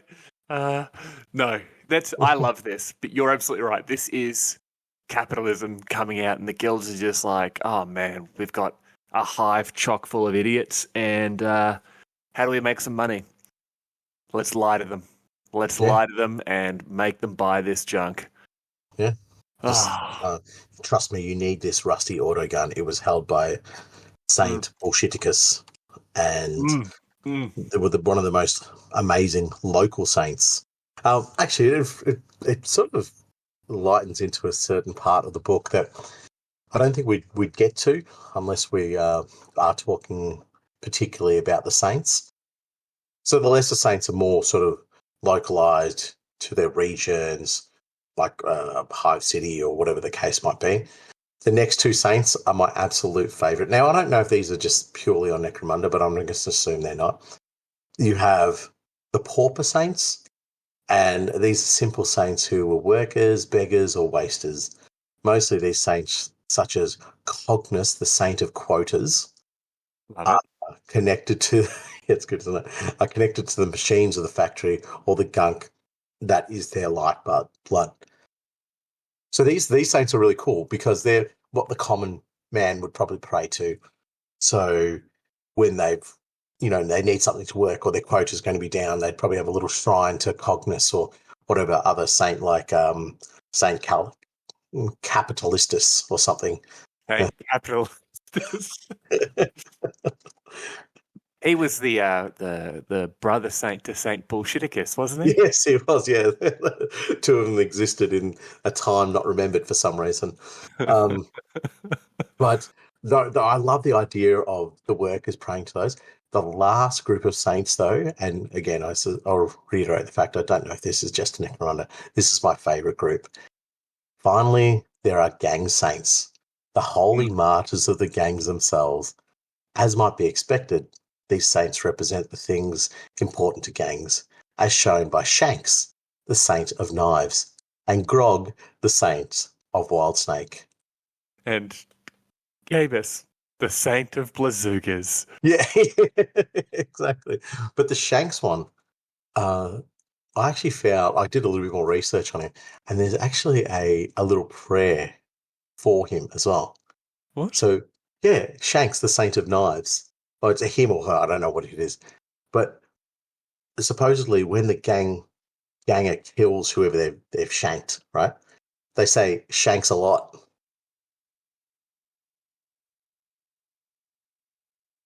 You are hurting the podcast. I talked about saints just so I could say the Shanks a lot bit. I'm interested in the saints. I am so angry at you right now. You've been talking about saints, I think, for about 35 minutes. I don't know. I'm so full of rage. That was an amazing build-up. I am so proud of you. Don't get me wrong. I'm still interested in the Shanks. Sorry, not the Shanks, the Saints. The Saints, yeah. But it is cool. His prayer is Shanks a lot. And like whenever you order Shanks and somebody brings you a plate of Shanks, you go, oh, Shanks a lot for that. That's part of his other prayers. Are we still on? I don't know. If we still have listeners, I am shocked. I'm shocked. And frankly, I'm upset with them for continuing to listen through Shanks a lot. Actually, it is very funny. I will give you that. Okay. But no, I do love the Saints. And this book, the way it explores the religion on the planet, and obviously we've been talking about it for hours. We haven't even gotten to the part about religious gangs yet. Yeah, I know. Yeah, we haven't talked about religious gangs. But once we get into that, there's a lot more going on there as well.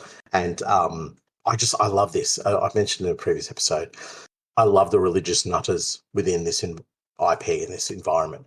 But to have that little breakdown of the Saints of Necromunda, I think it's really, really cool. It allows you just to play around with what you imagine your gang is focused on. But we can explore that a little bit later because I do think we need to talk about the actual religious gangs themselves.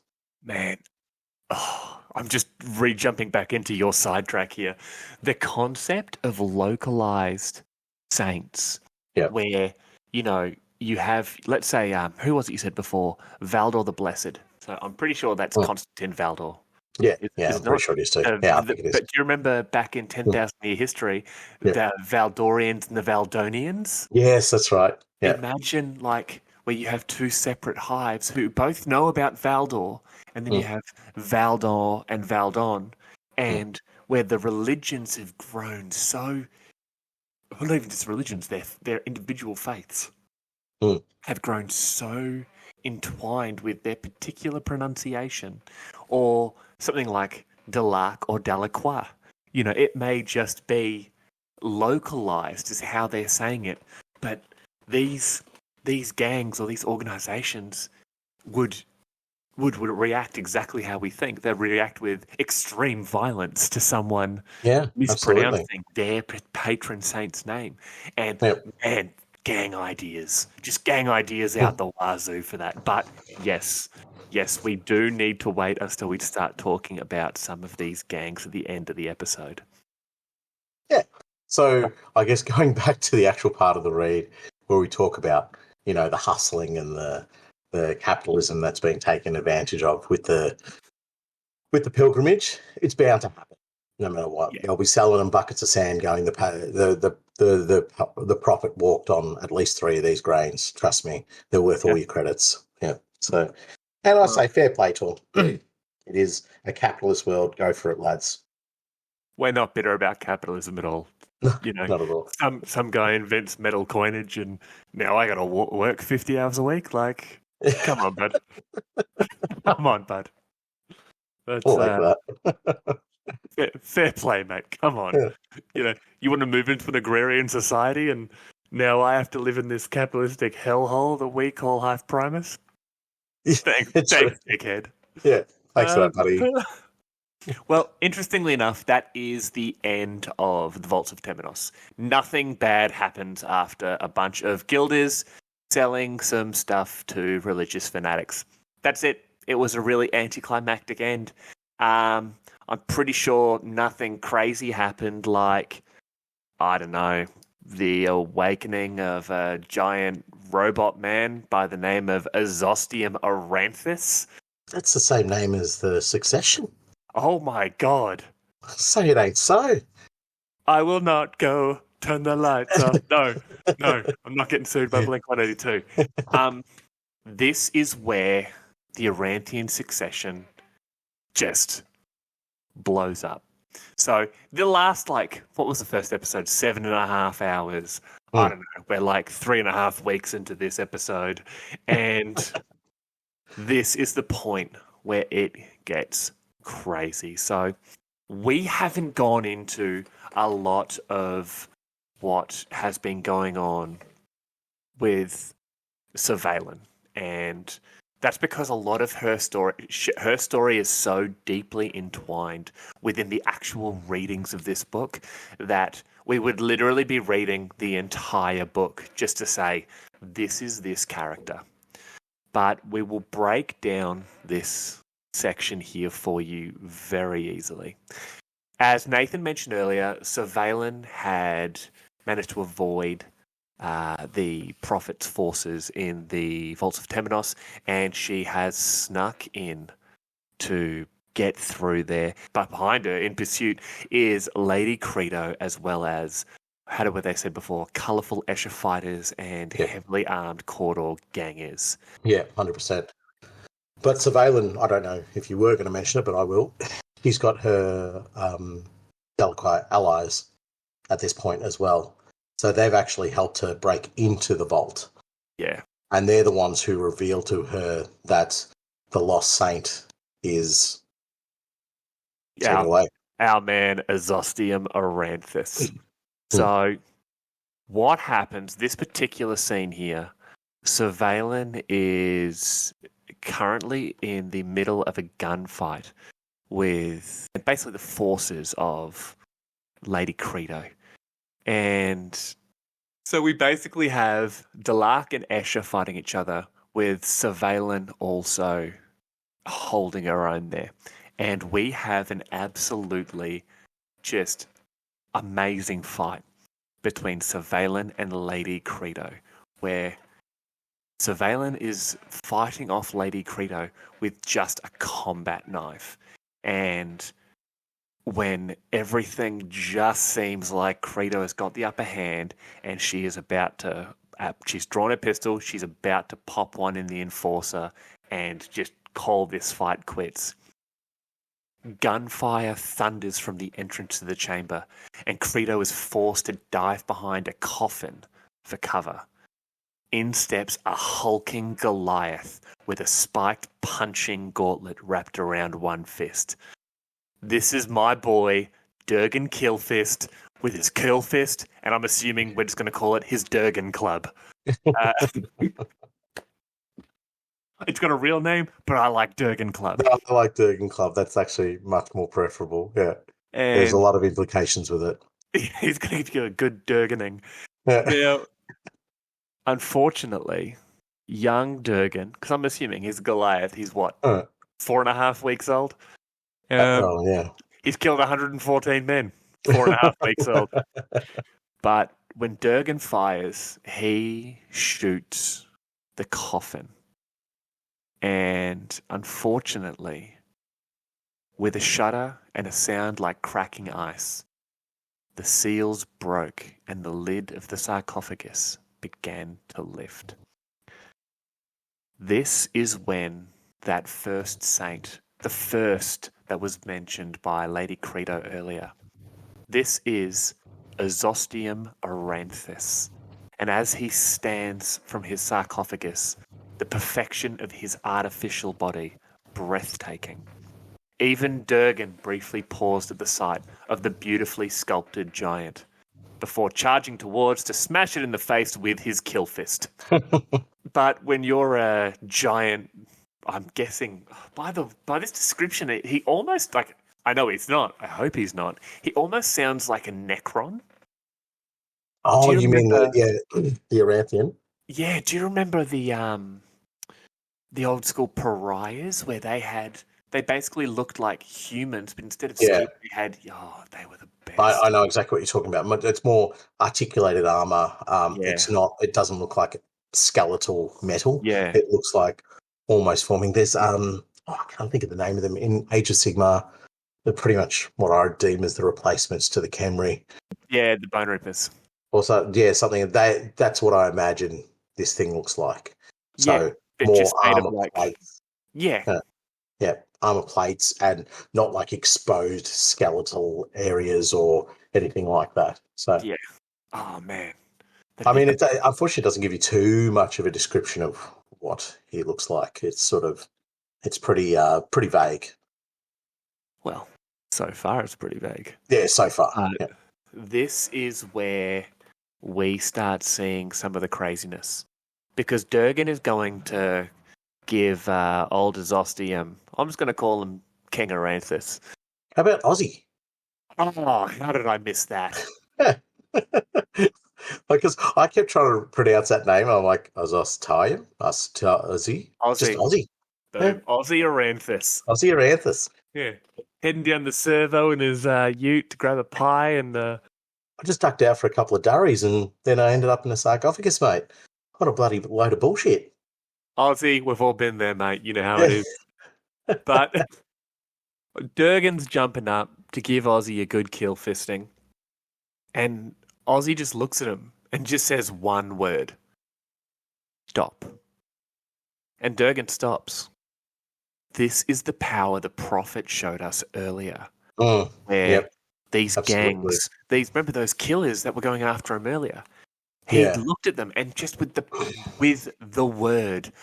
power of his words, he turned them. And Durgan here has gone to attack Aussie and with a single word stopped. Now, but you got to say something here because sorry to interject. I know you're going to talk about him, but Surveillance is she's a blank or she's just basically soulless. So doesn't actually get affected and afflicted by the warp, but she's able to register what's coming from the coffin as something warp tainted. And it says that explicitly in the book that she recognizes this as something that is a warp entity. So it actually states that the scrutinator had little knowledge of the Imperial creed, but a talent for dealing with psychers and their ilk.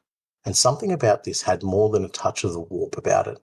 So at this point, she's talking about the sarcophagus room and so forth. So that word, that stop, is not just because he's in a fancy metal suit or, the speakers are up to 11.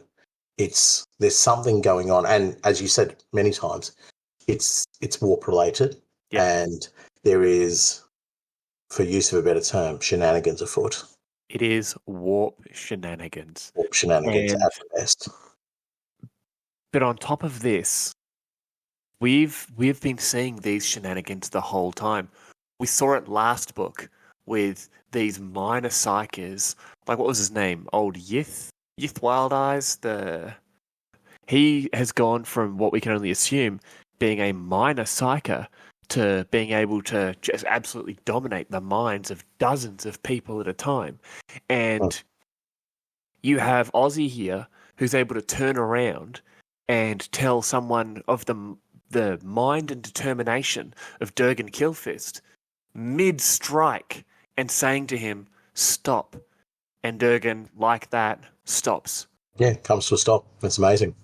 And the power shown by Aussie here, where he reaches out with one hand, wraps his fingers around this full-grown Goliath's throat, lifts him, and basically, shakes him like a disobedient puppy, and then just throws him. Yeah. And as he's about to kill Durgan, Surveillance, in just glorious reaction, just yells out, "Hey, Metal Man." And basically snatches up Durgan's bolt pistol and just starts blowing chunks out of Ozzy's chest. Like, just unloads one after the other. So then Durgan gets up, basically brushes himself off, says, I didn't hear no bell, bitch, and goes to charge at Ozzy again. So Valen, being the smarter one of the two, basically yells out at him and goes, come on, we can't beat it here. Durgan resists for a moment, then follows Sir Valen back to the shadows of the vaults, racing into the darkness.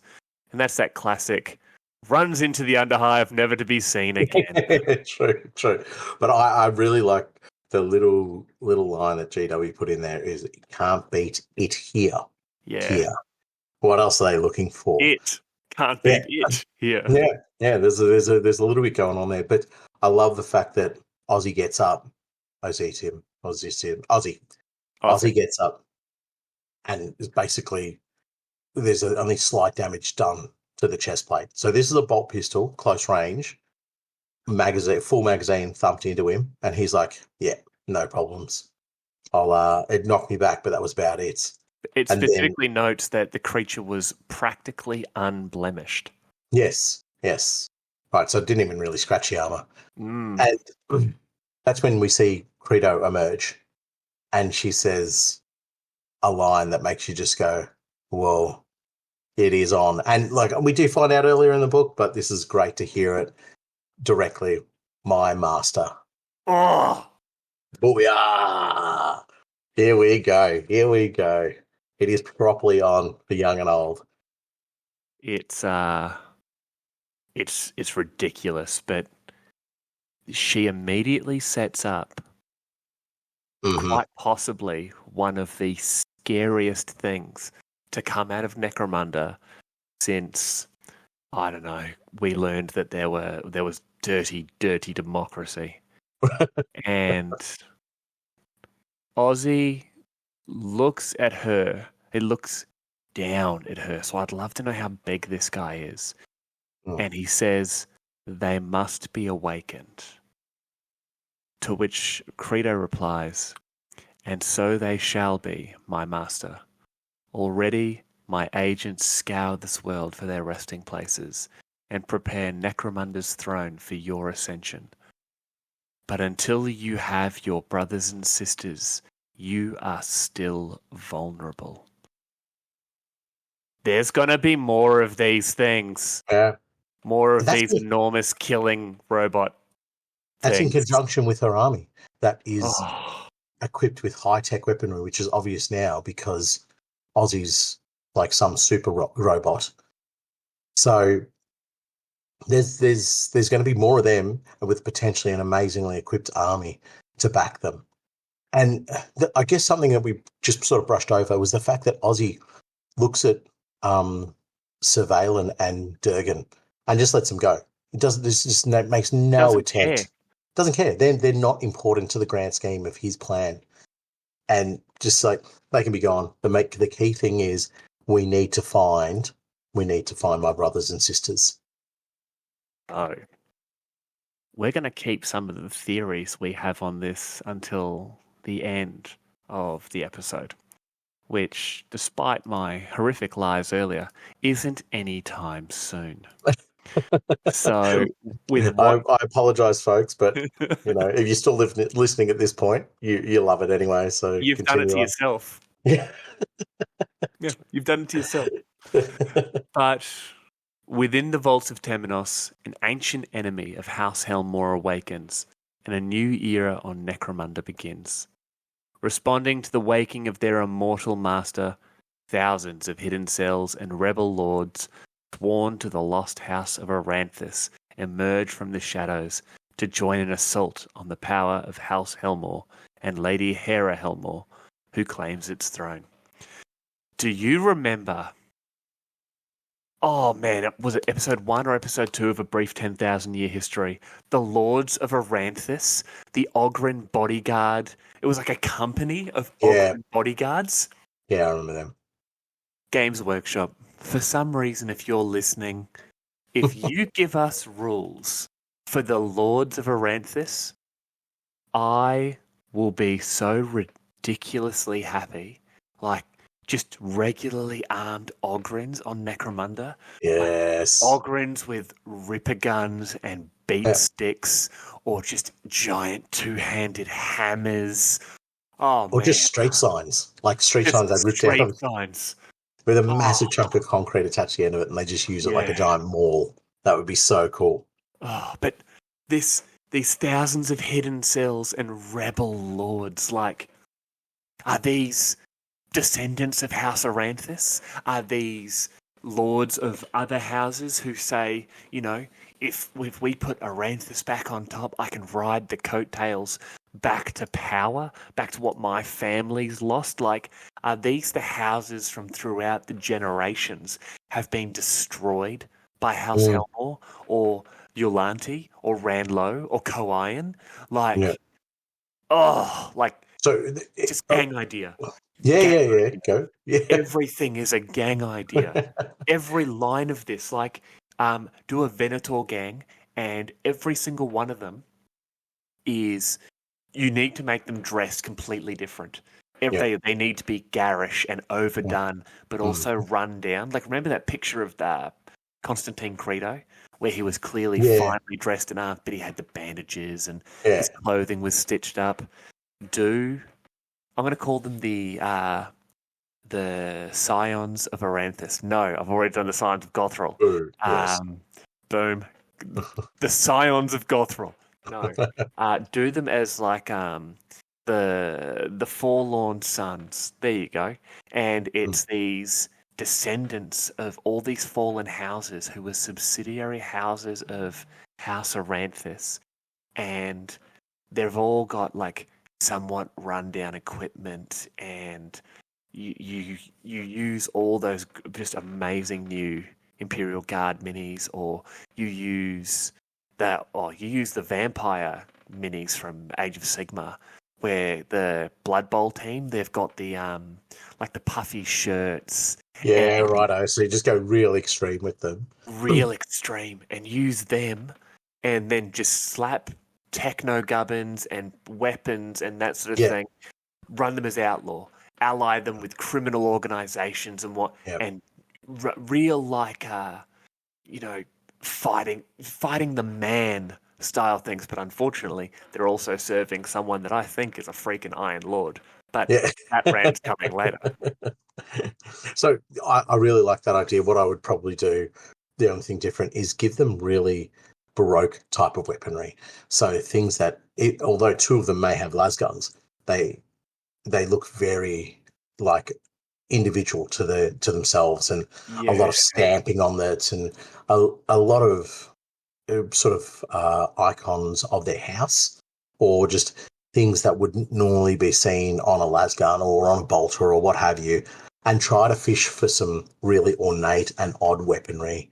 So the was it the arc rifle, something along those lines? Things like that. Just you push that idea that it's a house heirloom, and they've said our true leader has come back. So we're going to dust this bad boy off. We're going to give it to our most militaristic, most militant son, and they're going to go join this house. Oh, sorry, not this house, this gang, and they're going to be, an effective bodyguard for one of the Aranthian robots that needs to be risen. So they're hunting for one of the tombs, and just come to be like almost like treasure hunters. Yes, like I was just gonna say like Indiana Jones, but a whole gang of them.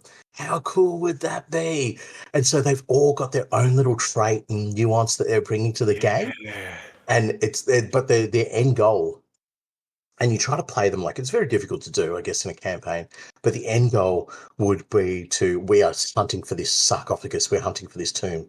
So they're hiring, anybody who, what is the ones at the Delacroix can hire the Whisper merchants. Whisper merchant, that's the one. So they're hiring Whisper merchants, and that's part of the nuance of their gang. They hire them so that they can go, well, we need this person because we're looking for the secrets. We're trying to find out.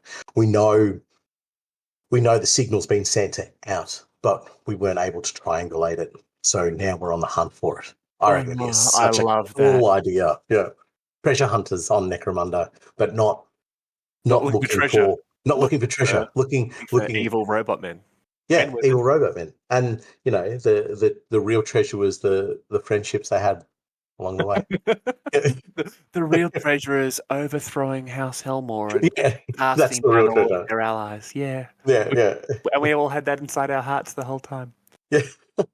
So I don't want to harp on this too much longer because we do need to sort of start looking at where the horizon is for this episode. So, yes.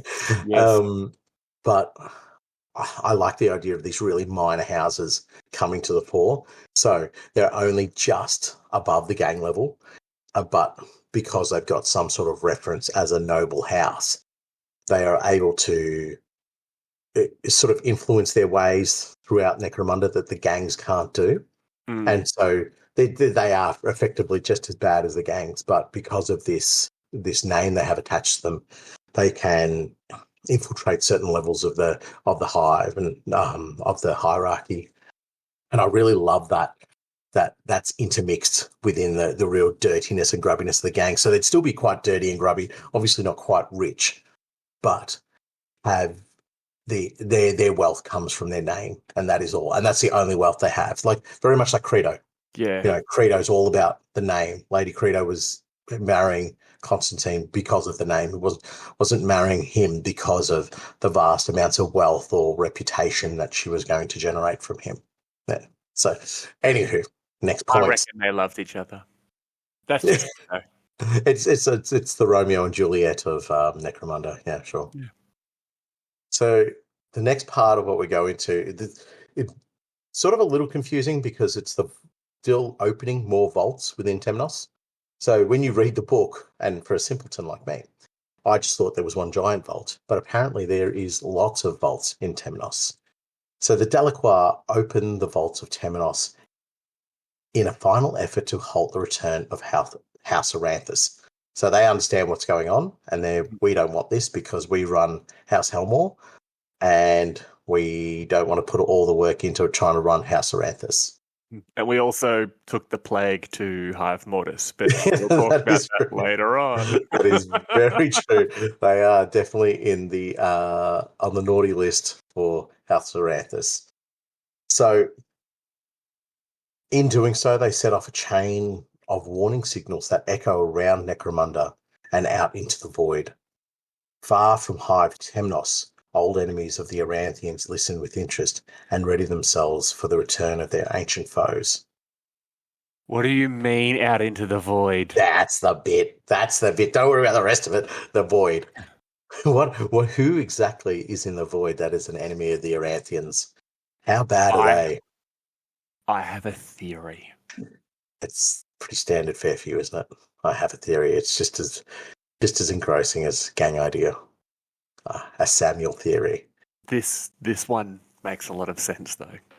Go ahead. So, do you remember way back when episode 1, Brief 10,000 Year History, when the Imperial Fists, actually conquered Necromunda, or as well as Aranaeus Prime at the time?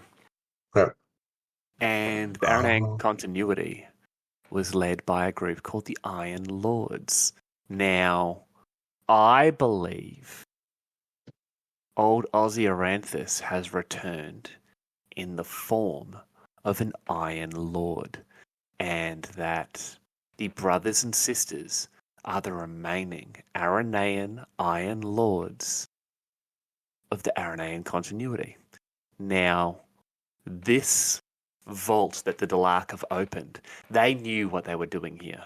They've opened this particular vault because they know when this vault is opened, a call goes out to say the Aranaean continuity has returned. Now, who that's going to, I believe it may be somehow connected either with the Imperial Fists, Boo, or do you remember the unknown Xenos species? Yes. Yeah, I do. Torched the whole system. Like, they remember, what were they? They were warp gates that they basically popped in torched Necromunda, and then popped out.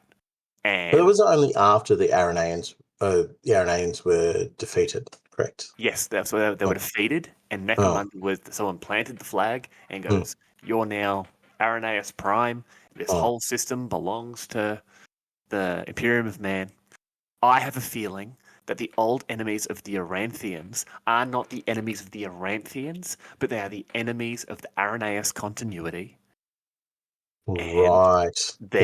And they are also the enemies of their servants, someone we've mentioned previously in a couple of episodes, actually, the members of the Acarioted Underhive drug consortium that is spreading ghast to our communities.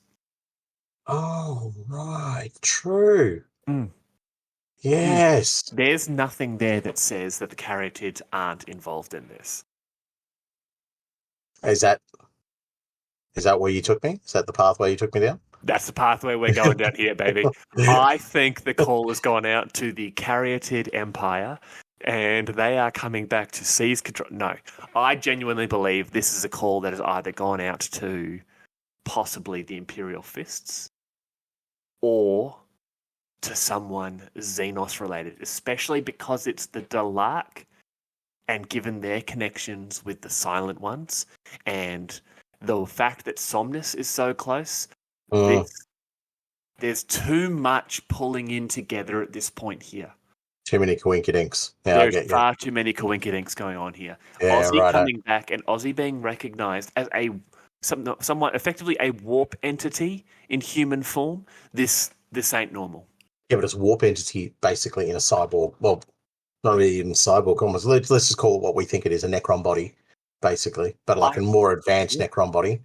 I think it's very similar to Necrodermis, yes. Yeah, so we have that with warp capacity within them, and the ability that once they are their signal is let out of the vaults, their signal goes across the void. So there's some bigger, larger tech going on, and some bigger, more intimidating elements of who they are that is being spread across Necromunda and the void. But what I do love is that the old enemies of the Aranthians listen with interest. So, and making themselves ready. So they're not quite ready to pounce yet. So they recognize that whatever's happening here isn't at danger stations just yet. We're looking at something that could potentially just still be managed on Necromunda without this ancient foe revealing themselves. So I think you're right in saying that it could be a calling to the Imperial Fist, but it could also be calling to those Xenos to say, there's a reason you destroyed the continuity. You know, there's a reason you just messed up everything, because whatever control they had over the continuity pre the Imperial invasion and the Imperial victory was lost. You know, so they've lost all that after that victory. So we're now looking at an Aranthian or a Aranaeus continuity that is potentially without the shackles of their ancient foe on them.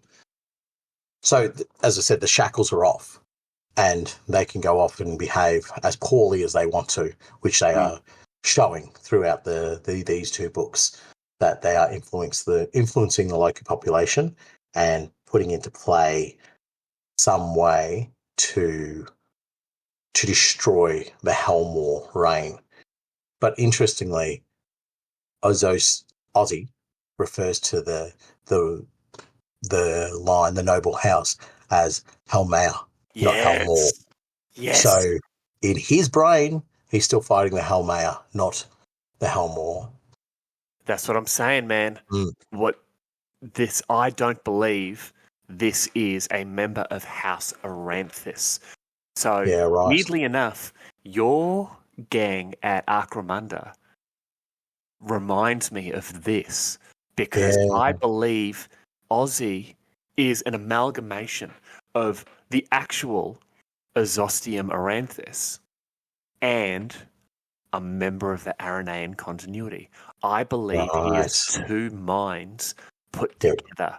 Much like Lady Credo, I believe, is a blade of of the blades, and effectively this wife of Constantine Credo, this figurehead. She's an amalgamation of the past and the present of Necromunda. Right. I believe Ozzy is that representation of the past being the Iron Lords. Yeah. And the quote-unquote present being House Aranthis. With both having the same end goal. Correct. The destruction of the Imperial House, be it Helmore or Helmaya. Yes. So that way amalgamation would work.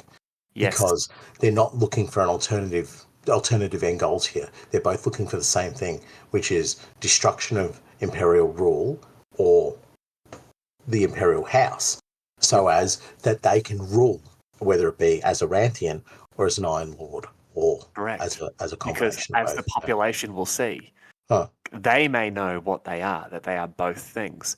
But to the population, they will simply be the return of House Aranthis. Yeah, completely 100%. Legal and justifiable replacement of an Imperial House, not removal of Imperial ruler and reinsertion of Aranaean ruler. Yeah. But that is a conspiracy theory for the end of the episode. Which now we don't really need to mention now, but yeah, we don't need to mention it now. But let's have a look at some of the crazy stuff that is going on in the timeline still. A handful of gangs still loyal to Hera battle Credo's agents in the shadows of the vaults.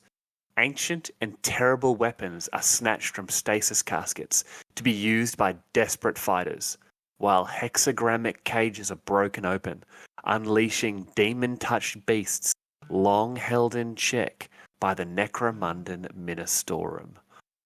Oh, buddy. What are they snatching out of these stasis caskets? I'm not even touching on the demons. That is all you. Yeah, thank you. I was going to say, I want to talk about those demon beasts. I'm imagining they're running through. There's like a grenade in this stasis casket. Like, get off. Okay, cool. They throw it, and it's like one of those void grenades. A warp grenade, yeah. Or they're pulling out weapons that, like, I don't know, like a Hrud fusel. And, they're literally sucking the life out of people and all these just crazy, like... Oh, imagine they nail some sonic weaponry. How cool would that be? Yeah. What's to say they haven't pulled up, like, the world's deadliest bass guitar and are literally ripping people apart with sound? Like, you can imagine some of the ancient and terrible weapons. Man, ancient and terrible is a very broad definition. It's a big, broad brushstroke, isn't it? Oh, man, I want to see... And let's hope it means terrible in the sense of, like, the damage it does, and not terrible in the sense that it's like a potato gun or something. Yeah, it's a potato gun, but the potato is actually a sponge. Or they're bullets that every time you shoot someone with them, they get healthier. Like, you shoot this guy and he's like, oh, man, my back feels great. Oh, that's fantastic. My asthma's gone. Listen. Keep shooting me. I want to get rid of the crow's feet. But demons, you say? Demon beast. Now be quiet, sir. The number one demon beast in my mind is a Necromundan giant clam. Infused with a demon. The most deadliest thing you can imagine. The worst possession that you could do. Like, aha, I'm finally back in real space, and oh god, I'm literally eating poop. Yeah, I'm a clam. I'm a clam. I'm a clam. No, on a serious note, the demon beast would be cool because I don't imagine them to be actual beasts, actual demons. I imagine them to be it says demon touch beast, doesn't it? So they are Necromundan beasts that have become demons or have developed some sort of demonic trait. Imagine if they picked up like a psychic ability where they can draw their foe in, or they can make them have hallucinations, and so you're getting hunted by a beast that also forces you to have hallucinations. Oh man. Or what if they're like like the they would be demons, but like furies or Oh yeah, like not necessarily full-blown demons, but yeah. Maybe warp-touched creatures or creatures that are mutants, like mutants that they just couldn't find out, they just couldn't kill, like So what chaos. if it's Spawn. mutated a beast? Yeah, Like, yes, that would be cool. Like, so it's a beast that's actually been afflicted by some sort of mutation. I wouldn't know what. That would be absolutely bonkers. So like imagine sort of millisaurs. oh my god, They don't need it, but imagine if they had extra tentacles, or they had claws protruding from them, or they actually have the demon forming from them. So it's able to have some sort of rudimentary sort of communication. do The you other rem- one, oh, sorry, do you go on. remember Keep do cutting you you off. remember the do you remember the giant spined chaos beasts? Yes, Remember, yes, it yeah, was like the green. They had it painted with the yeah. lips were all pulled back. I'm picturing things like that, or like just some of these horrific, not really demon. Basically, actually, no. You know what? They are demons. But I'm Hmm, picturing a lot of the chaos unaligned, like chaos undivided yeah. demons, like furies and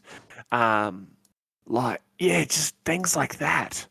See, I'm sort of going the other way. I'm imagining what the current beast of Necromunda, other than the Ambot, obviously, because it's quite immune, would be like with some sort of demonic like possession in them. So I'm going to say an obvious one. I think it's obvious, but like Slanesh touched Ripperjacks. No. No.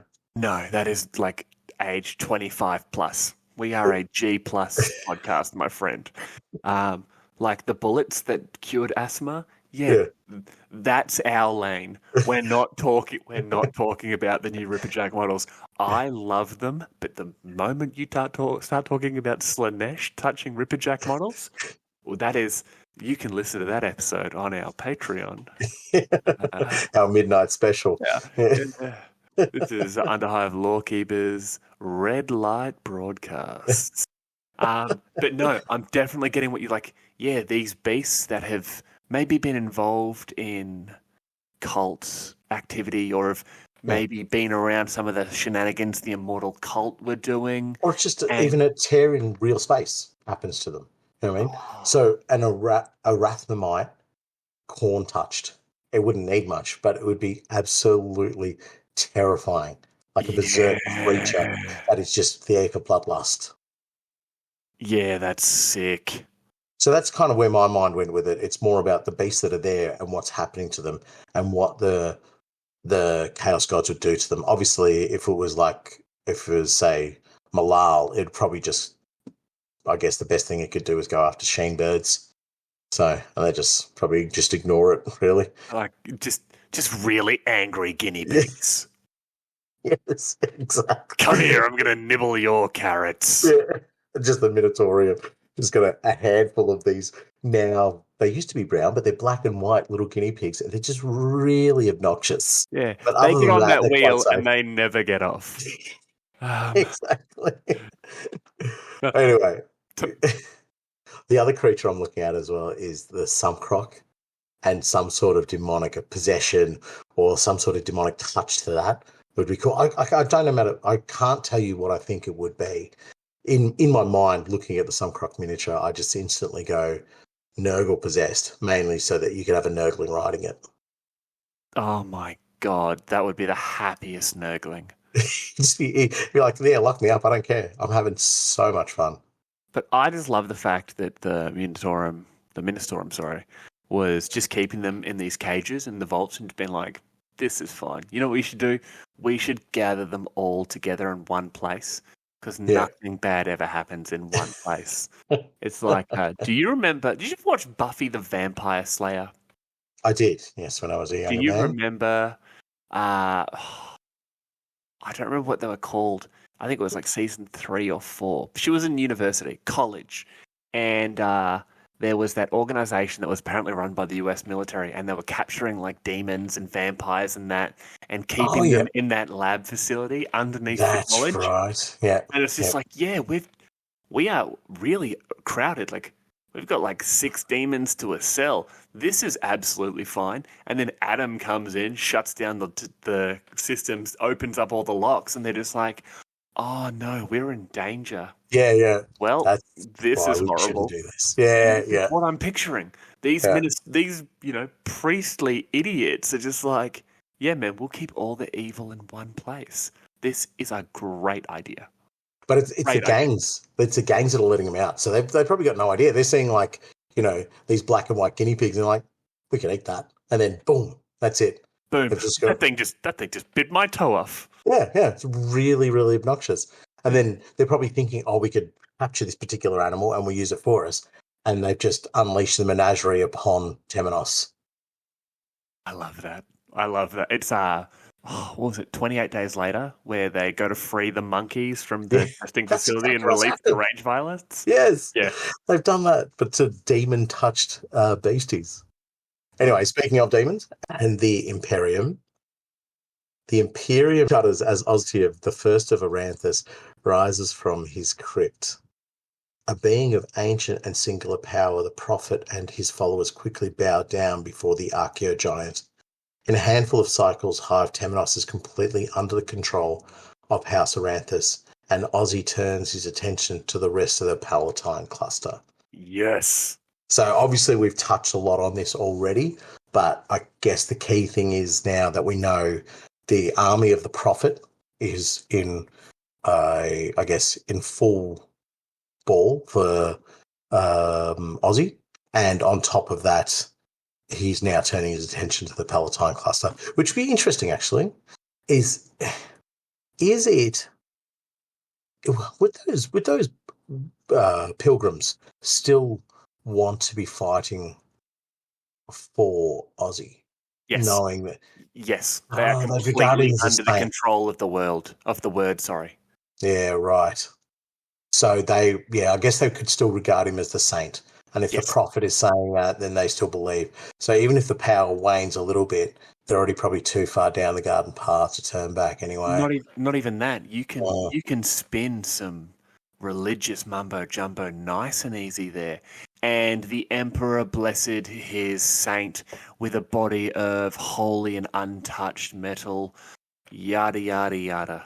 Yeah, right. Yeah. And then this, and I quote, freaking archaeogiant steps out, and you have this army of true believers going, the prophet was right.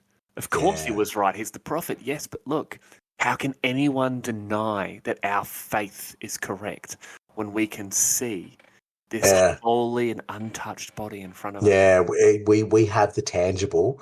We have the reality. Yeah, okay, cool. All right. Well, as I said, we've already had a good chat about old Ozzy and what that means, but I just had that question regarding the pilgrimage. So Ozzy's now got his own army that Credo leads. He's got Credo's army. He's got the Redemption, effectively House Cawdor.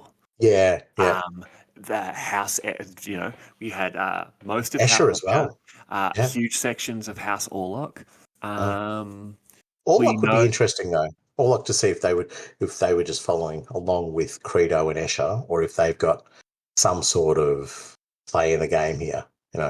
On top of that, we know Lady Credo during this time sided with a gang of renegade Van Saar to break a prisoner out of the Zolkra prison. Sorry, the Zolkra penal hive. Who definitely isn't Mad Donna Yolante.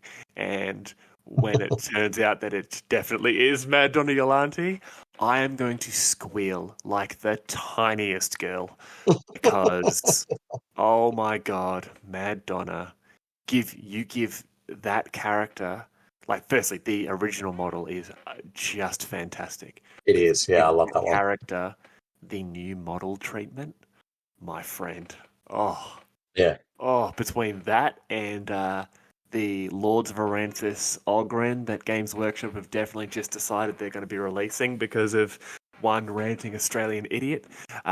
It's going to be a very, very good year for me. Yeah, no, it'll get designed and made in the next couple of months. Have GW. Yeah. But speaking of Lady Credo's army, strange white-cloaked armies are seen in the depths of the hives and out in the wastes. Emerging from the underearth, these ancient soldiers carry finely crafted archeo weapons and bear the symbol of the seven-pointed star upon burnished chest plates and helms. I'm now really worried because we've gone from a single force with that one general to now multiple armies being seen in the depths of hives and out in the wastes. And they keep saying they are merging from the underearth. So whether they are stationed under the hives permanently or they're using those tunnels that we mentioned earlier. I think you're being quite liberal with your options you're giving them, because something's just dawned on me. If you have a look at a Necron's chest piece, right in the center of it. A Necron's chest piece. Yes, have a look at that. Okay. Any particular Necron? No, not really. Okay. Pick one. Let's bring up the Overlord with Tachyon Arrow. Okay. Yep. Chest piece. Now, how many points are on that symbol? No. 1, 2, 3, 4, 5, 6. Okay.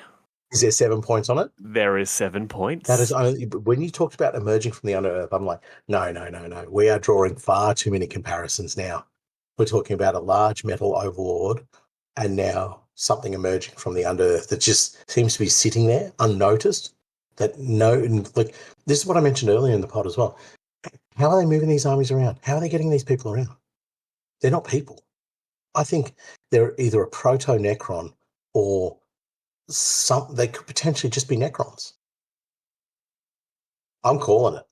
We're dealing with some sort of Necron-based tech for everything that's going on with this, with Aussie and Lady Credo's army. We've made a couple of links to sort of some of the Necron tech there, definitely. Mm-hmm. Oh, man. That symbol on the chest is too similar. Yeah, okay. I'm definitely seeing some links. Archeo weaponry. What I was going to mention, the archeo weaponry. So these ancient soldiers carry finely crafted archeo weapons. Now, I think these may be the armies of the continuity. I don't believe these are modern day men and women. I believe these are soldiers who were loyal to the Arrhenius continuity, who've managed to hide underground since the Imperial fists have captured Necromunda. Boo. And also, boo for your idea. Okay. And they were hiding underground for, 10,000 years? I think they might have been in stasis. We know stasis is a thing. So you think, and I'm getting a bit rolled up because you're going against my theory. I think your theory is fantastic. I have now some questions in regarding to the connections between the Arrhenius continuity and the Necrons. Well, okay, we'll explore your idea that they've gone into stasis underground. Are they still air-breathing, food-eating, water-drinking people or sort of creatures? They are. Yes, right. But I believe the Xenos that showed up and burned Arrhenius Prime, and I've only come up with this since your idea. I've always thought there might have been Necrons, but I'm now convinced that they are Necrons. And there were those warp gates, right? And they had this whole system, right? What if at some point the group that would become the Iron Lords have somehow discovered Necrons somewhere on Necromunda or within their system and have stolen Necrodermis and have used Necron technology to make themselves a supreme power within their system. But they've used it in a way that the local tomb world or the local sect of Necrons has been unable to awaken themselves adequately to either defend their technology being stolen, or maybe just they've just taken scarabs. Maybe they've taken some, dead Necron warriors and have reversed engineered that technology. Can't get dead Necron warriors, by the way. Yeah, They vanish. Yeah, maybe you found the tomb complex underground, and they're taking them from there. So their weaponry has been different enough that they've been able to control their system. But when the Imperial fists have come in, and destroyed, the Aranian's continuity, the local Necron tomb world has said, okay, we've only got one ship, or we've got a bunch of ships, but we now at least outnumber the forces there. So they've gone there, and there's this last-ditch effort of hiding their stolen technology. That's when they've burned Necromunda. That's when they've gone to town. So they may not necessarily be Necrons, but it may be Necron technology. I am 110% with you. That is awesome. Because when we talked about the forces that attacked Aranias Prime, or the Aranias continuity, they had lightning weapons. So this all works out. So these are like a pseudo Necron that has been somehow manipulated, used on Necromunda at the time of it being the Aranias continuity. And then when the Necrons have had an opportunity to come and stomp them out and eliminate their technology so the Imperium can't get its dirty grubbies on it, they've taken that opportunity. They've scorched the whole freaking planet. I love it. Yep, 100%. That's exactly what happened. You've heard it here, folks. We know for fact that Necrodermis can be affected and changed into, different forms. For example, the arm of Honsu of the Iron Warriors. I believe the Primarch of the Iron Hands, old Headless Timmy himself. No, I shouldn't be putting... Ferris Manners. Shouldn't be putting shame on him there. Steve loves the Iron Hands. I know. And is one of the reasons I don't like them, because he likes them. And that's just one of the reasons. There's many reasons. It's widely believed that Ferris Manus' arms were from Necron technology. Yeah, righto. Yep. And so we know it can be manipulated. And the way it's described, like when you talk about Honsu, for example, his arm is a living metal. It can be damaged, and then it heals itself, And righto, yeah. So that's how I'm viewing old Aussie there, because these bolt round after round after round. They didn't do anything. And exactly. It was slightly scuffed, and it's just almost as if it was healing itself. Yes. Like, this is just too similar, if you know what I mean. Many coinkydinks. I'm with you. Yeah. I believe. Yeah, I believe this is a mixture of Dark Age of technology, shenanigans, and stolen Necron technology. I totally agree with that theory as well. It's because it's not good enough to be the Necron tech. Exactly. You know what I mean? It's not good enough to be there, but it's good enough that they were able to tap into it. They were able to exploit it. They were able to do something, and enough to create their own armies that they went, we're going to bury these armies, or these are our clay warriors, and so we're going to bring them back. We're going to bring them back when we need to waken up our lords, which is the brothers and sisters. But that's great there, because you're looking at it and going, hey, these Imperials are coming at us. This is our last planet. They've forced us back from a system to a cluster to just one planet. So what we're going to do, we're going to bide our time. And the high-ranking members of the continuity will go under, because it was already a hive. There were already hives here. And worst case scenario, dig yourself a deep enough hole and then dig left, right, north, south, whatever you want. You can get to wherever you need. And you keep these troops in stasis, like they're ready to go whenever you want. But also, complete side note, the troops. Remember how they're described? White cloak, white armor, tall helmets. Have you ever looked at the Lumineth Realm Lords from Age of Sigmar? Because I want you to have a look at the Alarith Stone Guard. They've got those badass hammers and the bull like totems coming off their back. Yep. You rip off the totems. No, those totems are coming off their helmets. But you get rid of the totems. You get rid of the hammers. In fact, you don't even need to get rid of the hammers on some of them.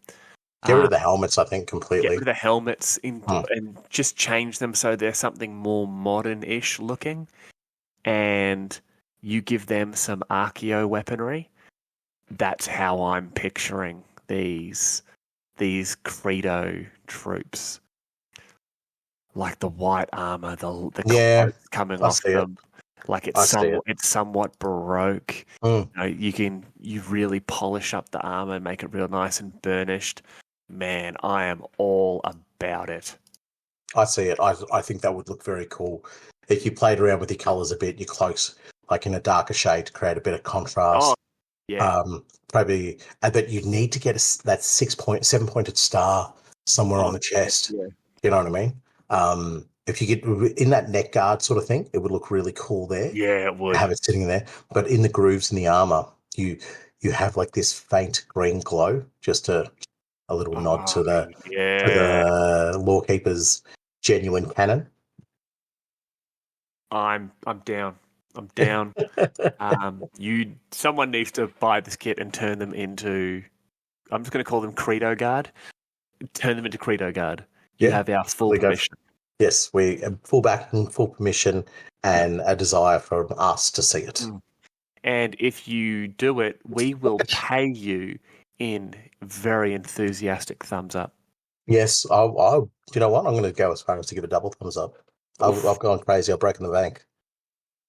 Scummers, you'll be crazy not to make these for us right now. But right. Now that we've unraveled the truth, let's move on to the second last point. Across Necromunda, more of Credo's agents reveal themselves. Centuries of planning has placed them in almost every clan, house, and hive on the world. And with the voice of their master now speaking to them, they set about tearing down the web of alliances holding House Helmore in power. So what we talked about, the army being revealed at Cinderak City, that was obviously jumping the gun. This is when it was supposed to be revealed. Yep. When Ozzy came out of his box, that's when they went, okay, all systems go, flick it into gear, let's go find the brothers and sisters, and let's wreck the place completely. Yeah. You called that last episode, you were saying it just seems too early, and you're right. I think this is when she expected the Credo Guard to actually be released. God. But yeah, you say it with such confidence that I'm like, Credo Guard, what are the Credo? Oh, wait, yes, no, I know what they are. No, it's just because I'm sick of saying the army of Lady Credo. The Credo Guard. This is when the Credo Guard should have been sort of unleashed on the world. Because they are the armored fist that can allow all these other agents to break these alliances. And it's crazy because they're setting about tearing down the web of alliances, holding House Helmore in power. Because as we've said a couple of times now, just because your daddy was a Helmore doesn't mean you're in charge. The houses have to back you. You must have the funds and ability to back yourself. With no alliances, you ain't the governor. Yep. 100%. Now, the last point here is something just a little bit silly. Because Lady Hera fortifies the spire against an unexpected attack from Hive City, now firmly in the grip of the Prophet, puppet of Azostium. Unknown to the matriarch of House Helmore, her defences have already been breached by the carelessness of her half-brother, Cal Jericho, and his unwashed companion, Scabs. Now, I love Cal Jericho. I think he's fantastic, but he really stuffed up here. So we know that for some reason, Lady Credo has hired Cal Jericho to break into Hive Primus and then to, I guess, steal or kidnap the casket containing his father, our mate Ronti Helmore. So, obviously, while doing this, Cal runs into his half-sister, and as you can imagine, the two of them have a calm, rational, and very mature conversation. But unfortunately, the two of them ended up trying to kill each other, and the fight was only ended when Scabs pulls out his plasma gun and fires at Lady Hera, basically saying he doesn't vote for her, overloading her personal shield, and the two of them flee with the stasis casket in tow. So that is the world's most awkward carry-on luggage for when you get back down Hive and you need to get onto, the subway or stratoplane, or maybe you can get the Air Guild to loan you one of their Zeppelins. It's going to be weird trying to explain that to immigration, Yeah, but we know that Carl actually uses his geno mapping or his geno code to get all the way up to the spire so that they recognize him as a Helmore. So he'll be doing that on the way down too. He's like, yep, I'm a Helmore, he's a Helmore, we're Helmores. Yeah. I'm a Helmore, and he has one taken from a Palatine Enforcer captain. Yes, he is a Palatine Enforcer captain. Knight Enforcer captain. Did I say Palatine? Yes, he's a captain. All right, cheese it, and they just start shooting everyone. Yeah, exactly.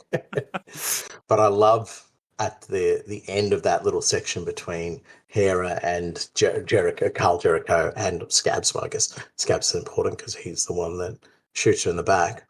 Yeah, brilliant. While cowering away, he's just like, nah, this is going to end badly if Carl goes. I'll shoot her once in the back.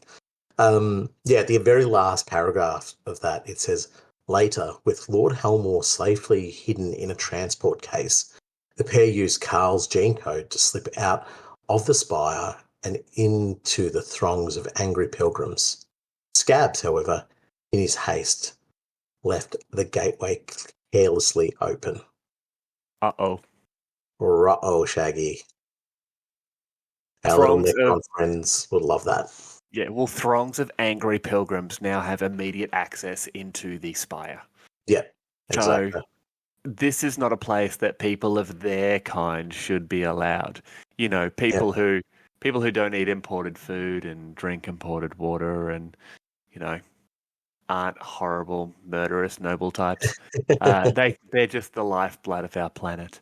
Yeah. But yeah, it's not going to end up being a good day for Lady Hera. But no, but we'll find that out in the next book. Yeah, the next episode, because that is the last section of the timeline, I guess. Yeah. So that's been a lot. It has been a lot, but I firmly believe we have cracked the code in this. Yes. Yeah. Oh man, 100%. 100%. I don't care what James Workshop himself writes. They are bastardized, Necron, Dark Age of technology, like cyborg amalgamations. Yep, 100%. I will accept nothing less. Now, put that in miniature form. Yes. Oh, imagine that. Pseudo-Necrons in miniature form. Oh, God. That would be cool. I'm just picturing modern sculpts of those old school Necron pariahs, because that's just what I have in my mind now, where they are. It's almost the muscular system, but in armor plate. Oh man, it'd be so good. Yeah, because they don't talk about what they look like. Their faces look like. No. This is the important bit. We haven't heard that one single description about what they look like upon their faces. We've heard about their body armor and their cloaks and their weapons, but just that little tiny nugget of detail has been left away from us. Anyway, we could continue going on, but we won't. I guess we can cover off the characters that we see spawning from this book. Yeah, so from this, once again, we have 4 characters to speak of here. The Prophet of the Redemption, Axe and Hammer, Scourge of the Spider Points, Durgan Killfist, Champion of the Broguebone, and Scrutinator Primus Cervellin. Now, Cervellin has appeared previously in a book, but given that she is, let's be honest, one of the central characters of this book here, we definitely want to talk about her. Maybe not as at length as we'd like to. I would love to do an episode on the enforcers themselves eventually, and we can hopefully talk about her then.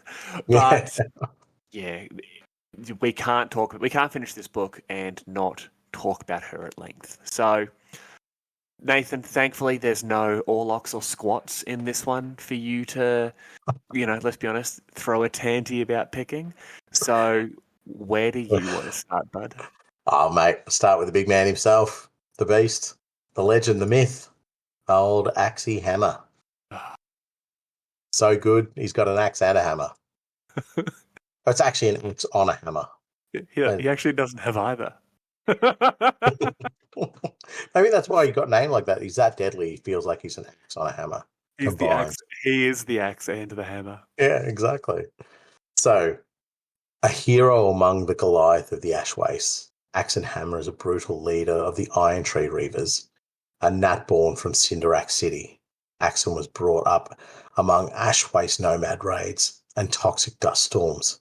Even from his early days as a prospect, Axion's talents leaned not just into killing outlanders and winning fistfights, but also working on the maulers, rigs, and runners of his clan.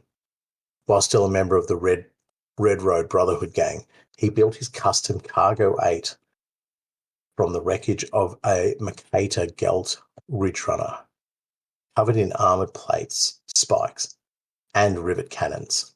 He daubed it the Behemoth, and set about carving out a bloody name for himself and his gang in the Great Crater and beyond. Today, Axon is an adventurer and road warrior who stalks the spider points in the shadow of the Palatine cluster. He plagues the Orlock trade routes, so much so that the clan has placed a massive bounty on his head, and operates out of both Primus and Trasior for his Goliath masters. He also ranges far and wide across the great equatorial wastes, is reputed to have explored the warrens beneath the Cinder Deeps, and even as far as the tunnels that connect the Dust Wall to the ruins of Hive Secundus. Good old Hive Secundus. Always there. Yeah, always gets a mention. During the Great Darkness, Axon joined with Gorshiv in the attack on Cinderac City and the Ash Gates, personally scouring the spider points of Escher outriders.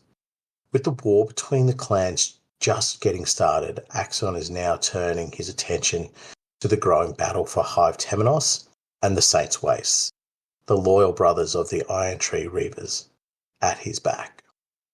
I love Goliath characters so much. Very cool. Yeah.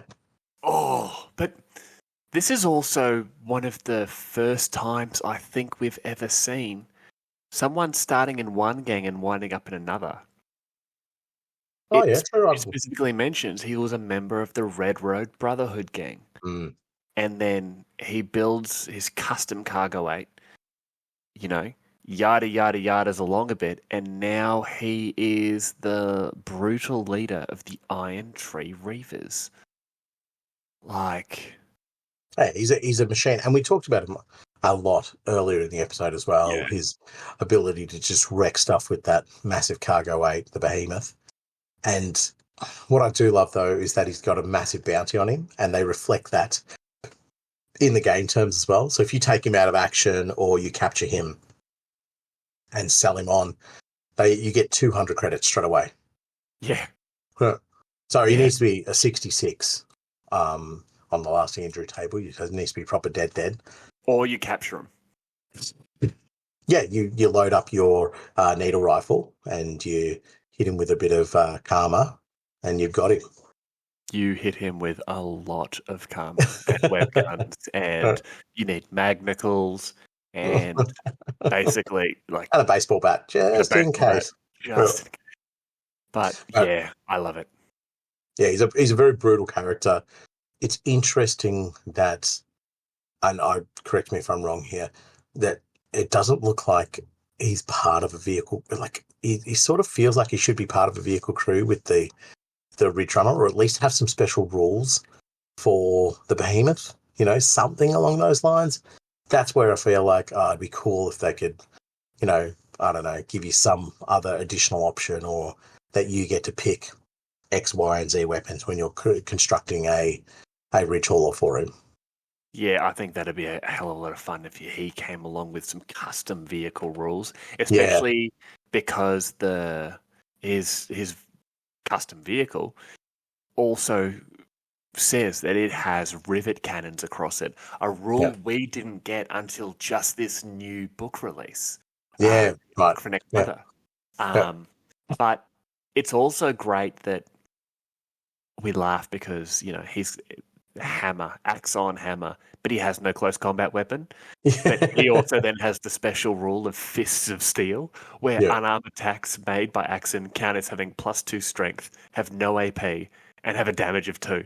And his base strength 4 as well, so he goes up to strength 6. His hammers are literally his fists. Yeah. Just ridiculous. And tiny little Ferrus Manus. He's a tiny Ferrus Manus, but he still has a head. Yeah. But he's also an outlaw. So if you're law abiding, you just can't get him. Sorry, bud. Yeah, because he's a raider and a naughty no good. I love that. And you only like him because you don't seem to like the Orlocks for some ridiculous reason. And the Orlocks hate this guy. Oh wow, shock horror. What a coincidence there. I didn't mean for that to happen at all. I know I've got some people commenting about my comments on Orlocks out there, and I just like to be noticed, I think. Yeah. Speaking of people who like to be noticed, I'm going to jump in and take someone who I really didn't like at first, and then as we started actually diving in to the books here, I've really come to love him, and that is Durgan Killfist, champion of the Brokebone. Before the Great Darkness, little was known about Durgan Killfist. A rabble-rouser and outlaw pit fighter, his reputation was built upon what little information leaked out of the underhives of Hive Trazior. Stories had him as a rebel leader of an outlaw Goliath gang, more interested in turning the Hive into their own personal fighting arena than doing anything for House Goliath or its allies. In the mayhem that followed the death of Lord Helmore, Durgan emerged from the shadows to tame the cultist uprisings in the bowels of Hive Trazior.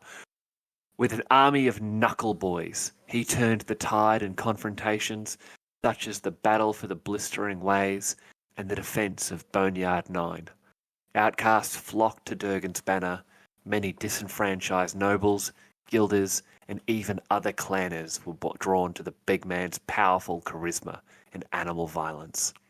After Trazior, Durgan and his boys headed out into the wastes and came to the aid of Cinderak City during the first great Ash Waste nomad raids. Here, Durgan made a stand in the Brokebone fighting pits, opening its doors to the wastes and welcoming any challengers to join him on the killing floor. It was during this period of extreme close quarters violence that Durgan earned the title Champion of the Brokebone. Goliath gangers from all across the wastes praising his strength and fury. However, when the Overtyrant called on Durgan to attack Cinderak City and drive out the Escher, he once again turned his back on his clan, taking his outcasts and heading out into the wilderness. Hell to the yes. Everything about him just says, Ash Waste's badass. I want to know who these knuckle boys are. I'm picturing, just pit fighters and... Yeah, they would be. Just, rogues and vagabonds and, for lack of a better term, just down hive shit kickers. who who are all collected around, like, 'cause it says here, like, around his charisma and his power, and they're all just following Durgan and just being like, well, you know what? This guy believes in me. No one else has ever believed in me before. This guy says I can fight and be part of something. I'm going to join him. And funeral next week. Yeah. And funeral next week, yes. But also, I love the way where it's just like old Gunfist is like, oi, you're a Goliath. I'm the king of Goliath. Get rid of the Escher. He's just like, oh, yeah, I'm just going to pop down to the... See ya. Yeah. Catch you later, boss. Everyone, get in the trucks. We're out of here. Why? Yeah. Guys trying to make us do stuff. Yeah, he's making us do Goliath stuff, and we don't want to do Goliath stuff. We do Durgan stuff. Yeah. Yeah, but he's a really cool character in the game, mainly because he doesn't come with very many special rules at all. He's just got our cast leaders, and he's also toughness 5. So he's a very straightforward. He's purely a battering ram. You can set and forget him, sort of thing. Set him up, send him in, 3 attacks at strength 4 with the kill fist, which is just ridiculous. Just +1. Yeah, well, it's +1, damage 2, and pulverize. So absolutely wrecks face. Got the cruncher, and I believe it was called a Durgan stick. Sorry, a Durgan stick. And in opposition to Axion, doesn't really have a shooting weapon. He has frag grenades, but like not actually a shooting weapon. You don't need shooting weapons when you have a freaking meat tenderizer connected to a power fist. Oh my god. Yeah. I love it. Like I just want to start a gang of knuckle boys. I want a Durgan kill fist model. I want just a bunch of like just muscle bound morons that aren't necessarily Goliaths. And just be like, I don't have guns in this gang. I'm going to drown you in fists and bites and chainsaw foreheads. I just, when you say they don't have to be Goliaths, I just imagine it's like the local gym crew. Just all roided out to the nines. It's like, yeah, look at this. Just like fully buffed up. Even like, one of your muscle ladies from Escher just fully buffed out as well. It's like, yeah. We just follow Durgan because he's like the gym leader. All right, guys, this is what we're going to do. We're going to fight these nomads. We're going to push them back. Yeah. And after that, guys, we're hitting those traps. Oh, yeah. Yeah, that gets the bigger cheer. Like, yeah, it's like, yeah. What's that? Yeah. What's double leg day? Oh, yeah. And you can just imagine they're doing squats. Like they're picking up nomads, breaking their backs over their shoulders, and then squatting with them. Yeah, absolutely. And just like consistent amounts of pre-workout just being snorted and gulped down every section. So you just like that's their friends on. There's 4 of the Timmytown locos who have been hired to just stand 20 feet behind them and shoot them with needle rifles with needles from their needle rifles full of pre-workout and Monster Energy drink. Anytime I'm at the gym, there's just a bunch of dudes drinking Monster Energy drink. Yeah, it's me. I'm that dude. Just drinking Monster Energy drink. But yes, Knuckle Boys are a gym crew. Done. Gym crew led by the old meat tenderizer power fist. Yep. I love it. I love it. I guess we'll go on to the big cheese out of the special characters here. Ooh. The man, I guess, a bit of a myth as well. The Prophet of the Redemption. The Prophet. And oh, man. I'm not too sure, Sam. I think we might have spoken a little bit about the Prophet during the episode. Not 100%. No. Oh, we mentioned him a couple. Oh, maybe. Maybe. Yeah. Oh, look, I'll do the read on him anyway. Yeah, just talk about him anyway, just in case. We just sort of tick a box. The Prophet, as he became widely known to his followers and foes alike, emerged from the ruins of Cinderak City in the wake of the battle between the Goliaths and the Escher. On a planet overrun with madmen and high preachers, he might well have just become one more crazed voice in the crowd, had it not been for the strange relic he carried. the ancient remains of a redemptor priest held aloft on a pole. The relic was surrounded by a palpable aura of devotion, and those who looked upon it felt as if the God Emperor himself stood before them. Such was the faith it inspired.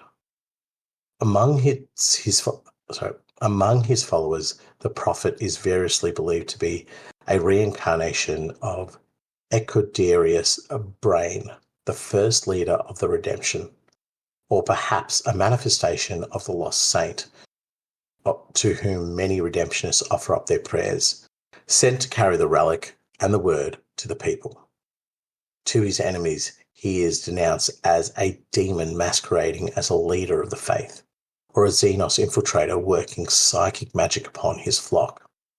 The truth, as it is often the case, might lie somewhere between the two. It is said that the prophet speaks to the relic.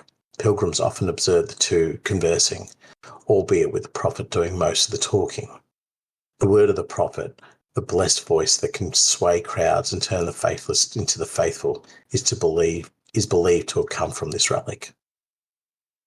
Though he carries only the skeletal remains of the saint and the banner they rest atop, the prophet can walk into any battle with little fear for his life.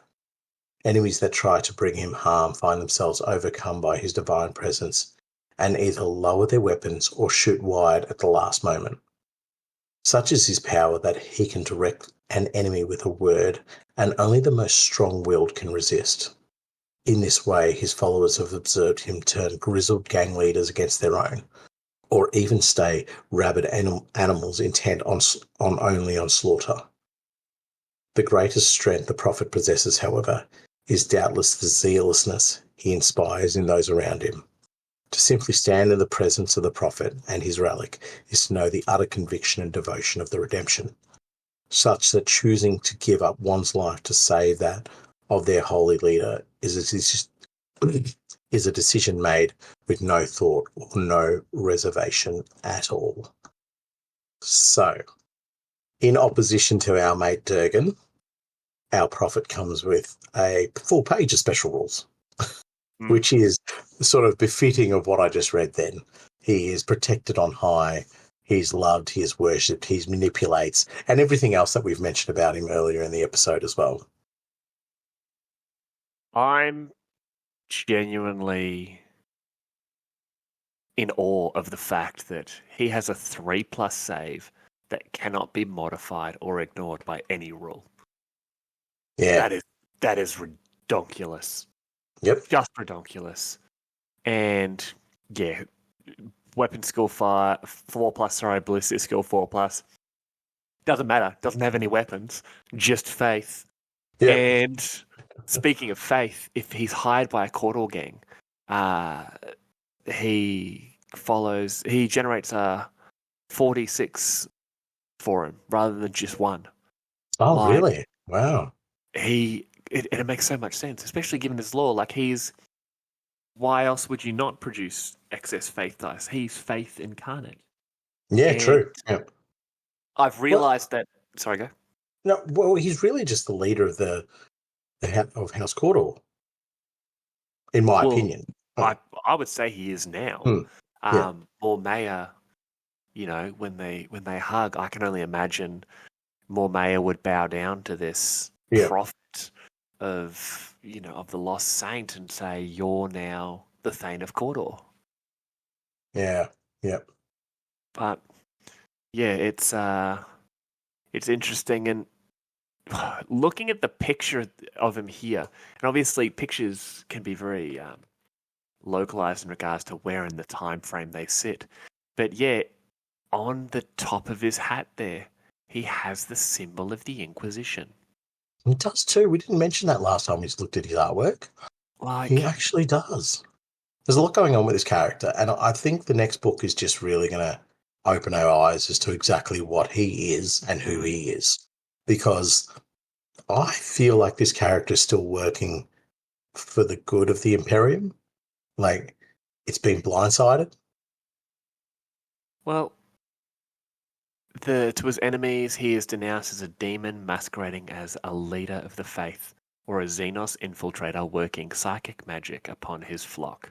The truth, as is often the case, might lie somewhere between the two. We know he's using some warp magic or something to do with the word. We know that's not natural. Do I think he's a demon? No, because Surveillance never felt that way about him. Yeah, true. Yeah. Do I think he's a Xenos? Unlikely. Do I think that mayhaps he is interacting with humanity through both the Imperial and Xenos, aka Necron interference? Abso-freaking-lutely. Yeah, righto. So I think it's right. It is somewhere between the two of them. I don't know. I just get good vibes off him. Nah. I think he's not a naughty no good. I think he's a misguided naughty no good. I can't see it, man. I can't see it. But he's also an outlaw. I don't want to go too deep into him because I genuinely have a feeling we're going to see a lot more about him next episode. And that's not even me saying that because between me and Nathan, this may shock you, we write the episodes. We haven't gotten to that part yet. I just have a feeling we're going to see some more of his story come out. Yeah. But I like him. I like him, but I don't trust him. Yeah, I don't know. Maybe he's working on me, but his word is working on me, but I trust him. We'll see how we go with it. I guess that moves on to Scrutinator Primus Surveillance. Oh, man. If there is one individual within the Palanite Enforcers who embodies terror more than any other, it would be Scrutinator Primus Surveillance. A high-ranking member of the Palanite Scrutinators, the specialist investigation and interrogation form of the Enforcers. She has personally uprooted more criminal organizations and deviant cults than any other in her trade in living memory. Such is her success rate, the Provost Marshal himself has awarded her the right to carry his personal seal, a warrant against which no door on Necromunda is barred. The secret of surveillance power is, however, known only to a few. Though tall and bearing a severe countenance, the Scrutinator Primus is neither physically imposing nor especially dangerous in combat, and yet those in her presence squirm to be under her gaze. Prolonged contact driving them into fits of anxiety as they try to get away from something they find utterly disturbing, but cannot name. This is because Surveillance is a psychic null, also known as an untouchable, pariah, or a blank, and all living things instinctively recoil from her presence. These gifts, combined with the Scrutinator Primus's keen investigative mind and ruthlessness, have proven the end of many a cult. Surveillance does not routinely wade into the midst of battle alone. For her protection, the Provost Marshal has assigned Surveillance a Palanite pattern cybermastiff, designated KB88. The robotic dog is never far from Surveillance, shadowing her every step and watching her back, ready to tear apart anyone who would threaten its master. And also her model is freaking sick. Yeah, it's a very nice miniature, isn't it?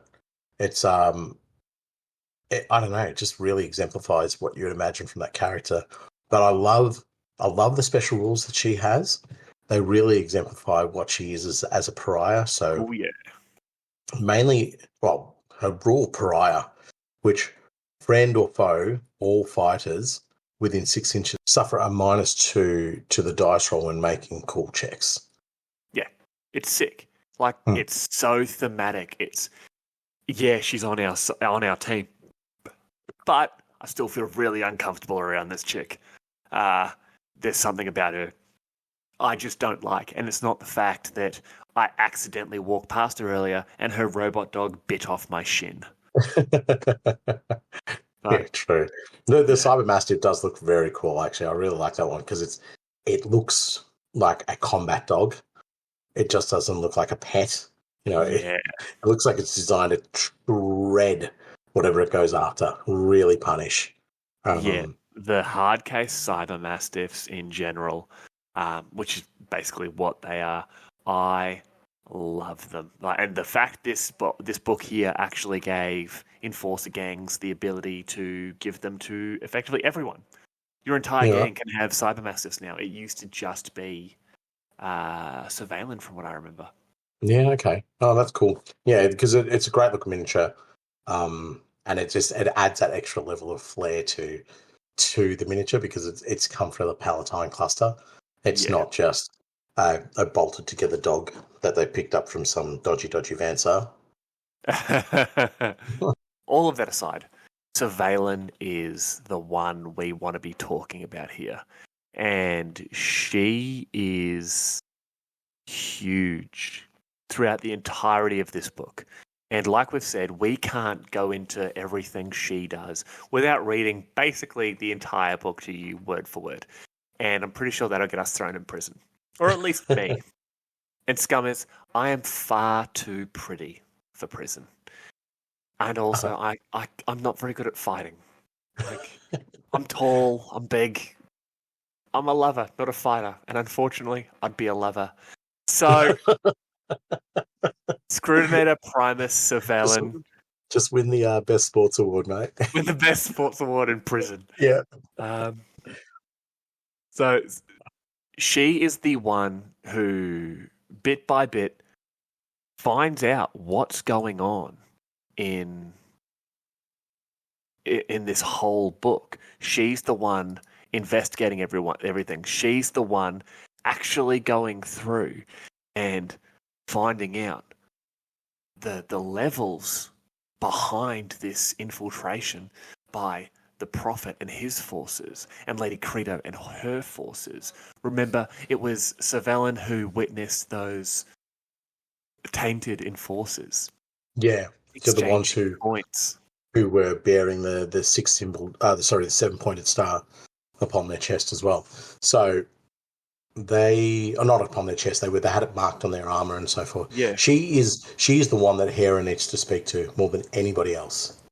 So as much as Hera knows what's going on, that her planet's in upheaval, it's all the little nitty-gritty details. It's the key names, faces, and particular events that are happening that only Severin has knowledge of, and she is the one that Hera is going to probably have to lean on the most in the next book.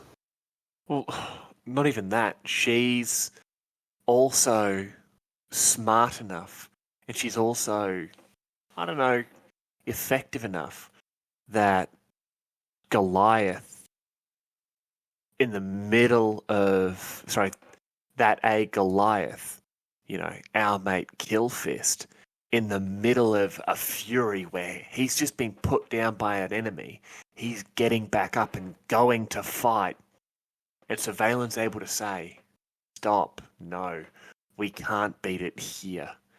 And Durgan resists, possibly because of the fact that, she's a pariah. No one feels comfortable around them. But he sees the wisdom in what she's saying, and they skedaddle on the ASAP. Yeah, but she's able to influence him, and I don't think it's just because of the fact that she's a blank. It's because she probably exerts that aura of control and success, and is able to say, and confidence, and saying, I know how to survive here. Where the rest of the enforcers got absolutely hammered by the pilgrimage, I was the one to get into the vaults. Where everybody else was getting absolutely rained on, I was able to ally with the Delacroix and make my situation more tenable.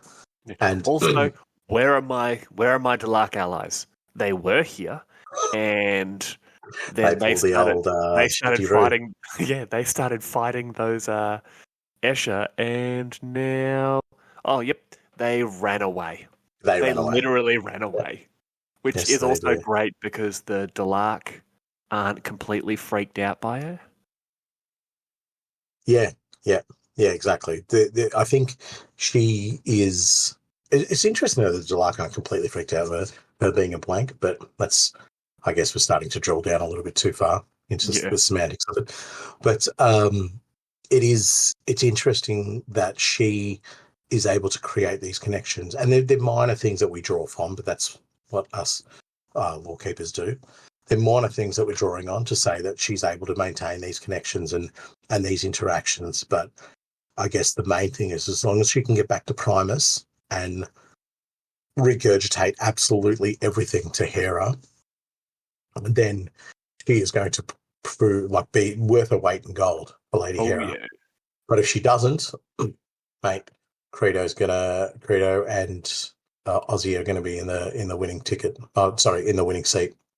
Yeah, she's definitely going to be the linchpin for a lot of what's going to happen in that third book, I'm reckoning. Yeah, I think so. And that is the last of those 4 characters coming from this book. But Nath, I know you are not going to let me close off this episode without us first talking about the crusading gangs. Yeah, crusading gangs are probably the coolest coolest rules part that comes out of this book. You begin to take away the mantle. You take away the mantle from House Cawdor. They're not only the ones who can be the religious nutters now.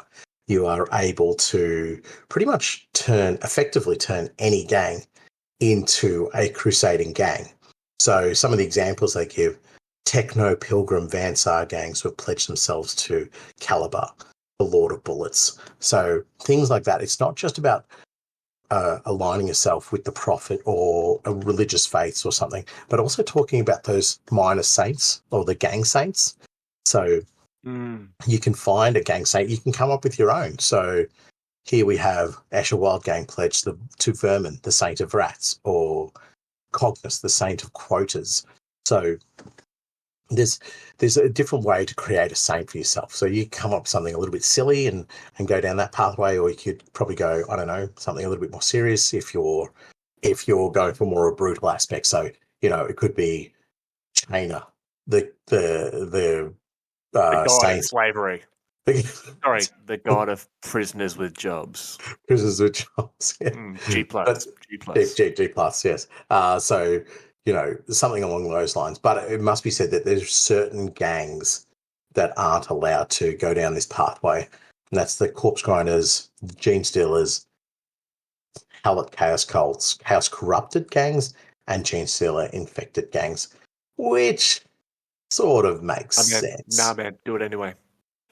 Just change the saints. Like, be a Zinchian tainted Vansar gang and pledge yourself. Hell, still pledge yourself to Caliber, the Lord of Bullets, who just happens to be represented by this one, tainted preacher.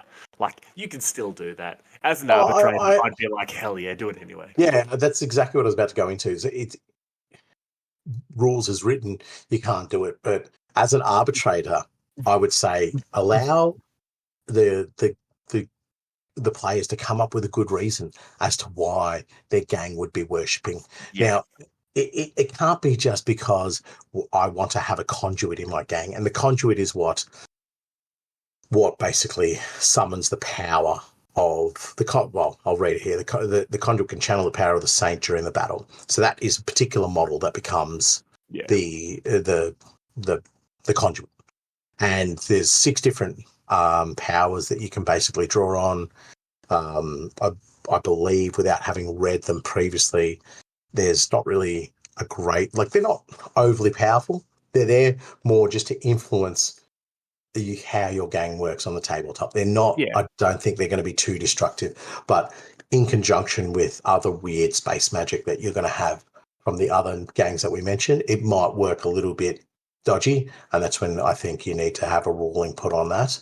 But if you can come up with, say, Bodlius, the god of many arms or something, or that okay, I'm listening. That would be a great that would be a great patron saint for that Zinchi and Vansar gang I said before.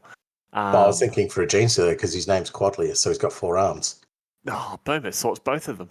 Yeah, exactly. Well, they pray to the same god, and the god just hasn't quite made up their mind. Am I part of the Hive fleet, or am I with the big chicken? I don't know. Yet to make my decision on that. Weirdly enough, though, it would be impossible for any of those saints to be connected to Malal at all because no one's praying there. Shout out to Punk Taku for just being the one person to basically call me on all of our Malal insults. Sorry, bud, but it's too Malal fun. only has one supporter out there in the whole world. Shock horror. Oh no, did not see that coming. The numbers have gone up. Yeah. So the gang itself, I think, it's just a freaking cool prospect. And what we mentioned earlier about the Enforcer Crusader gang, I had a little bit more of a think about that. Yeah, You would still make them look really grimy and dirty and so forth, but then where their Imperial Eagle is, where their Aquila sits on their chest armor, with the red bar going through it and the white chest piece to it sit on, it would have this super golden, highly polished, burnished Imperial Aquila and a pristine white chest piece and this beautifully maintained and kept red bar through it, so that it doesn't matter where you're looking at them from the front, you would understand that these are the Crusaders coming for you. And that, like, the rest of their armor can be dirty, their weapons can be grubby, and it would make sense to be hunting down, rogue redemptionists and so forth. Yeah. So this would be a gang on the move. This would be a gang constantly fighting, constantly getting its gear battered, but they take the time to maintain their Aquila and the field around the Aquila to show their devotion. And I think that's what needs to happen with a lot of these gangs. Whichever way you're wanting to display your devotion, it needs to be exemplified more than anything else on the gang, more than your, OSL lighting or, your non-metallic metal highlights or anything. Where the devotion and the faith is shown, that needs to be just overtly accentuated on the miniature, because that is what represents a cult gang or a crusading gang. Yeah. Oh, man. Oh, I don't want to do it, but gang idea. So many gang ideas. Oh, it's ridiculous. It's almost like shooting fish in a barrel. Yeah. Oh. Well, the original 6 saints that you have to select from in this regards, and Nathan's mentioned a couple of them here. I'm just going to give a very, very brief outline on them there. So first you have Cognis, the saint of quotas, and quotas are everything on Necromunda. Meeting them often means the difference between life and death. As such, shrines to Cognis are displayed throughout the Underhive, and offerings left by those wishing to be spared the Overseer's wrath. So next is Caliber, the Lord of Bullets. St. Caliber, the Lord of Bullets, is prayed to throughout the Underhive. Each time a ganger hopes they can get one more shot out, tries to use a makeshift ammo, turns a plasma pistol up to full power, or desperately searches for a reload, their name is invoked. Then we have Gelt, the Saint of Coin. Credits are a universal language on Necromunda. Many a ganger prays for more credits to head their way. Shrines devoted to Gelt spring up everywhere where coins change hands, in the hopes that this blessing will be passed on. After that, we have good old Glurg. Sounds exactly like what he is god of, gunk. So when you tip out some gunk, you get the Glurg sound. Gunk is in many ways the lifeblood of Necromunda. It lubricates machinery, it can be burned as fuel, it even sustains you in dire straits. So I guess, a lot of your ash wasters would be praying to Glurg. Good old Glurg. Good old Glurg, mate. And anybody who's just a bit short on the old wild snake and having a little sip of Glurg as well. You would have to be hard up. Hard up, yes. Absolutely. Second last, we have Vermin, the Saint of Rats. Rats are everywhere in the Underhive, impossible to eradicate and always able to survive. These traits are held in high esteem in the lower depths, and gangs wishing to survive in the most inhospitable climes will often pray to Vermin to grant them the rat's ability to adapt and thrive. There is a certain piper I know who worships vermin. Oh, I got some more. I got some in the Did you get? post. You got some more rats? That's I've got awesome. some more. That's I've cool. got It's some going to more. happen. Mate, I'm so close. I'm still like 75 away, but I'm closer. That's better than being 76 away. Exactly. Big tick of the box. And finally, we have the last one, the best one, Shanks, the Saint of Knives. The knife is the most basic yet important part of any Underhiver's equipment.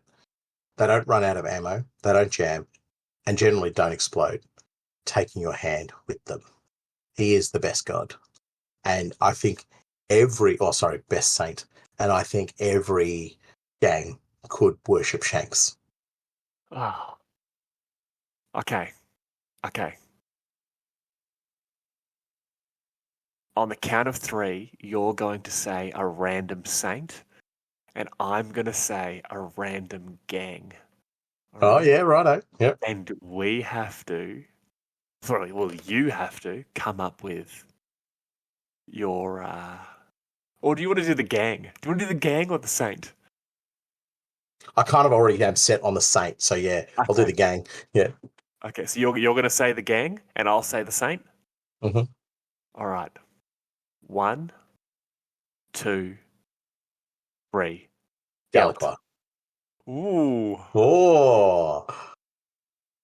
Gelt with the Delacroix. Sort of works. Yeah, you could have them mainly focused on their profits.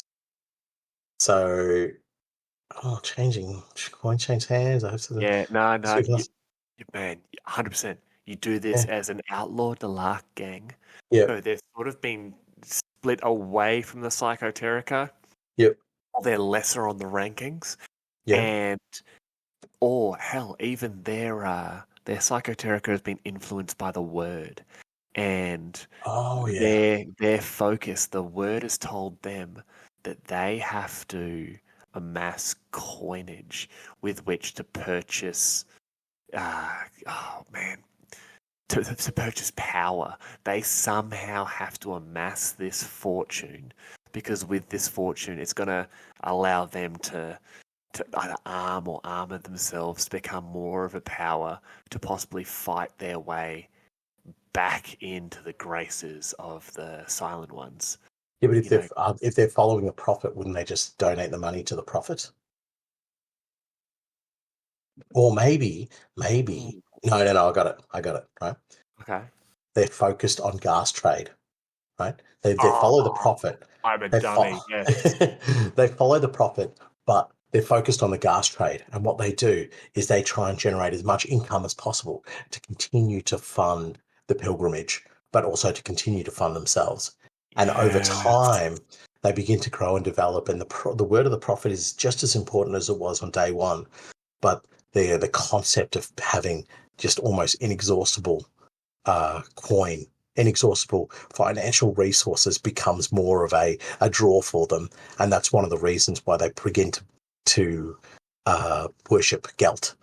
So they're still worshipping the prophet, but they're like, Gelt is the most important thing, because we can do anything with this amount of money. We don't need the words of the Psychoterica.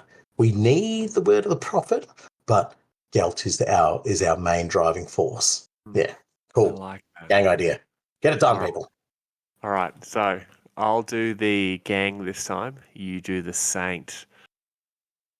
Okay. It could be anything except cultists and gene stealer cults. Okay. Oh, you wouldn't include nomads in this. Oh, you might. No, you can. You could. Yeah, you can. Yeah. All right. 3, 2, 1. All Vermin. Perfect. Because exactly what they are. Mate, this is easy. I would go an Orlok gang who has gone down Hive, chasing, rumors of the sort of the motherlode of raw metals and materials available down there. But as they're getting there, there's not a lot of food. You know, they're getting cuts and injuries and that sort of thing there. And so they're praying to vermin for the ability to survive the hazardous environments they're going into beyond what your regular Orlok is able to sort of fight back on. Like, Yeah. effectively, rat. Oh man, I'm basically just talking about rat skins here. Like rat cloaks, or that have like fetishes that were tails, sort of like nailed to their armor. Yeah. Sort of them praying to vermin, being like, these rats that we consume to sustain our life are sent to us by you. Oh, That's cool. But like they would have giant rats as part of their gang as well. oh yeah, yep, So they're followed by them and they keep them around. And the whole idea is that if we can keep them around, there's the small little injuries we get. The rats might even just nibble off that mutated finger or that corrupted bit of skin that I have or diseased bit of skin. They'll gnaw that off, and if we pray to vermin, that'll heal. Yeah. Oh, Yeah. you would basically need to hire purchase as many. What's the word? As many giant rat pets as possible. Yeah, Oh. absolutely. And then, as you say, like they've got all the cloaks and so forth on them, but I see them. Sorry. But I see them devolving a little bit as well. So the longer they're down there, the less all Lockean they would look. You know what I mean? They would become more feral looking, and they embrace that because they say, for us, it's a cool concept of them. It's for us, they look at the rats and they say, if the rats can survive down here, if the scabbies can survive down here, or whatever scummers can survive, surely we can survive. We're House Orlok, we are King of Kings. So as they study the rats, they begin to embrace the concept of how that rat lives down in the dark holes and want to take on the way they move, the way they function. Yeah, that's cool. Yeah. See, and these are just things we've sort of come up with there. Imagine if you put more than 3 seconds of thought into this process, some of the gangs you could come up with. Yeah, I've got a good one, but I'll talk about it at the end of the next episode, I think. Oh, really? Yes. I'm picturing Escher, who worship Shank, and you're literally going to have them as an army of maybe wild runners, super focused on close combat. I was supposed to be surprised now. Was that it? No. Oh, man. Of course not. Oh, I would have felt so cool. Yeah. All right. I think we're done. I think we're done. Closing thoughts. What do we think? Let's not do closing thoughts. We have got enough going on. No. I want 8 words or less. Okay, go again. Closing thoughts. All right. Closing thoughts. What do we think? I love this book. I think it's fantastic. It brings into Necromunda something that is not explored enough other than with Cawdor. Religious craziness. But it's the upheaval that we're seeing, and also the fact that we are seeing some very, very alien and different concepts and personnel now open and active on Necromunda. So I think it's so far it's been my favourite out of the two. The Cinderak Burning is most certainly the scene setter, but this is the Empire Strikes Back. This is the Two Towers part of the trilogy. It's the real chunky bit. Okay. Wow. Big call. Rules of Yardland really needs to work hard to keep Vaults of Temenos from being your absolute favourite. All right. Yep. Cool. Your thoughts, sir? What do you think? I hated it. I hated everything about it. I don't want to start a gang of knuckle boys at all right now.